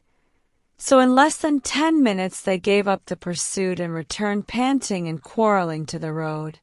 William sat on the further outskirts of the wood and panted. He felt on the whole exhilarated by the adventure. It was quite a suitable adventure for his last day of wickedness. But he felt also in need of bodily sustenance, so he purchased a bun and a bottle of lemonade at a neighboring shop and sat by the roadside to recover. There were no signs of his pursuers. He felt reluctant to return home. It is always well to follow a morning's absence from school by an afternoon's absence from school. A return in the afternoon is humiliating. William wandered round the neighborhood experiencing all the thrill of the outlaw. Certainly by this time the gardener would have complained to his father. Probably the schoolmistress would have sent a note. Also, someone had been scratched by the cat. William decided that all things considered it was best to make a day of it. He spent part of the afternoon in throwing stones at a scarecrow. His aim was fairly good, and he succeeded in knocking off the hat and finally prostrating the wooden framework. Followed an exciting chase by an angry farmer. It was after tea time when he returned home, walking with careless bravado as of a criminal who has drunk of crime to its very depth and flaunts it before the world. His spirits sank a little as he approached the gate. He could see through the trees the fat caravan owner pointing at the door. Helped by the villagers, he had tracked William. Phrases floated to him through the summer air. "Mine beautiful caravan." "My goodness!" He could see the gardener smiling in the distance. There was a small blue bruise on his shining head. William judged from the smile that he had laid his formal complaint before authority. William noticed that his father looked pale and harassed. He noticed, also, with a thrill of horror, that his hand was bound up and that there was a long scratch down his cheek. He knew the cat had scratched somebody, but crumbs! A small boy came down the road and saw William hesitating at the open gateway. "You'll catch it," he said cheerfully. "They've wrote to say you wasn't in school." William crept round to the back of the house beneath the bushes. He felt that the time had come to give himself up to justice, but he wanted, as the popular saying is, to be sure of getting his money's worth. There was the tin half full of green paint in the tool shed. He'd had his eye on it for some time. He went quietly round to the tool shed. Soon he was contemplating with a satisfied smile a green and enraged cat and a green and enraged hen. Then, bracing himself for the effort, he delivered himself up to justice. When all was said and done, no punishment could be really adequate to a day like that. Dusk was falling. William gazed thoughtfully from his bedroom window. He was reviewing his day. He had almost forgotten the stormy and decidedly unpleasant scene with his father. Mr. Brown's rhetoric had been rather lost on William, because its pearls of sarcasm had been so far above his head, and William had not been really unwilling to retire at once to bed. After all, it had been a very tiring day. Now his thoughts were going over some of its most exquisite moments, the moments when the pea and the gardener's head met and rebounded with such satisfactory force, the moment when he swung along the high road, monarch of a caravan and a mule and the whole wide world, the moment when the scarecrow hunched up and collapsed so realistically, the cat covered with green paint. After all, it was his last day. He saw himself from tomorrow onward leading a quiet and blameless life, walking sedately to school, working at high pressure in school, doing his homework conscientiously in the evening, being exquisitely polite to his family and instructors, and the vision failed utterly to attract. Moreover, he hadn't yet tried turning off the water at the main, or locking the cook into the larder, or hundreds of things. There came a gentle voice from the garden. "William, where are you?" William looked down and met the earnest gaze of Deborah. "Hello," he said. "William," she said, "you won't forget that you're going to start tomorrow, will you?" William looked at her firmly. "I cannot just tomorrow," he said. I'm putting it off for a year or two." The house next William's had been unoccupied for several months, and William made full use of its garden. Its garden was in turns a jungle, a desert, an ocean, and an enchanted island. William invited select parties of his friends to it. He had come to look upon it as his own property. He hunted wild animals in it with Jumble, his trusty hound. He tracked red Indians in it, again with Jumble, his trusty hound. And he attacked and sank ships in it, making his victims walk the plank, again with the help and assistance of Jumble, his trusty hound. Sometimes, to vary the monotony, he made Jumble, his trusty hound, walk the plank into the rain tub. This was one of the many unpleasant things that William brought into Jumble's life. It was only his intense love for William that reconciled him to his existence. Jumble was one of the very few beings who appreciated William. The house on the other side was a much smaller one, and was occupied by Mr. Gregorius Lambkin. Mr. Gregorius Lambkin was a very shy and rather elderly bachelor. He issued from his front door every morning at 8:30, holding a neat little case in a neatly gloved hand. He spent the day in an insurance office and returned, still unruffled and immaculate, at about 6:30. Most people considered him quite dull and negligible, but he possessed the supreme virtue in William's eyes of not objecting to William. William had suffered much from unsympathetic neighbors who had taken upon themselves to object to such innocent and artistic objects as catapults and pea shooters and cricket balls. William had a very soft spot in his heart for Mr. Gregorius Lambkin. William spent a good deal of his time in Mr. Lambkin's garden during his absence, and Mr. Lambkin seemed to have no objection. Other people's gardens always seemed to William to be more attractive than his own, especially when he had no right of entry into them. There was quite an excitement in the neighborhood when the empty house was let. It was rumored that the newcomer was a celebrity. She was the president of the Society of Ancient Souls. The Society of Ancient Souls was a society of people who remembered their previous existence. The memory usually came in a flash. For instance, you might remember in a flash when you were looking at a box of matches that you had been Guy Fawkes. Or you might look at a cow and remember in a flash that you had been Nebuchadnezzar. Then you joined the Society of Ancient Souls and paid a large subscription, and attended meetings at the house of its president in costume. And the president was coming to live next door to William. By a curious coincidence, her name was Gregoria, Miss Gregoria Mush. William awaited her coming with anxiety. He had discovered that one's next-door neighbors make a great difference to one's life. They may be agreeable and not object to mouth organs and whistling and occasional stone throwing, or they may not. They sometimes, the worst kind, go to the length of writing notes to one's father about one, and then, of course, the only course left to one is one of revenge. But William hoped great things from Miss Gregoria Mush. There was a friendly sound about the name. On the evening of her arrival, he climbed up on the roller and gazed wistfully over the fence at the territory that had once been his, but from which he was now forbidden. He felt like Moses surveying the promised land.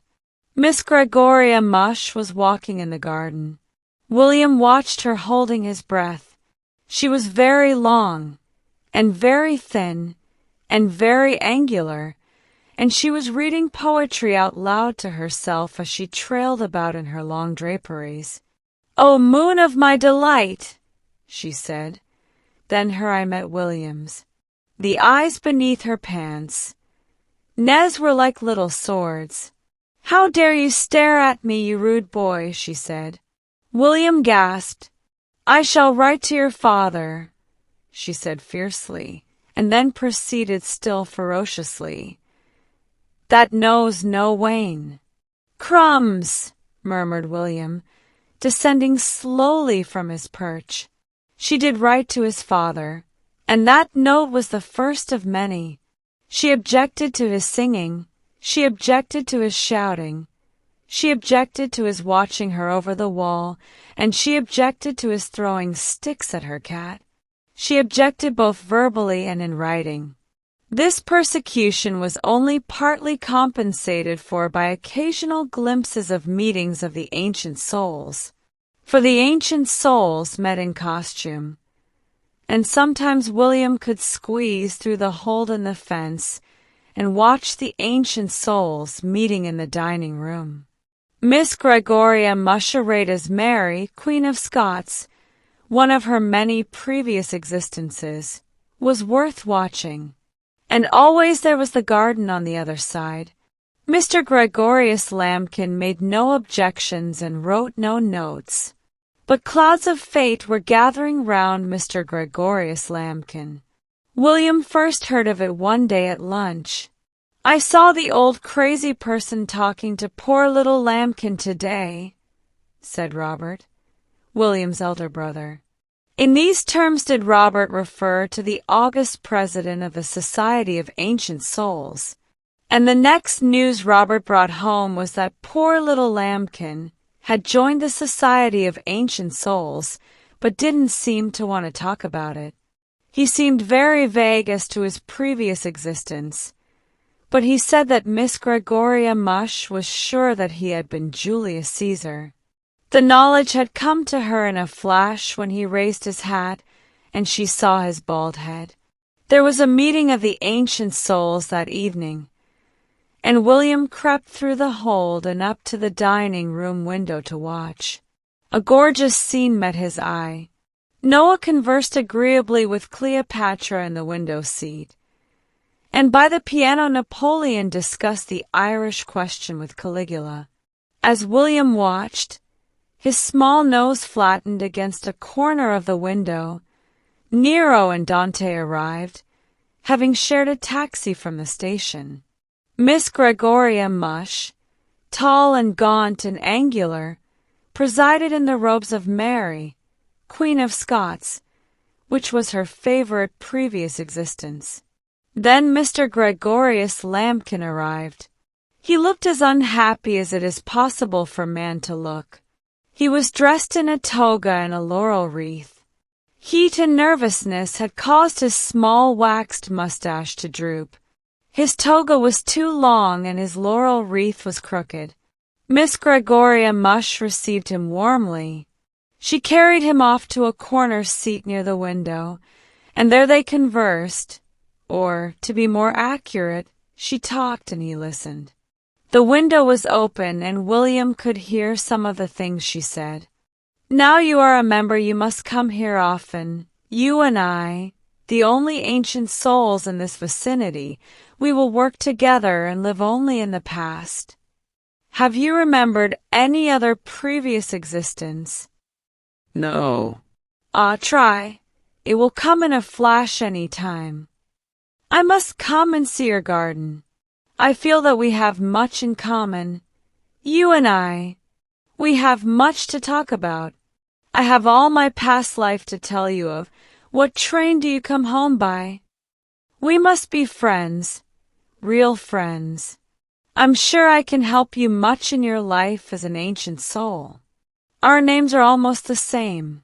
Fate in some way unites us. And Mr. Lambkin sat, miserable and dejected, and yet with a certain pathetic resignation. For what can one do against fate? Then the president caught sight of William and approached the window. "Go away, boy," she called. "You wicked, rude, prying boy, go away." Mr. Lambkin shot a wretched and apologetic glance at William, but William pressed his mouth to the open slit of the window. "All right, Mrs. Jarley's," he called, then turned and fled. William met Mr. Lambkin on his way to the station the next morning. Mr. Lambkin looked thinner, and there were lines of worry on his face. "I'm sorry she sent you away, William," he said. "It must have been interesting to watch. Most interesting to watch. I'd much rather have watched then.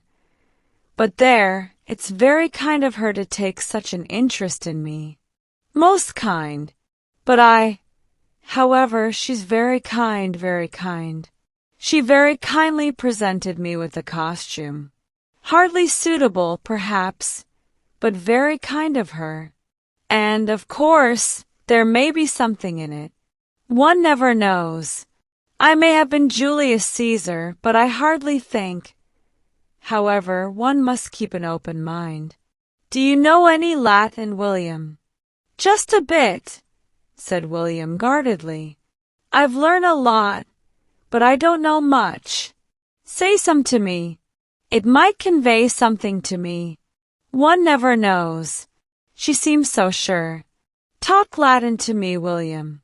"Hic, haec, hoc," said William obligingly. Julius Caesar's reincarnation shook his head.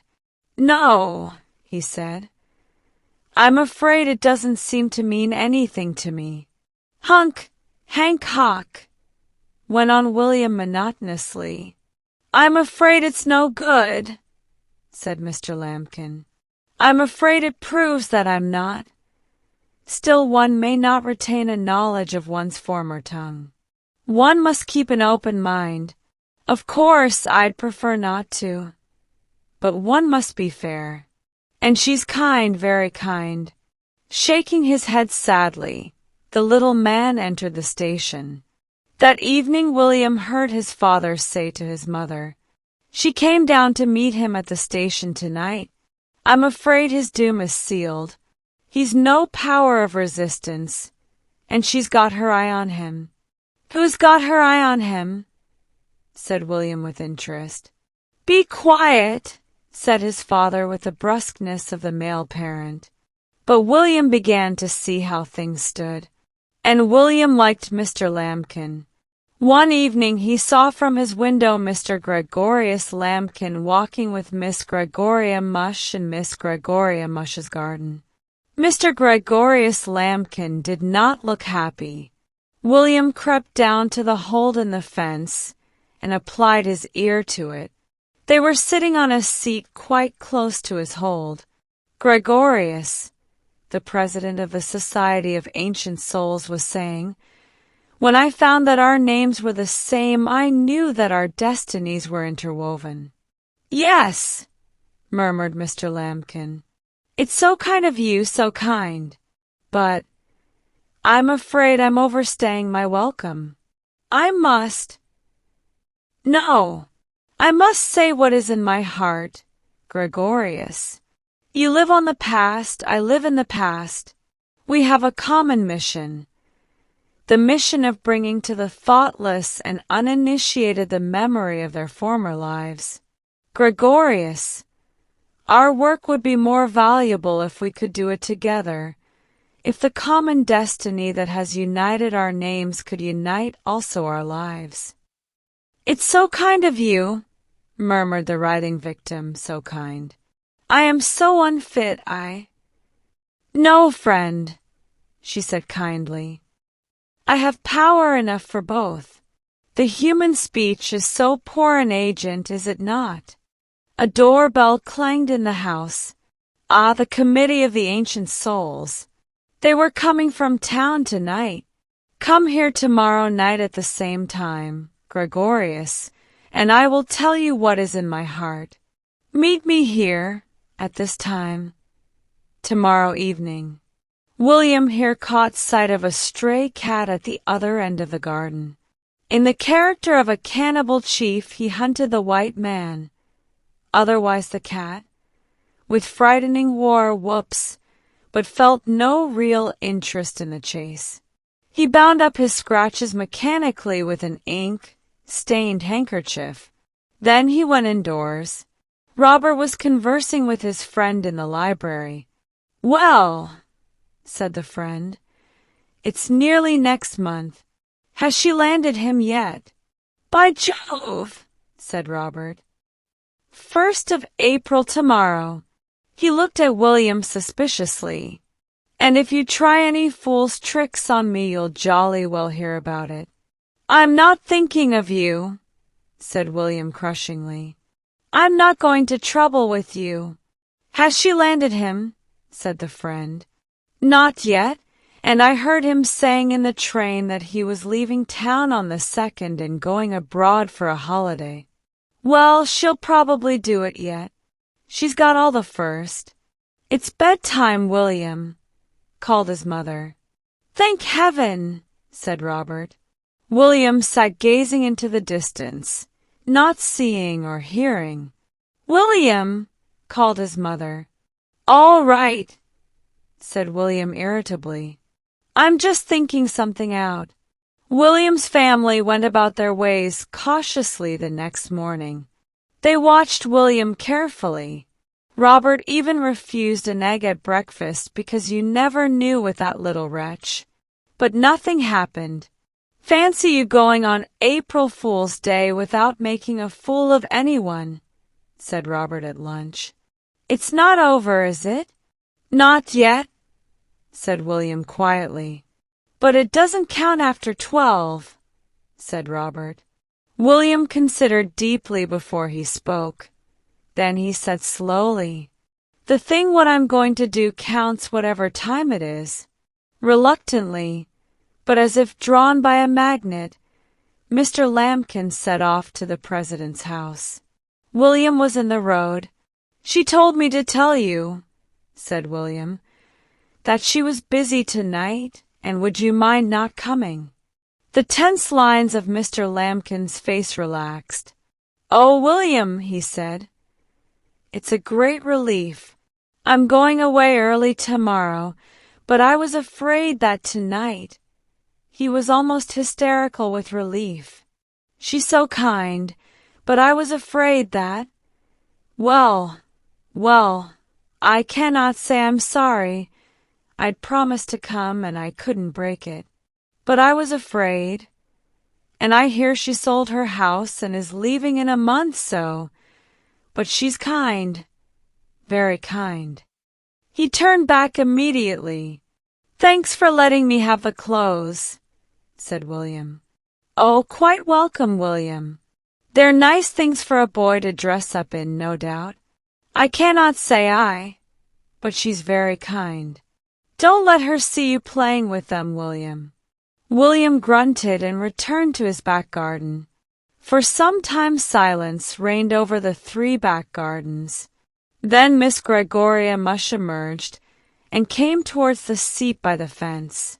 A figure was already seated there in the half-dusk, a figure swathed in a toga with the toga drawn also over its drooping head. "Gregorius," said the president, "how dear of you to come in costume." The figure made no movement. "You know what I have in my heart, Gregorius." Still no answer. "Your heart is too full for words," she said kindly. "The thought of having your destiny linked with mine takes speech from you. But have courage, dear Gregorius. You shall work for me. We will do great things together. We will be married at the little church." Still no answer. "Gregorius," she murmured tenderly. She leant against him suddenly, and he yielded beneath the pressure with a sudden sound of dissolution. 2 cushions slid to the ground. The toga fell back, revealing a broomstick with a turnip fixed firmly to the top. It bore the legend, and from the other side of the fence came a deep sigh of satisfaction from the artist behind the scenes. It was Christmas. The air was full of excitement and secrecy. William, whose old-time faith in notes to Father Christmas sent up the chimney, had died a natural death as a result of bitter experience, had thoughtfully presented each of his friends and relations with a list of his immediate requirements. "Things I want for Christmas: 1. A bicycle. 2. A record player. 3. A pony. 4. A snake. 5. A monkey. 6. A bugle. 7. A trumpet. 8. A red Indian uniform. 9. A lot of sweets. 10. A lot of books." He had a vague and not unfounded misgiving that his family would begin at the bottom of the list instead of the top. He was not surprised, therefore, when he saw his father come home rather later than usual, carrying a parcel of books under his arm. A few days afterwards he announced casually at breakfast, "Well, I only hope no one gives me The Great Chief, or The Pirate Ship, or The Land of Danger for Christmas." His father started. "Why?" he said sharply. "Just 'cause I've read them, that's all," explained William with a bland look of innocence. The glance that Mr. Brown threw at his offspring was not altogether devoid of suspicion, but he said nothing. He set off after breakfast with the same parcel of books under his arm and returned with another. This time, however, he did not put them in the library cupboard, and William searched in vain. The question of Christmas festivities loomed large upon the social horizon. "Robert and Ethel can have their party on the day before Christmas Eve," decided Mrs. Brown, "and then William can have his on Christmas Eve." William surveyed his elder brother and sister gloomily. "Yes, and us eat up just what they've left," he said with bitterness. "I know." Mrs. Brown changed the subject hastily. "Now let's see whom we'll have for your party, William," she said, taking out pencil and paper. "You say whom you'd like, and I'll make a list." "Ginger and Douglas and Henry and Joan," said William promptly. "Yes. Who else?" "I'd like the milkman." "You cannot have the milkman, William." "Don't be so foolish." "Well, I'd like to have Billy Green. He can whistle with his fingers in his mouth." "He's a butcher's boy, William." "You cannot have him." "Well, who can I have?" "Johnny Brent." "I don't like him." "But you must invite him. He asked you to his." "Well, I didn't want to go." Irritably, "You made me." "But if he asks you to his, you must ask him back." "You don't want me to invite folks I don't want?" William said in the voice of one goaded against his will into exasperation. "You must invite people who invite you," said Mrs. Brown firmly. "That's what we always do in parties." "Then they've got to invite you again, and it goes on and on and on," argued William. "Where's the sense of it? I don't like Johnny Brent, and he don't like me, And if we go on inviting each other and our mothers go on making us go, it'll go on and on and on. Where's the sense of it? I only just want to know where's the sense of it. His logic was unanswerable. Well, anyway, William, I'll draw up the list. You can go and play. William walked away, frowning, with his hands in his pockets. Where's the sense of it? He muttered as he went. He began to make his way towards the spot where he and Douglas and Ginger and Henry met daily in order to while away the hours of the Christmas holidays. At present they lived and moved, and had their being in the characters of Indian chiefs. As William walked down the back street, which led by a short cut to their meeting place, he unconsciously assumed an arrogant strut, suggestive of some warrior prince surrounded by his gallant braves. Go on, show off. He turned with a dark scowl. On a doorstep sat a little girl, gazing up at him with blue eyes beneath a tousled mop of auburn hair. William's eye traveled sternly from her Titian curls to her bare feet. He assumed a threatening attitude and scowled fiercely. You better not say that again, he said darkly. Why not? She said with a jeering laugh. Well, you just better not, he said with a still more ferocious scowl. What did you do? She persisted. He considered for a moment in silence. Then, you'd see what I'd do, he said ominously. Go on, show off, she repeated. Now do it. Go on, do it. I'll let you off this time, he said judicially. Go on, softer. You cannot do anything. You cannot. You're a softer. I could cut your head off and scalp you and leave you hanging on a tree, I could, he said fiercely. And I will too if you go on calling me names. Softer. Show off. Now cut it off. Go on. He looked down at her mocking blue eyes. You're jolly lucky I don't start on you, he said threateningly. Folks I do start on soon get sorry, I can tell you. What you do to them. He changed the subject abruptly. What's your name? He said. Sheila. What's yours? Red Hand. I mean William. I'll tell you something if you'll come and sit down by me. What'll you tell me? Something I bet you don't know. Well, come here and I'll tell you. He advanced towards her suspiciously. Through the open door he could see a bed in a corner of the dark, dirty room and a woman's white face upon the pillow. Oh, come on, said the little girl impatiently. He came on and sat down beside her. Well, he said condescendingly, I bet I knew all the time. No, you didn't. D'you know? She sank her voice to a confidential whisper. There's a chap called Father Christmas what comes down chimneys Christmas Eve and leaves presents in people's houses. He gave a scornful laugh. Oh, that rot? You don't believe that rot, do you?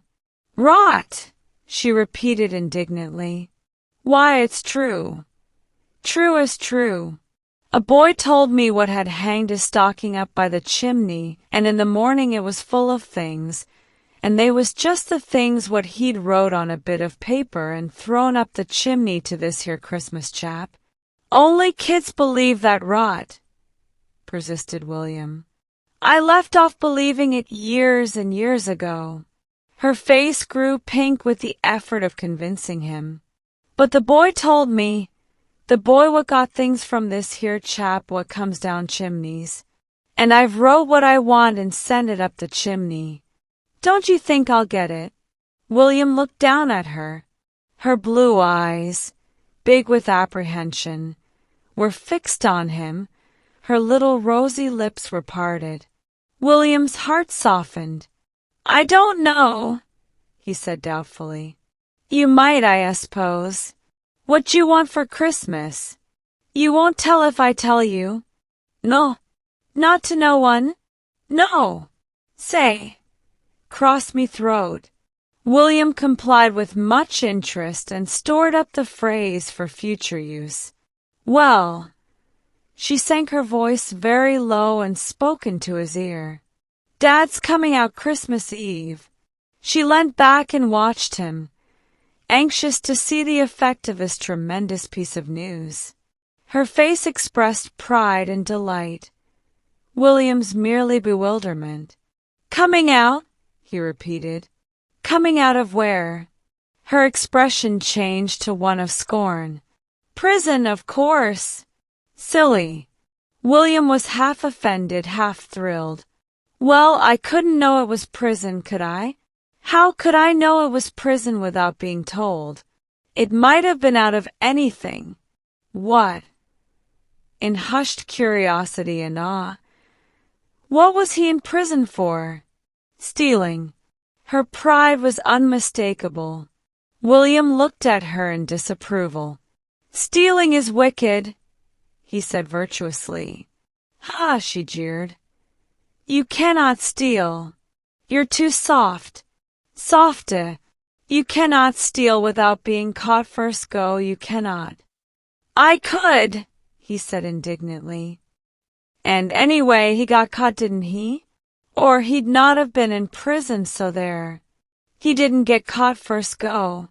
It was just a sort of mistake, he said. He said it wouldn't happen again. He's a jolly good stealer.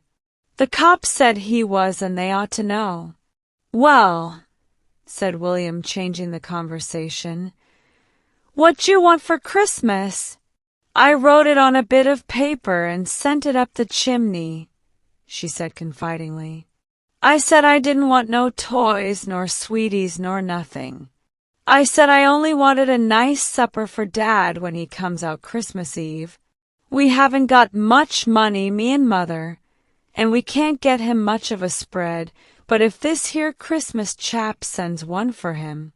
Her eyes were dreamy with ecstasy. William stirred uneasily on his seat. I told you it was rot, he said. There isn't any Father Christmas. It's just an old tale folks tell you when you're a kid, and you find out it's not true. He won't send no supper just 'cause he isn't anything. He's just nothing. Just an old tale. Oh, shut up. William turned sharply at the sound of the shrill voice from the bed within the room. Let the kid have a bit of pleasure looking forward to it, can't you? It's little enough she has anyway. William arose with dignity. All right, he said. Goodbye. He strolled away down the street. Hey! It was a malicious, sweet little voice. Hey! William went red but did not turn round. That evening he met the little girl from next door in the road outside her house. Hello, Joan. Hello, William. In these blue eyes there was no malice or mockery. To Joan, William was a god-like hero. His very wickedness partook of the divine. Would you like to come and make a snowman in our garden, William? She said quietly. William knit his brows. I don't know, he said ungraciously. I was just kind of thinking. She looked at him silently, hoping that he would tell her his thoughts, but not daring to ask. Joan held no modern views on the subject of the equality of the sexes. Do you remember that old tale about Father Christmas, Joan? He said at last. She nodded. Well, I suppose you wanted something very bad, and you believed that old tale and sent a bit of paper up the chimney about what you wanted very bad, and then you never got it. You'd feel kind of rotten, wouldn't you? She nodded again. I did one time, she said. I sent a lovely list up the chimney, and I never told anyone about it, and I got lots of things for Christmas, and not one of the things I'd written for. Did you feel awful rotten? Yes, I did. Awful. I say, Joan, importantly, I've got a secret. "Do tell me, William," she pleaded. "Cannot. It's across me. Throat secret." She was mystified and impressed. "How lovely, William. Is it something you're going to do?" He considered. "It might be," he said. "I'd love to help." She fixed adoring blue eyes upon him. "Well, I'll see," said the Lord of Creation. "I say, Joan, you coming to my party?" "Oh, yes." "Well, there's an awful lot coming. Johnny Brent and all that lot. I'm jolly well not looking forward to it, I can tell you." "Oh, I'm so sorry. Why did you ask them, William?" William laughed bitterly. "Why did I invite them?" he said. "I don't invite people to my parties. They do that." In William's vocabulary, they always signified his immediate family circle. William had a strong imagination. When an idea took hold upon his mind, it was almost impossible for him to let it go. He was quite accustomed to Joan's adoring homage. The scornful mockery of his auburn-haired friend was something quite new, and in some strange fashion it intrigued and fascinated him. Mentally, he recalled her excited little face, flushed with eagerness as she described the expected spread. Mentally also he conceived a vivid picture of the long waiting on Christmas Eve, the slowly fading hope, the final bitter disappointment.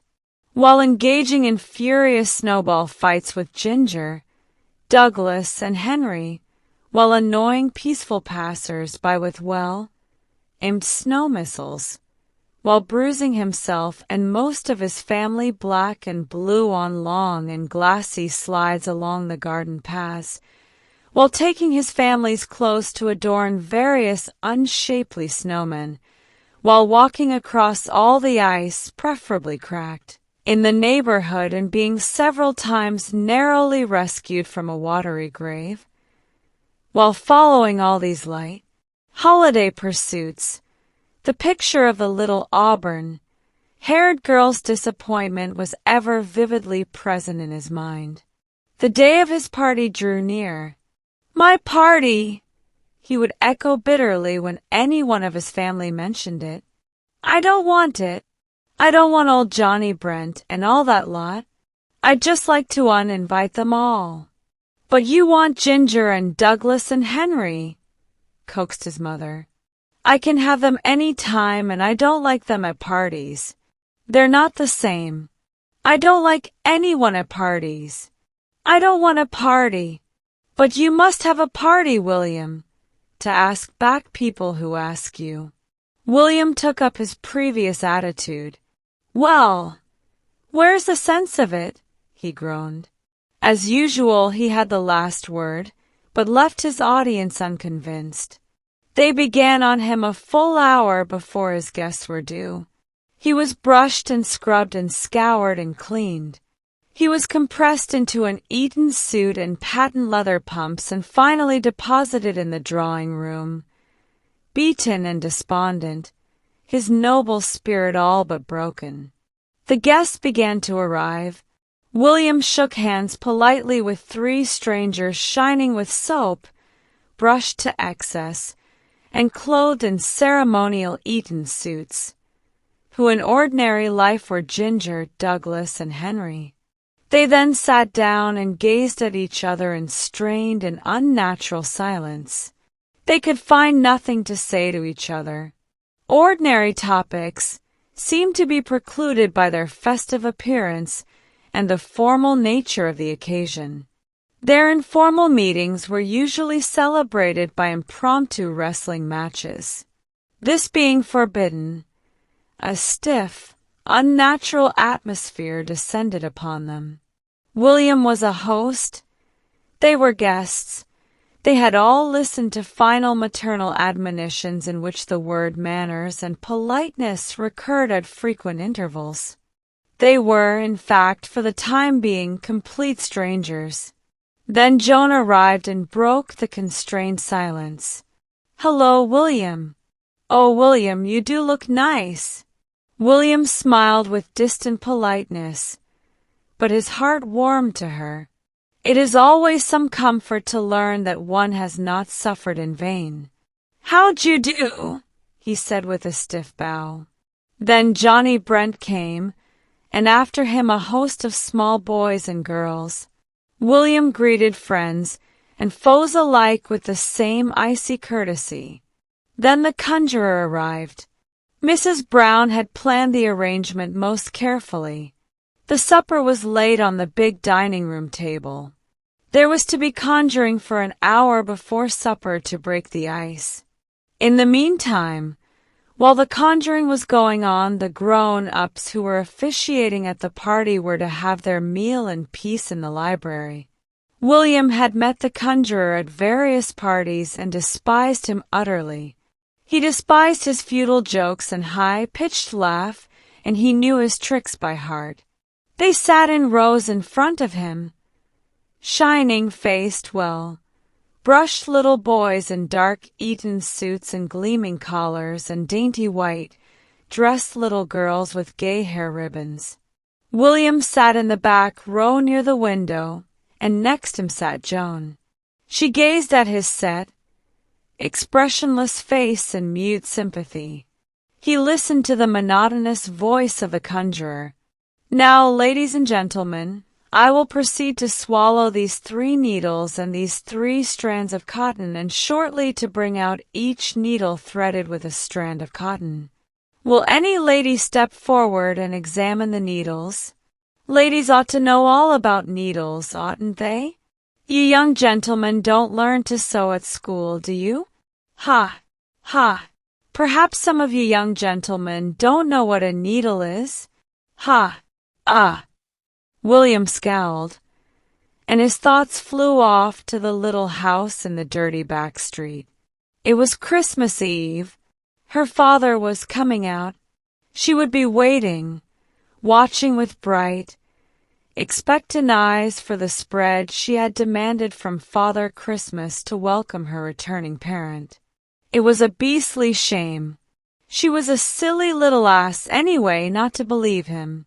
He told her there wasn't any Father Christmas. "Now, ladies and gentlemen, I will bring out the 3 needles threaded with the 3 strands of cotton. Watch carefully, ladies and gentlemen. There. 1, 2, 3. Now, I don't advise you young ladies and gentlemen to try this trick. Needles are very indigestible to some people. Ha! Ha! Not to me, of course. I can digest anything. Needles or marbles or matches or glass bowls, as you will soon see. Ha! Ha! Now to proceed, ladies and gentlemen." William looked at the clock and sighed. Anyway, there'd be supper soon, and that was a jolly good one, 'cause he'd had a look at it. Suddenly the inscrutable look left his face. He gave a sudden gasp and his whole face lit up. Joan turned to him. "Come on," he whispered, rising stealthily from his seat. The room was in half darkness, and the conjurer was just producing a white rabbit from his left toe, so that few noticed William's quiet exit by the window, followed by that of the blindly obedient Joan. "You wait," he whispered in the darkness of the garden. She waited, shivering in her little white dress, till he returned from the stable wheeling a handcart, consisting of a large packing case on wheels and finished with a handle. He wheeled it round to the open French window that led into the dining room. "Come on," he whispered again.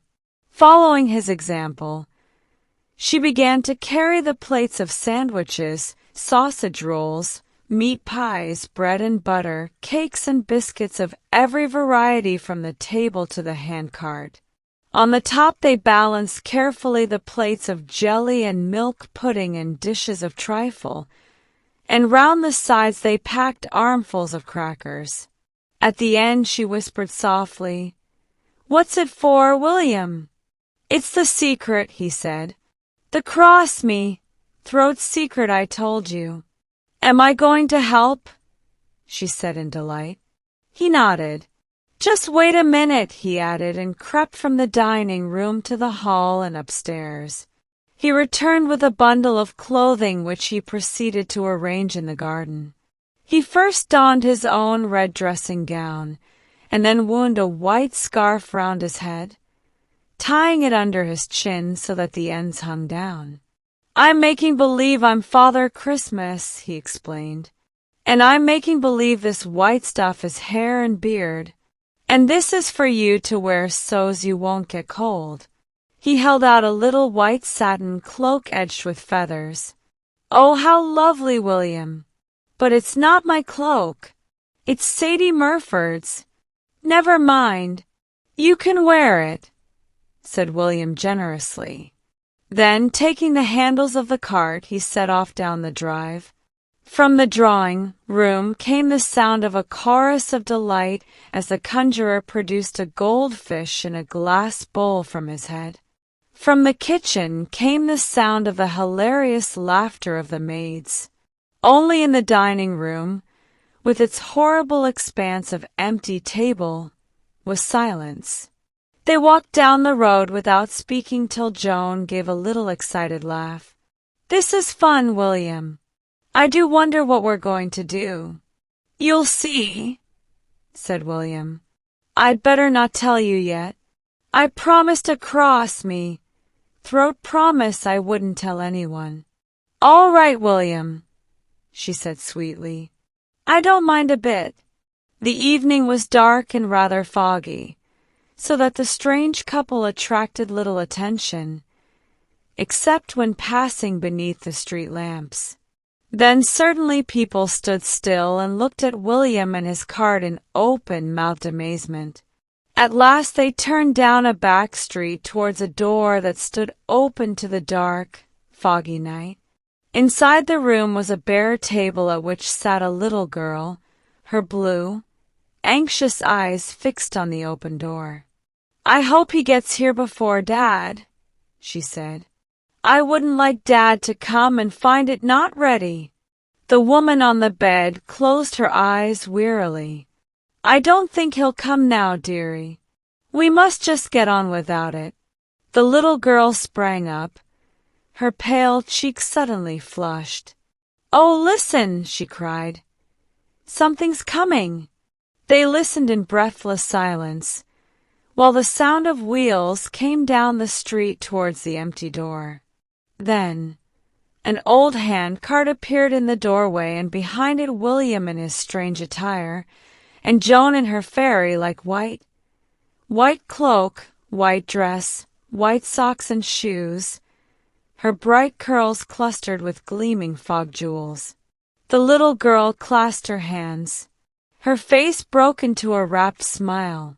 Her blue eyes were like stars. Oh, oh, she cried. It's Father Christmas and a fairy. Without a word, William pushed the cart through the doorway into the room and began to remove its contents and place them on the table. First the jellies and trifles and milk puddings, then the meat pies, pastries, sausage rolls, sandwiches, biscuits, and cakes, sugar-coated cream, interlayered full of plums and nuts and fruit. William's mother had had wide experience and knew well what food most appealed to small boys and girls. Moreover, she had provided plentifully for her 20 guests. The little girl was past speech. The woman looked at them in dumb wonder. Then, "Why, you're the boy she was talking to," she said at last. "It's real kind of you. She was getting that upset. It would have broke her heart if nothing had come and I couldn't do nothing. It's real kind of you, sir." Her eyes were misty. Joan placed the last cake on the table, and William, who was rather warm after his exertions, removed his scarf. The child gave a little sobbing laugh. "Oh, isn't it lovely? I'm so happy. You're the funny boy, aren't you, dressed up as Father Christmas? Or did Father Christmas send you? Or were you Father Christmas all the time? May I kiss the fairy? Would she mind? She's so beautiful. Joan came forward and kissed her shyly, and the woman on the bed smiled unsteadily. It's real kind of you both, she murmured again.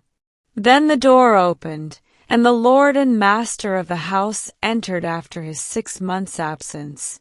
He came in no sheepish hang-dog fashion. He entered cheerily and boisterously as any parent might on returning from a hard-earned holiday. Hello, missus. Hello, kid. Hello. What's all this here? His eyes fell upon William. Hello, young gent. Happy Christmas, William murmured politely. Same to you and many of them. How are you, missus? Kid looked after you all right? That's right. Oh, I see. Where's the grub come from? Fair makes me mouth water. I haven't seen nothing like this. Not for some time. There was a torrent of explanations. Everyone talking at once. He gave a loud laugh at the end.